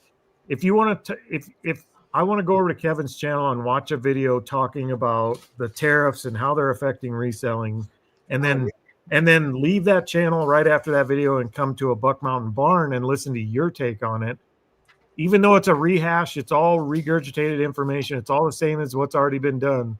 I'm going to watch the Chris video every time because I'm going to laugh through the whole thing. It's different personalities. It's not the information. I probably can't pronounce half the words that he was saying, you know. We don't teach anything on our channel. We just turn the camera on and say, this is the shit that's going on for us. Yeah, but you kind of do though. Not intentionally. I would disagree. There's some very teachable content on your Very channel. teachable stuff on y'all. Not intentional though. We're literally just saying this is what we're doing. Well, yeah, and that is educational. It can, but it's educational because of the way you approach your business. So but the fact that you're thinking that through systematically and you're like, okay, we noticed this, and so we changed this, and that kind of stuff is like, again, going back to church world, right? It's like one of the sayings I have for the guys at our church is like, everybody that does church stuff is like, you're supposed to be discipling people. And the thing I tell our guys is when it comes to discipleship, it's like 75% caught and about 25% taught, meaning that people watch and learn from watching. They catch it from what you do. Yeah. And about 25% of what you say is like actually, pushing them in a certain direction. So, and I think that's what your channel does. It's like, you're like, when I watch your videos, I'm like catching things here and there. And I'll do that thing that we talked about the other day where like my mind goes off on a tangent and then I have to rewind the video about 10 minutes to come back to the thing the last thing I heard you say. So, and I think that happens on everybody's channels that are just going out there and just putting out their, when we did yesterday's video, we had to sit down and be like, what the hell did we do? Everything we did this week was boring. We literally talked about business and restructuring the business and breaking the business into parts and how are we going to figure out how to make these work together, and nobody wants to hear that. And mostly nobody wants to hear that because Teresa won't hear it and her eyes will glass over and she'll yawn through the whole video. So that wouldn't have been our normal video. It would have sucked. Well, see, so we had to figure out how to just have a conversation about it in a much more lighthearted, like this is what's going on. We realize it's boring, and then watch Teresa beat me up for an hour. I'm just wondering if I should if I should just do the video and not even worry about editing them anymore. Just not have an opening, not have an ending. Just there I am. Yeah. Those new Saturday videos we're doing, my favorite, by far my favorite. Yeah, I mean, because then I can sit here and I can record a video and do what I need to do, and then there it is, And that's why they're my favorite. I put the camera on the desk and I sit down and I work and I answer my comments and I talk to the camera and I don't edit. That's right. You do your comment thing on. Yeah. When I'm done, I just take the video card, I pull it in, I cut the beginning and the end, and it's just very little editing at all. Yeah. They're fun to do. I like doing them. Because we get to interact with the comments like you would on a live. Yeah. And we suck at going back and answering questions on YouTube. Yeah. I just went and looked at Part-Time Picker's channel. So like none of his old videos are up. Probably because it has ex-wife in it. But you probably didn't see any of that content, Chris. But like, I don't think I'm not picking on Matt, but Matt really was like, when it comes to personality, I'm not saying he didn't have a personality, but it was like very, I mean, like every video was kind of monotone, and this was the way Matt talked, and he did his stuff. But dude, his channel was growing like gangbusters because people loved just watching Matt and the stuff that he picked up. He would just pick up the most random things, and you'd be like, "Dang," you know. And but he was just himself, and That's all you got to do. There's an audience out there for every personality. I don't care who you are. Yeah, it's just a matter of finding it. And if you do it consistently, you'll quit find worrying about what people are going to think and what I think, you know. And that's the reason I said you need to quit looking at analytics for a while. If you're worried about what people think on YouTube, you don't need to be on YouTube. Well, no, that's not what I'm saying. I think it's more like what I think. You know, I go back and I watch some of my videos. I'm just like, man, are you for real? You know, golly, dude, no, man. Like, I think it's like losing weight, except if you changed every time you looked at the scale. Yep. Like if you ate, let's say you ate right today. You ate like grilled chicken and vegetables, right? And you followed, and you did all that, and then you get on the scale in the morning and you actually gained a couple pounds or something. It just could be because like you retained more water that day or something. But if you immediately go like, okay, I got to change everything I'm doing, that didn't work. It's like you didn't do the thing long enough to know if it would work. But see, I think my thing is, I worry about so, I mean, if people haven't seen the video already of my life, so like my issues with my personal issues with the before you go on, let me comment on that, okay? See, here's the thing. Here's where like the results thing is what I would say. Like that video hit for you, right? Yeah. And you saw that. You know which one I'm talking about, right? I know the one you're talking about, and you saw that it hit for you. Well, your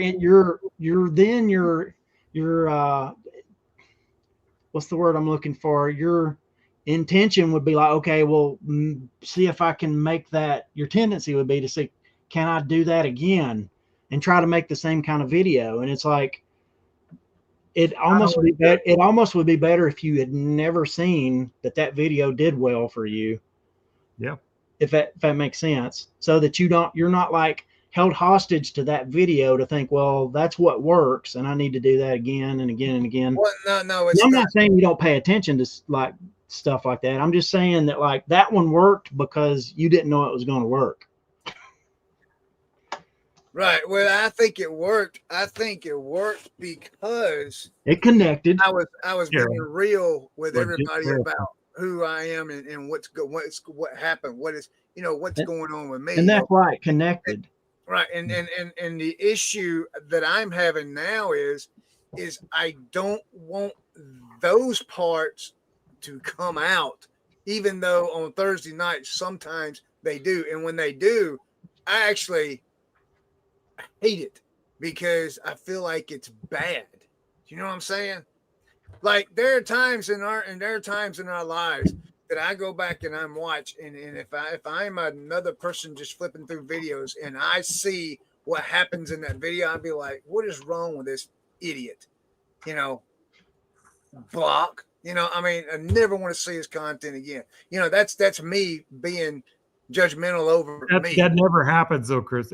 It never happens. If you go on a video and somebody's just a complete train wreck and you're like, this person is a freaking idiot, I can't believe they're doing this stuff. And then every time it comes up, you're going to go back and watch because people like to watch the train wreck. People don't quit watching when they think you're a train wreck. They watch every video.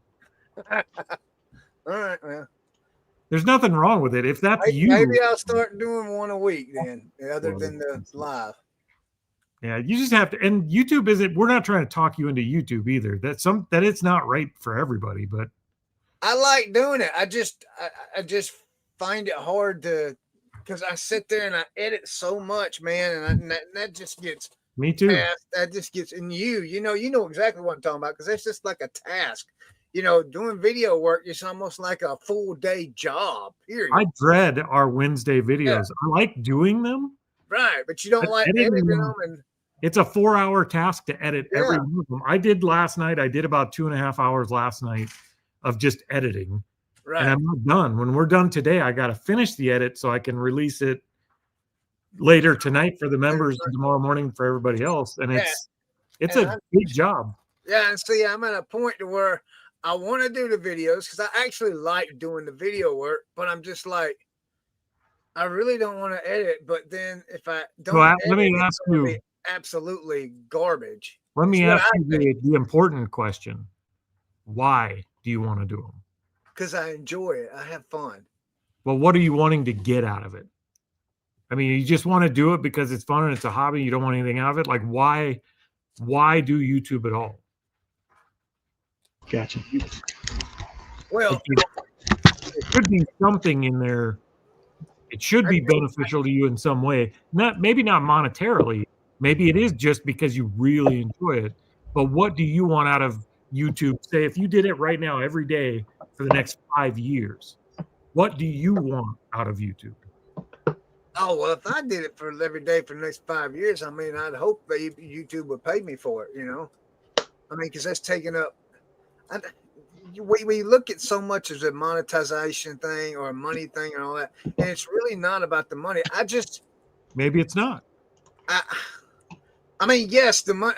I'm not gonna lie. That the little bit of money that I get is all right. So for our channel, other than this last check that I just got dropped because of something special I did with the channel, you know, everything You're else. talking about Buck Mountain, not this one.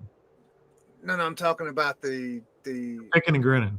Yeah. So Picking and Grinning, every bit of the money that Picking and Grinning earns goes into an account so it can keep going because the streaming service costs $50 a month, you know? And so I get every month or not every month, every Fun 2 months. fact, so does this one. What's And that? I said fun fact, so does this one. Yeah. And So, nobody pays us for this one. yeah. So every 2 months, we're lucky enough to make enough money on that show to be able to afford 2 months worth of streaming service. Thank you, Wolfman's Goodies. Yeah. Thanks, Chad. There. Honestly, this channel costs us $50 a month to keep active. Yes. And it's not monetized. We don't earn a penny. Nothing comes to this channel. It comes straight out of my pocket. But I'm getting more than $50 in value by being stuck here with you for 3-4 hours so that I have to list my products. It's a productivity thing for me. Yeah, this channel, this show is all about production. Yes, I get that. Yeah. And that's the only reason I keep paying that StreamYard, or I would have canceled it a long time ago. Right. But see, so as far as Buck Mountain Barn goes, you know, yeah, it would be nice if that channel paid me a little bit. You know what I mean? Yeah. That'd be a little extra income. I'm not going to sit here and lie. You know, I mean, yeah, that'd be nice. But the problem is I could do all kind of videos on there, all kinds of stuff, but it messes up your channel. You know, that's one of the reasons why I like TikTok. I could put anything I want over there on TikTok, you know, and it'll be okay. But with YouTube, you can't do that. You got to have a niche channel. So I just, you know, as far as doing videos, I like doing the videos. I really, really do. You know, I mean, a lot of times it's just like, I think it's still important to put your finger on what you want out of it. I know what I want out of my YouTube channel. What do you want out of your exactly what I want, and it's been the same since day one. And after year 2, we just had to submit to the fact that we were going to be very disappointed with the results. Right. But we enjoy it enough, we're going to keep pushing for it. But ultimately, I know what I want out of the channel still. Right. And that is, I want YouTube, whether it's through paid ads or affiliates or selling my own products or pushing people to the dollar auction, whatever it is, I want the YouTube side of my business to generate $5,000 a month. That's what we've always wanted from the first day we started it. And we're not even close because we're just now figuring out that all these pieces that are our business are not separate. They all work together really well if you just take a second to identify what the pieces are and figure out how they fit together. Then they can actually start paying you, and it is starting to pick up. But for YouTube, for us, ultimately, that's where we want to see it. We want to make $5,000 a month on YouTube, to be a separate income stream from what we're doing else in the background. That's what we've always wanted since we started it. We even talked about it in one of our early videos. It's just, it doesn't come close. I mean, we make $250 a month at the most. Oh yeah. Yeah. And see, there are other, and I believe this, and I'm not shooting daggers or anything at any other reseller, YouTuber or whatever, because you have resellers that do YouTube videos, and then you have YouTubers that do reselling stuff. Yeah. That being said, and most of them are open about that. Yeah, most of them are very YouTube open about channel that. is their main source of income, and Nothing there's a wrong with lot that. of reasons. And see, and that's the other thing that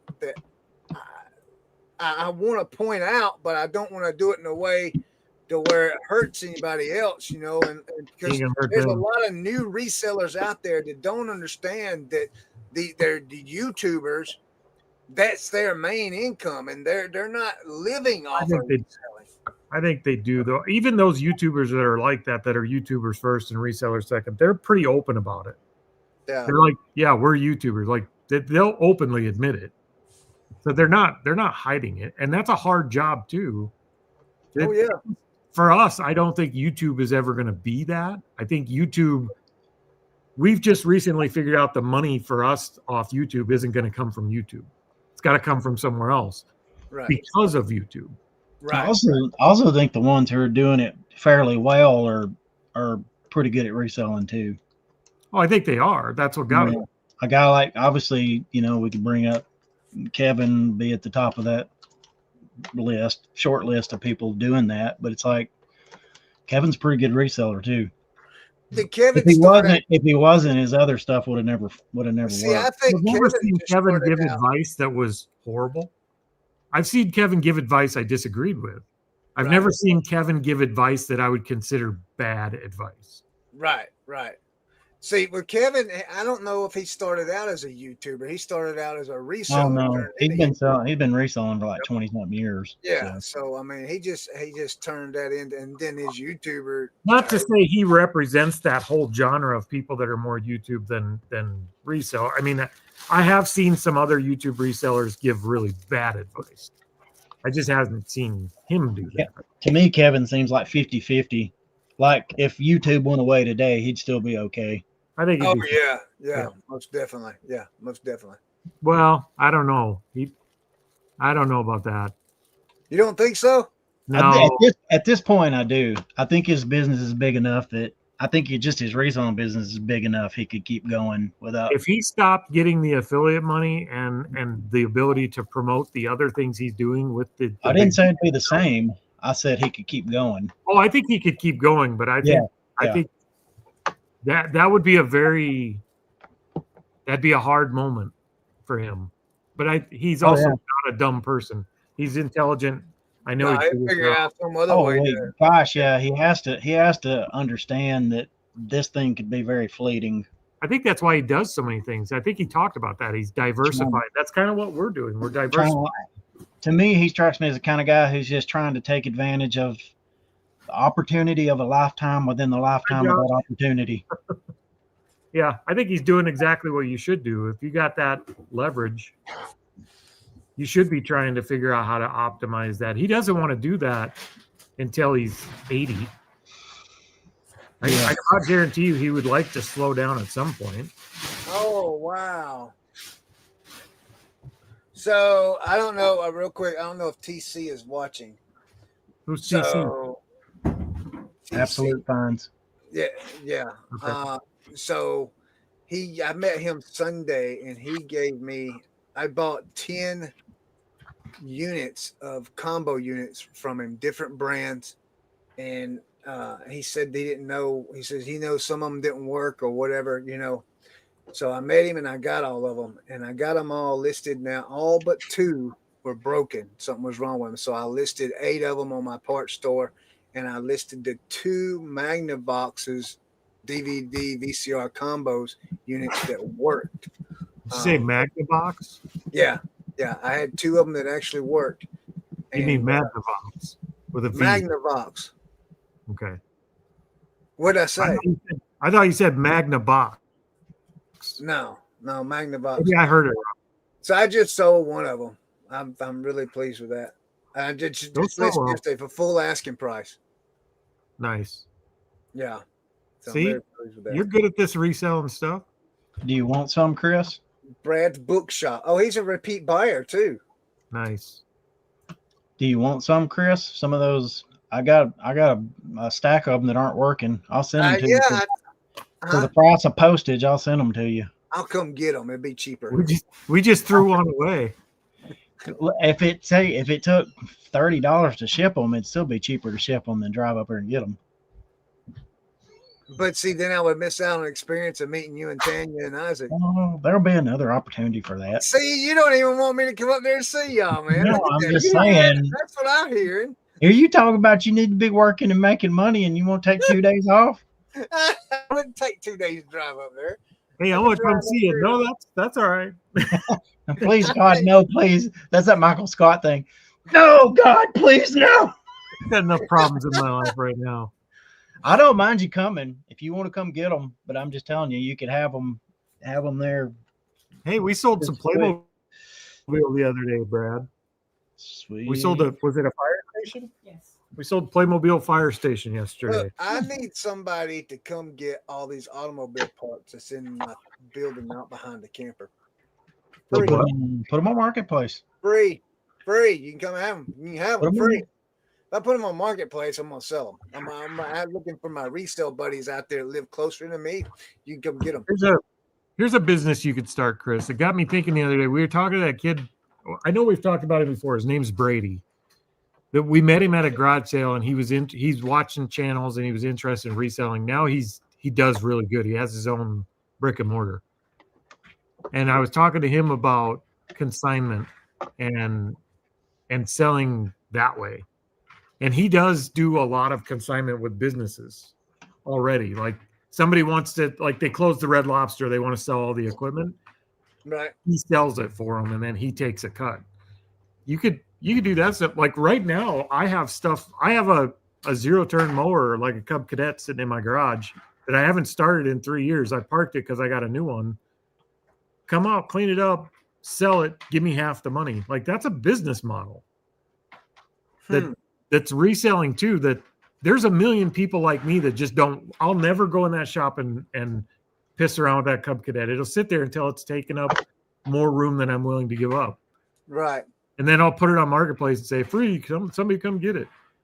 But if you could just go out there and say, hey, I'll sell your stuff for you. And he doesn't even take the stuff home. He goes to their house, takes pictures, and says, if you want to buy it, I'll meet you there. So it's a whole nother side of the reselling that nobody's really talking about, but it's a big business.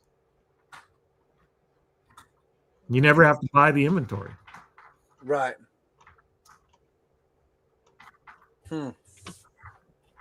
So there you go. Whole new direction. We just changed reselling right at the end. Forever. It'll never be the same. Forever, ever. You want to start a YouTube channel? That's a good YouTube channel.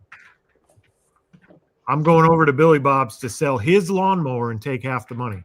Like that's a YouTube channel right there. Yeah. I sold this person's stuff and took half the money. I sold my neighbor's shit and took the money. Like that's a video that would go well. I'm telling you, that video would go. It's great. I love it. See, we're full of ideas over here. That's crazy. That thing didn't last a full day. I don't feel like you're as excited as I am about this new idea, Chris. I'm not liking this.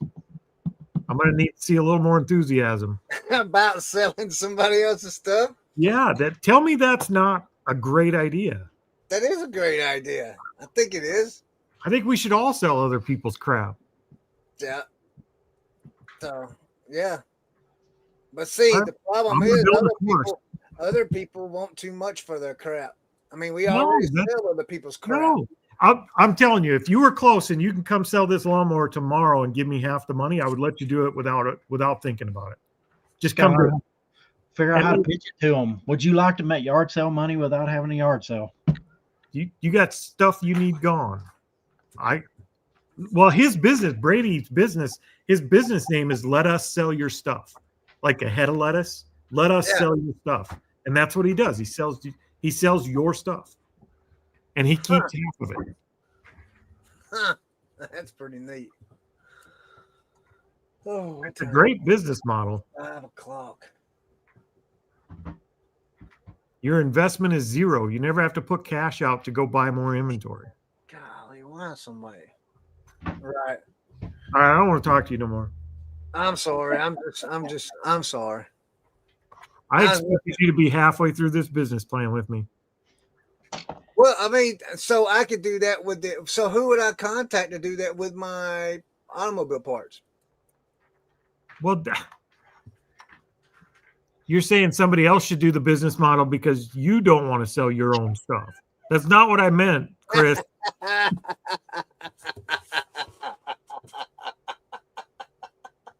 Dang. Well, I'm trying to get rid of this stuff, not keep it. I guess I should take my own advice since I have the lawnmower sitting out here, huh? Yeah. You should start listening to that Corner Office podcast, Chris. It'll inspire you, just with all the different ways to make money. Oh, really? That sounds like a podcast for Corey because he's always looking for different ways to make money. That sounds like a danger to Corey. That's what that sounds like. Because I have 9 more businesses next month. That's like giving a drunk a drink. When I have a good idea, I go through with it. Corey, when you're sitting in your chair at night, your recliner couch, whatever it is, I mean, and you got the TV on, are you really watching TV or are you sitting there trying to figure out how can I make money by watching? Yep. I'm never watching TV. I'm constantly learning something. I can't sit and watch TV. I can't do it.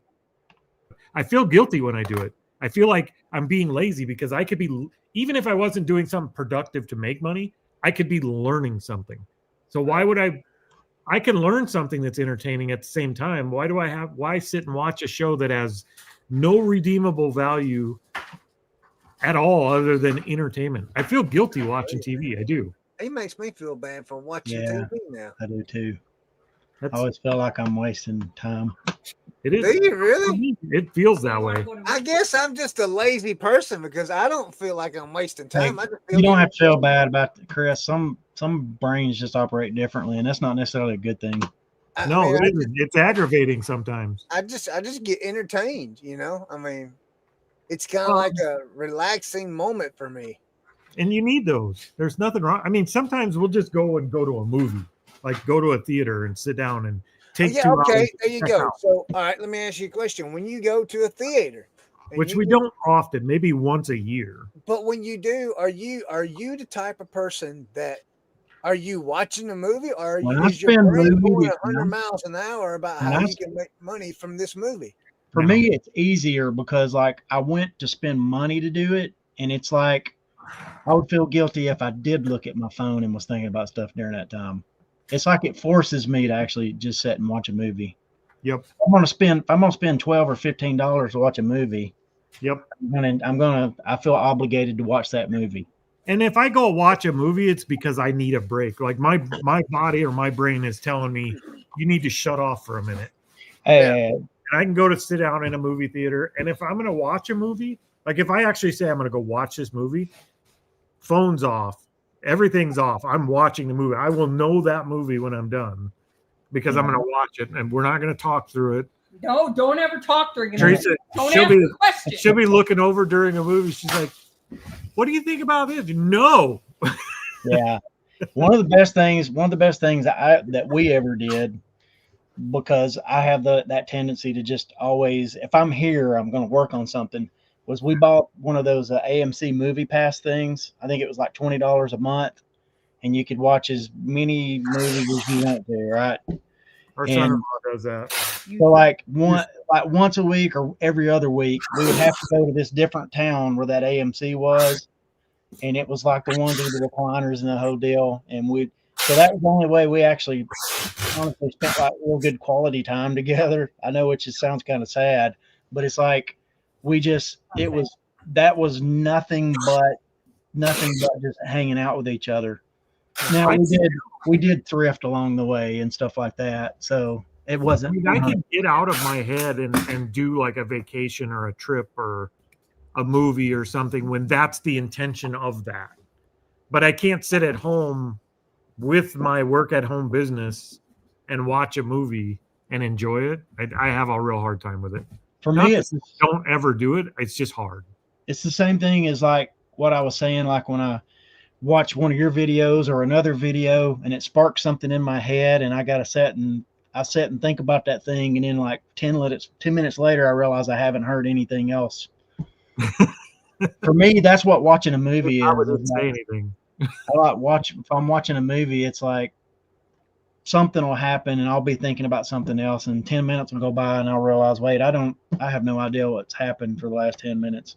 And I don't say anything. I just let the movie play. But Yep. I get the same way. I get exactly the same way. I'll go turn the TV on in the house and I'll start editing and I'll be 30 minutes into editing and I'll realize I don't even know what show I turned on and have to stop it and restart the episode. Like, yeah. You know what? I don't. I mean, I watch a lot of sports now. There's very few TV shows that we watch and or movies, and the reason being is I'm not gonna lie. I mean, I just cannot stand, of what they put in movies now. I mean, it's either cussing or it's something else that's just. It's like you're forcing it down your throat through entertainment, and I really don't like it. And then, so that's why I'm more of a sports person now because I don't have to deal with all that. You're right, Chris. Watching grown men wrestle and tussle around on a field is way less gay. so see, here's the thing. Like, I forced myself to sit down and watch the Dolphins game with my son on Sunday. It's that same thing. It's like something we do together. It's like your penance.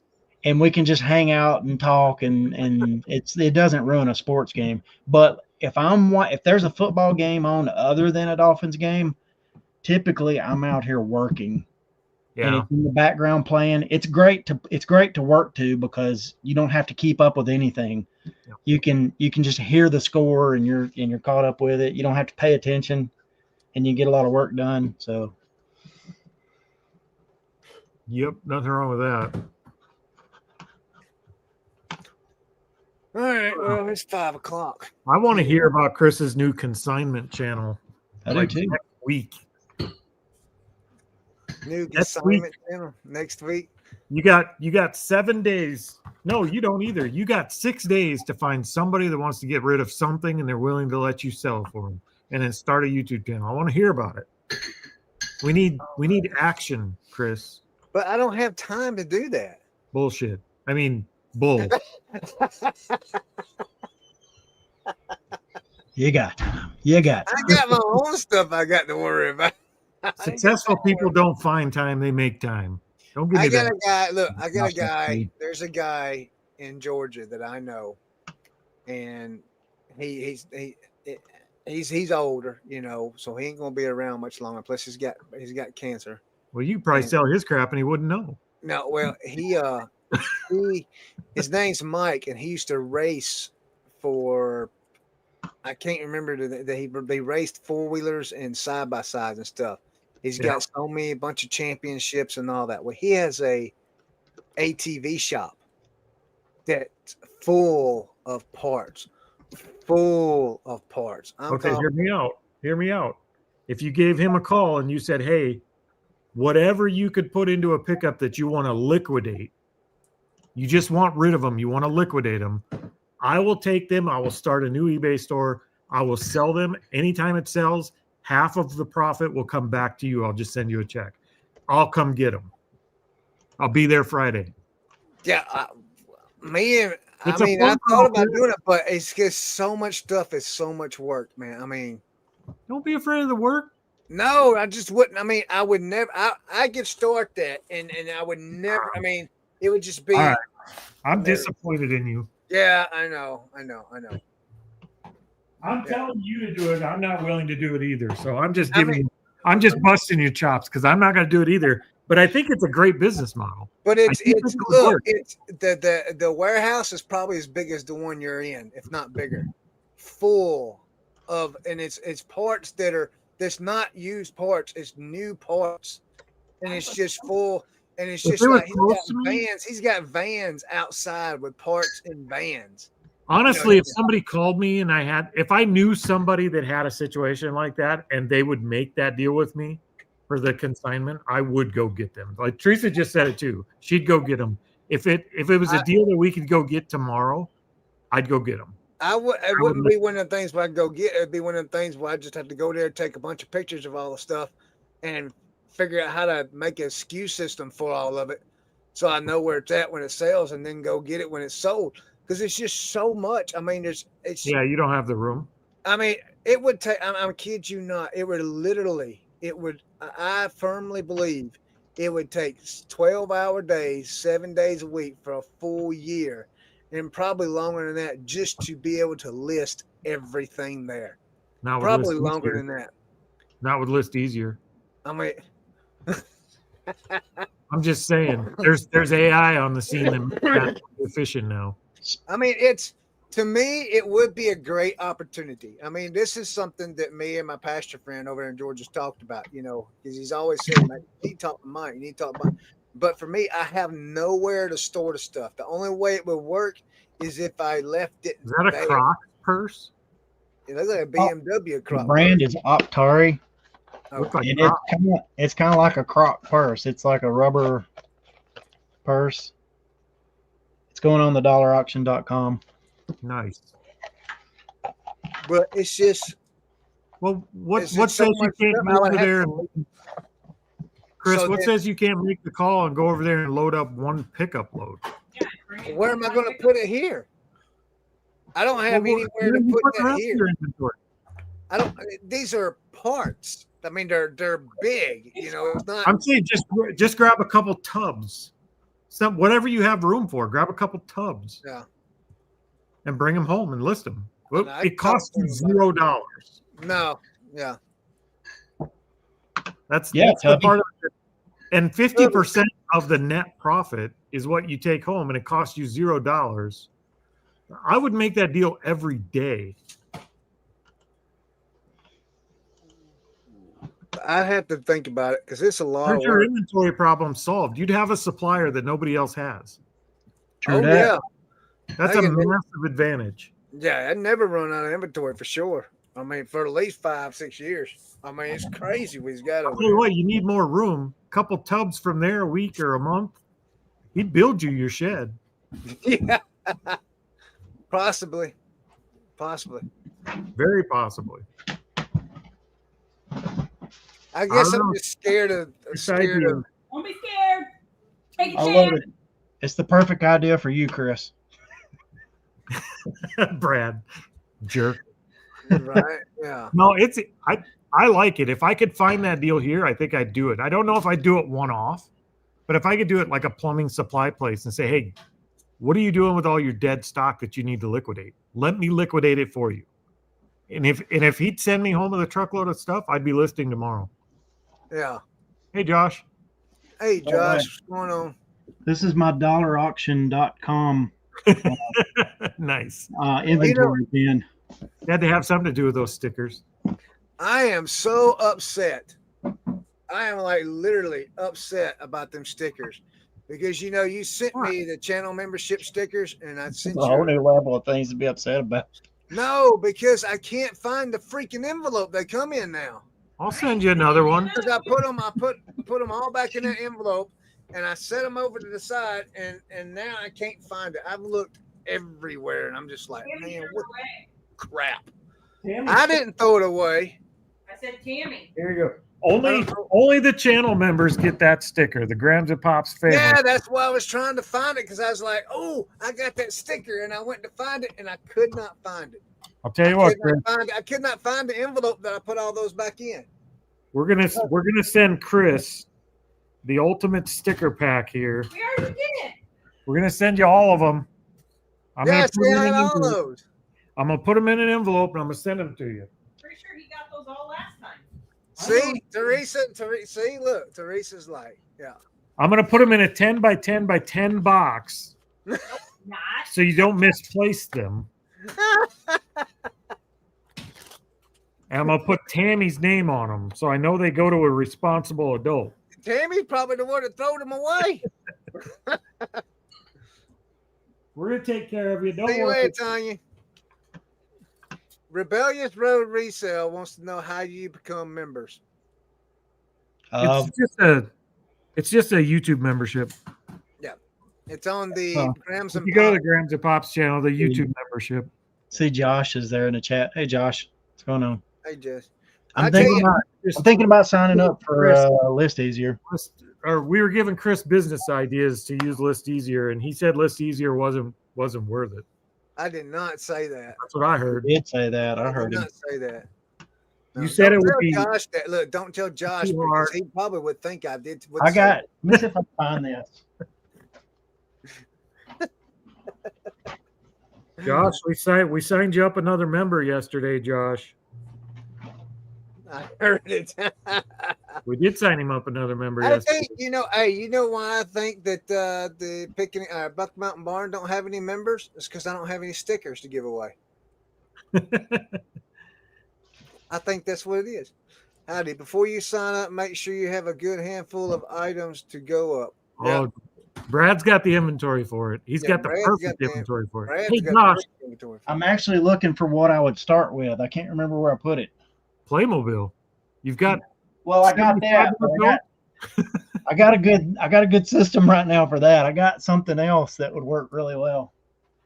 Josh, I was going to tell you, I sent a support request the other day, and I got a reply from Dave for a new category. But it ain't out there yet. But I've been refreshing every day. I don't see my category yet. What category is it? I need the category. It's under home and garden. It's for like cabinet and drawer pulls and hinges. It's under the home and garden category. Oh, that reminds me. I need to send you a link or send you pictures. So for like these really old doorknobs and drawer pulls and old vintage hinges and stuff, there's show me some of the drawer pulls you got. They're all in the car. Oh, I have some other ones in here. Rebellious Road Resale says once Graham and Pops Vintage has a code, I'll sign up as well. Oh, the code. Yeah, Josh, I'm not signing up until they get that Grams and Pops code. Yeah. I think you're going to be waiting a while. I think Kevin's got a monopoly on the. I can't believe it. How did he get that? There's probably 1,200 plus. Oh no, postcards in there. Linen postcards. Yeah, so they're not like high dollar stuff, but no, the linen ones are the hardest ones to sell for me. I know, right?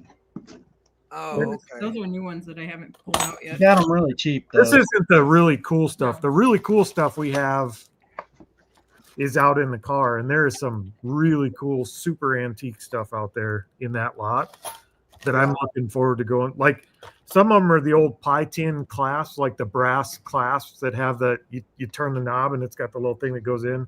Yeah. That are all decorative. Are you going to do them in lots or individual single pieces? It depends on what they are, but a lot of them. I mean, I found some antique Singer drawer pulls that are worth like $20 per pull. Oh wow! So we won't put those in a lot. Yeah. He's probably fighting with the category to get the accuracy number though. Yeah. Well, he needs to work faster. Yeah. Tell Dave to put in overtime, Josh. We need it. We got a whole car full of it. Well, no, I'm not in a big hurry for it. We are going to wait till it's available before we start listing a lot of them. This is the kind of inventory I buy. It's huge. This is the kind of inventory I buy, and then like later go, why did I buy that? I mean, you could send them to me. I'll list them, but they don't do well. Yeah. What are they, Brad? They're linen postcards. Linen postcards. There's probably 12. There's probably 12 to 1,400 here. What's a linen postcard? Postcard made of linen. Just it's like a 50s-ish. You know what?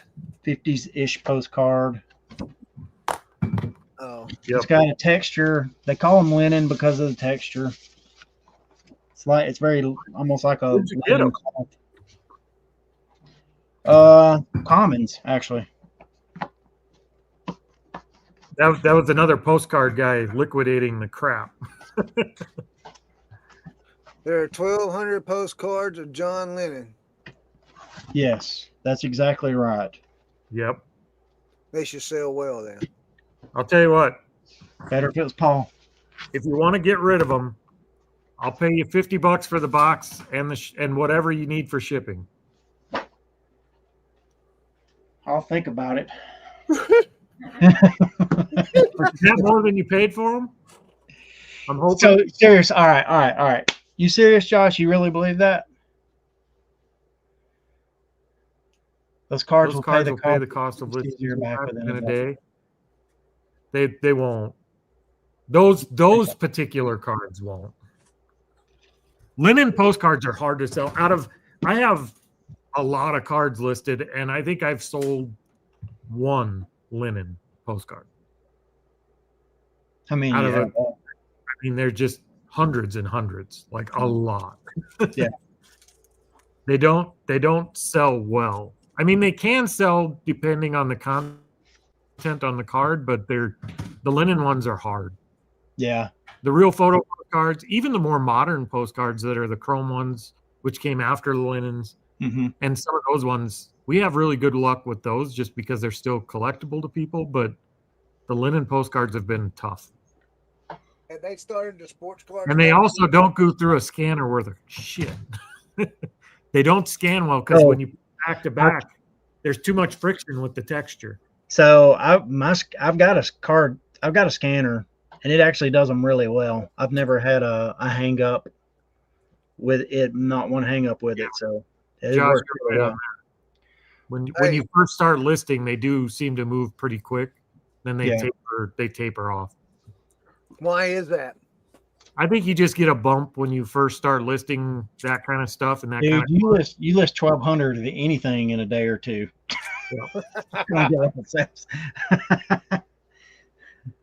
I'd be interested. I'm gonna get the new scanner, the Epson scanner. I'm gonna try. Linen postcards are a pain in the butt to scan. They just don't, like when I'm doing linen postcards, I'll put a chrome postcard between each one so that there's something to slide on. Yeah. Because when you put texture on texture, the scanners just don't pull them well. I never had any trouble with them. I did like 100 of them, I think. Did you? Didn't have any trouble with them. On my scanner, I'm fighting it. Yeah. Is there a sports cards category yet? What's that? Is there a sports cards category yet? I bet. I don't know. I know Shane signed up yesterday. He's doing non-sports cards in List Easier, and is doing well. Do you have any suggestions on when you scan them? Like, have you come up with a way to auto rotate the ones that are portrait? Like the front side's obviously fine, but then the back side's landscape. Yeah, I do. With my scanner, and I'm not sure if the Epson scanner has, but with my scanner, it has auto rotate, so it tries to orient them right. But I would say 1 out of every 5, when I import them to List Easier, I still have to hit the little rotate arrow. It only takes a second to hit the little rotate arrow, so it's not a big deal. Yeah, that's one of those things I've just been putting off. It's like at some point things will slow down in the winter, like in January or something, and maybe I'll get a chance to change it. I got a quick question for you. For who? So for Corey on List Easier. I don't know anything about that. So how long does it take to upload the photos into List Easier? Like when I hit upload and give it a folder, how long does it take to upload? 30 seconds. 100 photos. Well, it'll be 200 photos. More than 100 photos. Usually when I'm uploading, I'm doing them in batches of about. I split mine. Here's what I'm using. I 3D print these trays. Yeah. So this tray is inventory slot 1, and it'll fit about 100 cards. Yeah. So when I go to upload, I upload that slot so that I could skew it as skew 1. Right. About 30 seconds. So my thing is though, okay. All right. Like it's so really bad. With these sports cards, explain to me how the process works. I mean, as far as like, so you upload the photos and then it creates the listing for you, just like the batch photos for eBay?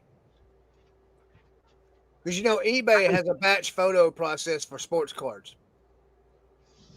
Stereo View, Josh, we sell a lot of those trays to the Stereo View people. We have postcard trays, which are these, and we have Stereo View archive trays that hold. I just inventory 20 at a time in them, but they'll hold up to like 40 cards per slot. We sell those on Stereo View Vault, the website. We sell quite a few of them. You sell them on Stereo View Vault, eBay. Stereo View Vault on eBay, yeah. Chris, to answer your question, I think it depends on what you're selling, and everybody kind of has their own process. But for me, you see when we're doing our Saturday video, I'm sitting out here either scanning or taking photos. I do all my photos in that 1 hour of recording. I do all my photos, like this is 1 week's worth of listings. I do all my photos for that week. And I have it slot 1 through 7 or whatever number I'm on. So then I get up in the morning, I grab my cup of coffee, I sit down, I upload batch number 1. And when I go in there, I say create a new batch, I name it, I give it my SKU number, I put my tiered pricing on it so it prices them all for me. And then I choose what I want list easier to look for item specifics, and I hit upload my photos. It takes about 30 seconds to do that. I have a template that I can use to make that faster.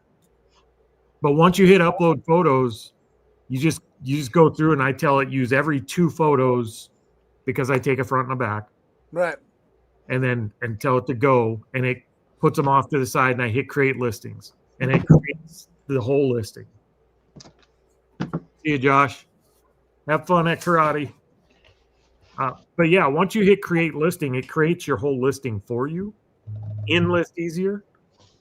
And then you have the option to go edit anything you want, rotate photos, all that.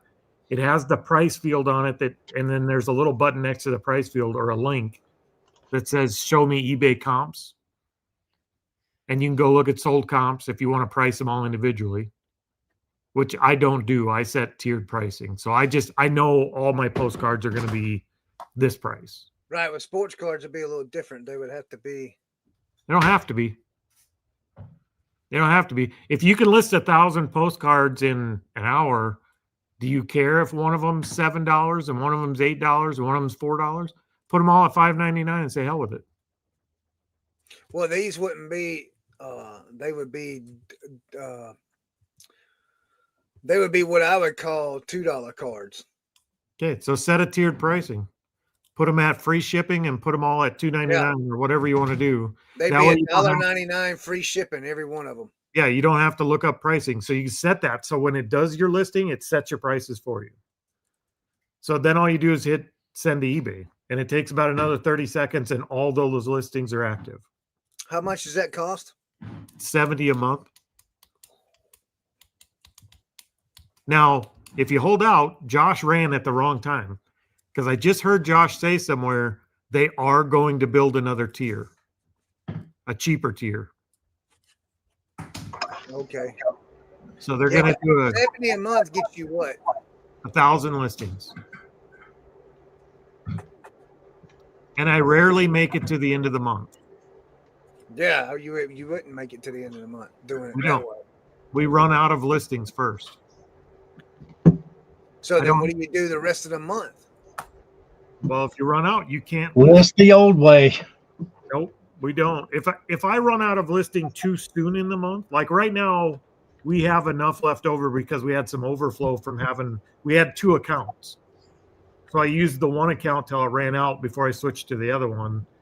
So we're not going to run out this month, but next month, if we run out, I'll subscribe to the higher tier, the $150 a month or whatever it is.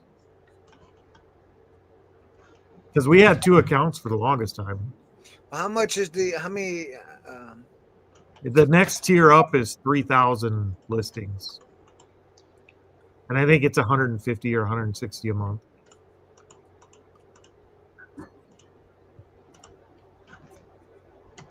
Yeah. I mean, it would be cool to use for that.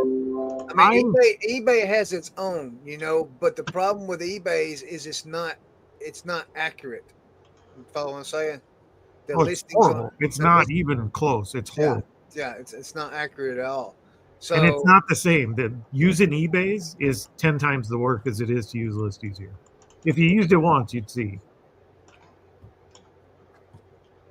You so get what like do you do? 10 free, right? You get 10 free. I will say this, Chris. If I was going to do it for dollar cards, for sports cards or non-sports cards, it doesn't matter. I wouldn't do it. I wouldn't pay for software to list cards. Yeah, you don't like cards though. I don't see no money in cards. I don't see the business model in cards unless you're part of the casino crew where you're doing breaks and gambling with them. Yeah. I don't see the money in cards. Well, he just said Rod picking and punching is big in that category, so he must be. He's doing big into that stuff though. He's buying unbroken boxes from new releases and doing box breaks and all kinds of stuff. Like if you go all in on cards, there's money to be made there, but to buy cards and sell those $2 cards, I don't see that being a business model that's ever going to work for anybody. Now, Right. It's because I'm not educated on that side, but I just don't see that working. I wouldn't pay $70 a month to list 1,000 $2 cards Right. that are probably never going to sell. Right. Now, if they were 1,000 $2 cards that had an 80% sell-through rate, yeah. But they don't. Like sports cards, there's a reason I don't open those boxes because I can't give that shit away. I can't give it away. But if I leave the box sealed and I don't open it, I can sell it for $100 a box all day. Right. Well, Corey just loves putting the damper in my jeans. I would hate to see you spend a bunch of money to list a bunch of garbage cards. No, I'm not going. I was just curious about how all that would work. That's how it works. It would work amazing. It's just whether or not will those listings pay you back? I don't know that they would on cards. I know my listings pay me back, and I'm listing one of the worst sell-through rate items there is. Sorry, Todd. I'm a damperator. Yeah. Pissing on his parade. I didn't mean to. Yeah, the Corey damper. I don't know, Brad. Am I crazy? Am I way off on the cards? I don't think so, but it's not something I deal in, so it's hard for me to weigh in with any. I don't know. Biggie, we did the same thing. That's smart. We did the exact same thing with that same goal, pay the mortgage, and we're almost there. That's actually, honestly, I've been thinking about when I finally eventually do this YouTube channel that I've not yet committed to because I don't think I could do it with consistency yet. But I'm thinking about making it all about, not all about, but kind of the running theme is, can I pay off my house doing this? Yeah, I would love for our mortgage store to get to the point where it actually was snowballing into paying the house off. That'd be awesome. And I think it will. I mean, right now we're listing more inventory. We've slowed our listing down just so we won't run out of inventory and listings on List Easier constantly. Like we're basically maxing out our List Easier, our 1,000 listings a month, and that's giving us about anywhere between $300 and $500 a day in listings on that one store. So we just kind of pace ourselves rather than listing everything at once. But we're listing way more than we're selling. So that store is building and building and building. And eventually, and not even too long from now, I would say probably by the time fourth quarter is over, it's probably going to be consistently paying the mortgage. So it is worth starting a store just to use List Easier. I'll tell you that. Like that I can tell you for sure. It is. You just got to start a store with something that sells. Right. I know. Me and Tammy had this conversation yesterday about starting over. Yep. I'm wondering if I could just go through my whole store, and we was talking about doing live auctions on dollar auction every night. I would do them on Whatnot. Huh? I'd go do them on Whatnot. Really? Dollar auction is just not a great live auction place right now. The audience isn't there to get your top dollar. I would want you to get more money for it. Like some people, there's one group doing Two Chicks Resale does some live auctions there, and they do okay, but they have an audience that comes to watch just them, and they sell a particular type of thing. Right. But they've built it up over months, and Yeah. nobody else live sells there. So it's not a great live auction place. It's not what we're advertising it for. It's not what we're building it for. I think you would get better money on Whatnot or Dividend or one of the other ones. It doesn't matter what. Right. I think the live side. Now, if you were going to just bundle it up and you're trying to liquidate it off and get some money out of it, dollar auction, because we're spending money on ads. We're pushing people there. The auctions are doing good, but the lives it's not where it's at there. Well, Someday maybe. but I was wanting to do that and just start and just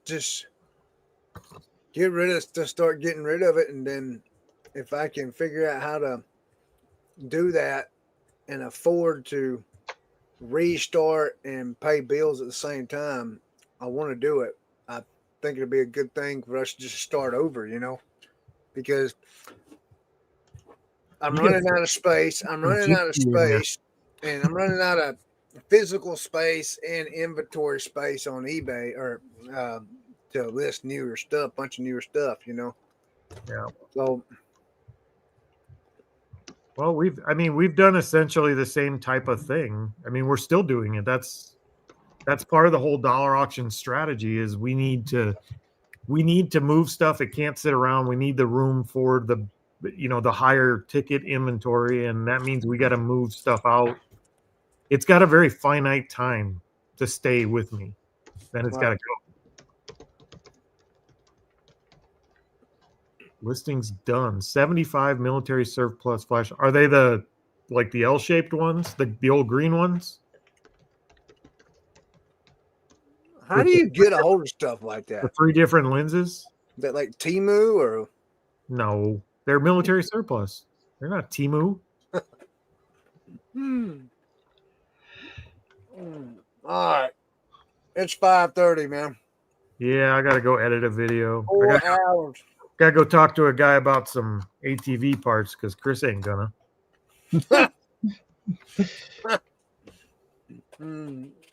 That's just a lot, man. That's $100,000 business right there. If you just stopped everything you're doing and just did that and put your focus on it, I would have to.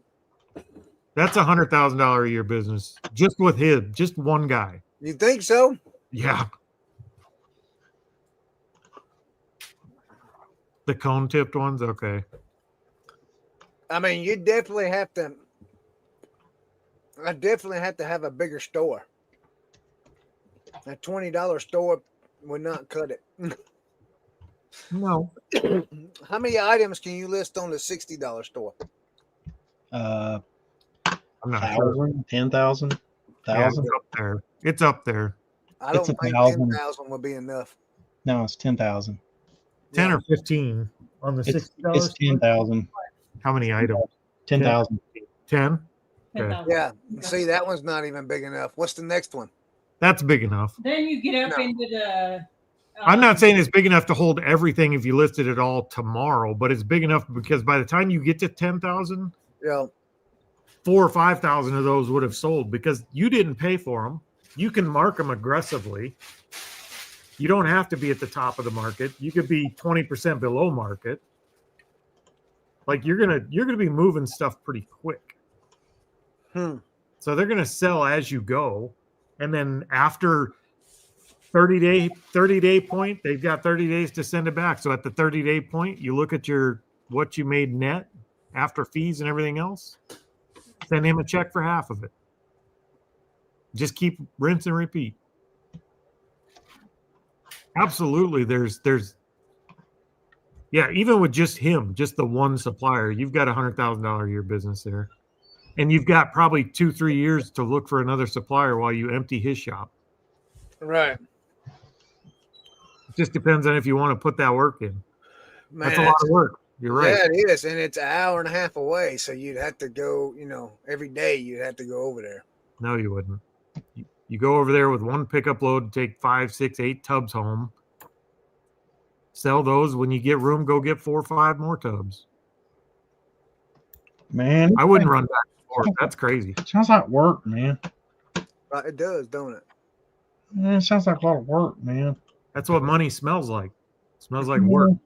I'd rather smell popcorn while I watch the ball game, man. Chris, when people tell you there's a few times in your life where you walk by an opportunity and it's whether or not you jump on it, what you just described is a massive opportunity. I know it is. If you look at it different, if you know a guy that's got $500,000 worth of inventory and he says, "Hey, I'm going to give you $250,000," you wouldn't walk away from that.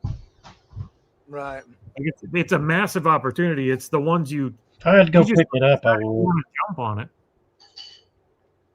If I have to drive all the way over there, pick it up, I just pass. Brad, I don't even like you anymore. Well, you don't like my foe, Chris? You're just being facetious. Well, Brad, if somebody offered you that deal, would you jump on it? You sell all my old inventory and keep half the money? Come get it as you can? It would depend on the inventory. It would depend on the inventory and it depend on the person. Can you work with that person? Right. Will they leave you alone while you sell it? Yes. But if those two matched up, I'd have it tomorrow. Yeah, I mean, like if you have zero risk cost involved other than your time.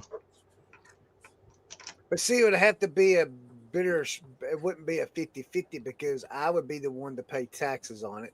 60-40. I'm the one losing 70-30. the fee on it. You're going to pay taxes on exactly the half you keep. Which you have to pay taxes on anyway. You don't pay taxes on his half. You're giving it to him. How do you get away with that? Because you paid what you paid him. Cost of goods sold is what you give him back in a check. Say that when you write him a check for his half. When you write him a check for his half, yeah, that's cost of goods sold. So that's your cost of goods. Okay. Yeah, his half don't come out of your. You didn't get to keep it. You didn't get to keep it. That's what it cost you to sell it on your account. Yep. Right.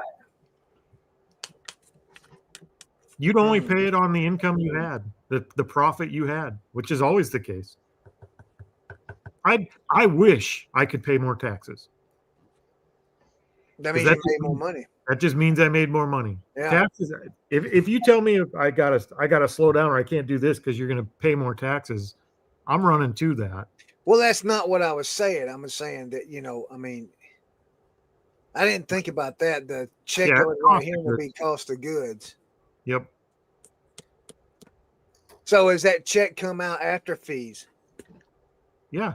It's whatever, if you look at it, whatever it is after fees and shipping and everything, whatever your net profit is on each item, half of that goes to him, half stays with you. And you had zero cost in it other than your time to photograph it and ship it. And he has to wait 30 days after it sells to get that because you got a 30-day return window.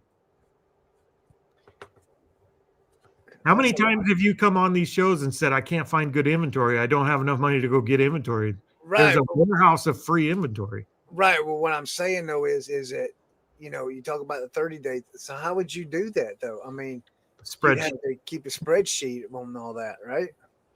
Yeah, spreadsheet. Eric Gunner says you just try and buy it all and not mess with 50-50 hassle. Yeah, the problem is, Eric Gunner, though, it's big enough everything is big enough to fit in Corey's warehouse plus some. We're talking well over. I would guess he's probably got 25,000 or more parts. See, and in that situation, I don't think I would try to buy it all unless they were all parts that I knew for sure were going to move. Yeah, see, I don't. I mean, that's a big buy. I wouldn't don't know rule that nothing out. about ATV stuff either. You know, I mean, I wouldn't rule out that I would buy it all. But in the situation where you're not buying it all, to say here's a whole bunch of free inventory you can get a 50% of the profit on, I wouldn't turn the deal down. I don't think he was looking to sell it all. I think he just wants to liquidate it. I'll talk to him next time I go down there because you pointed out some things that I was reluctant because of. But you would have to track it. You'd have to figure out a system for that, for tracking it and get it in a spreadsheet and make sure you wait your 30 days before you pay him. And he's going to have to understand some things don't sell. Some things take a year to sell. Yeah. Some things just never will sell. Like he has to be understanding of how the process works.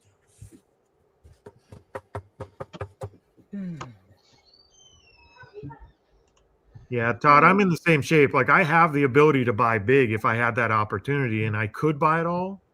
I wouldn't balk at buying a lot like that. But if I found somebody that wasn't willing to do it, if I found a consignment deal like that, I'd take it. My sales on my parts store is up 208%. Nice. Nothing wrong with that. Since I switched it over to just parts, instead of just Keurig, and then I put a bunch of other stuff in there, it's gone up 208%. So that's all right. I think we should close out of this before we come up with more ideas that Chris isn't going to do.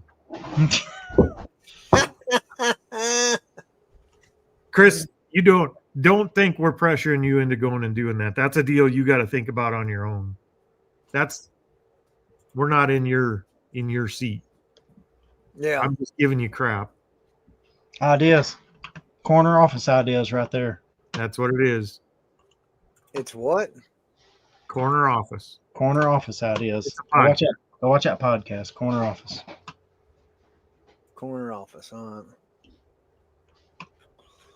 All right, we're at 4 hours 11 minutes. Chris, you want to? I got stuff I got to do. What do you got? You want to say goodbye for us? Me? Yeah. Bumpa-dee-da, bumpa-dee-da, bumpa-dee-da. See you Thursday night. Happy trails to you until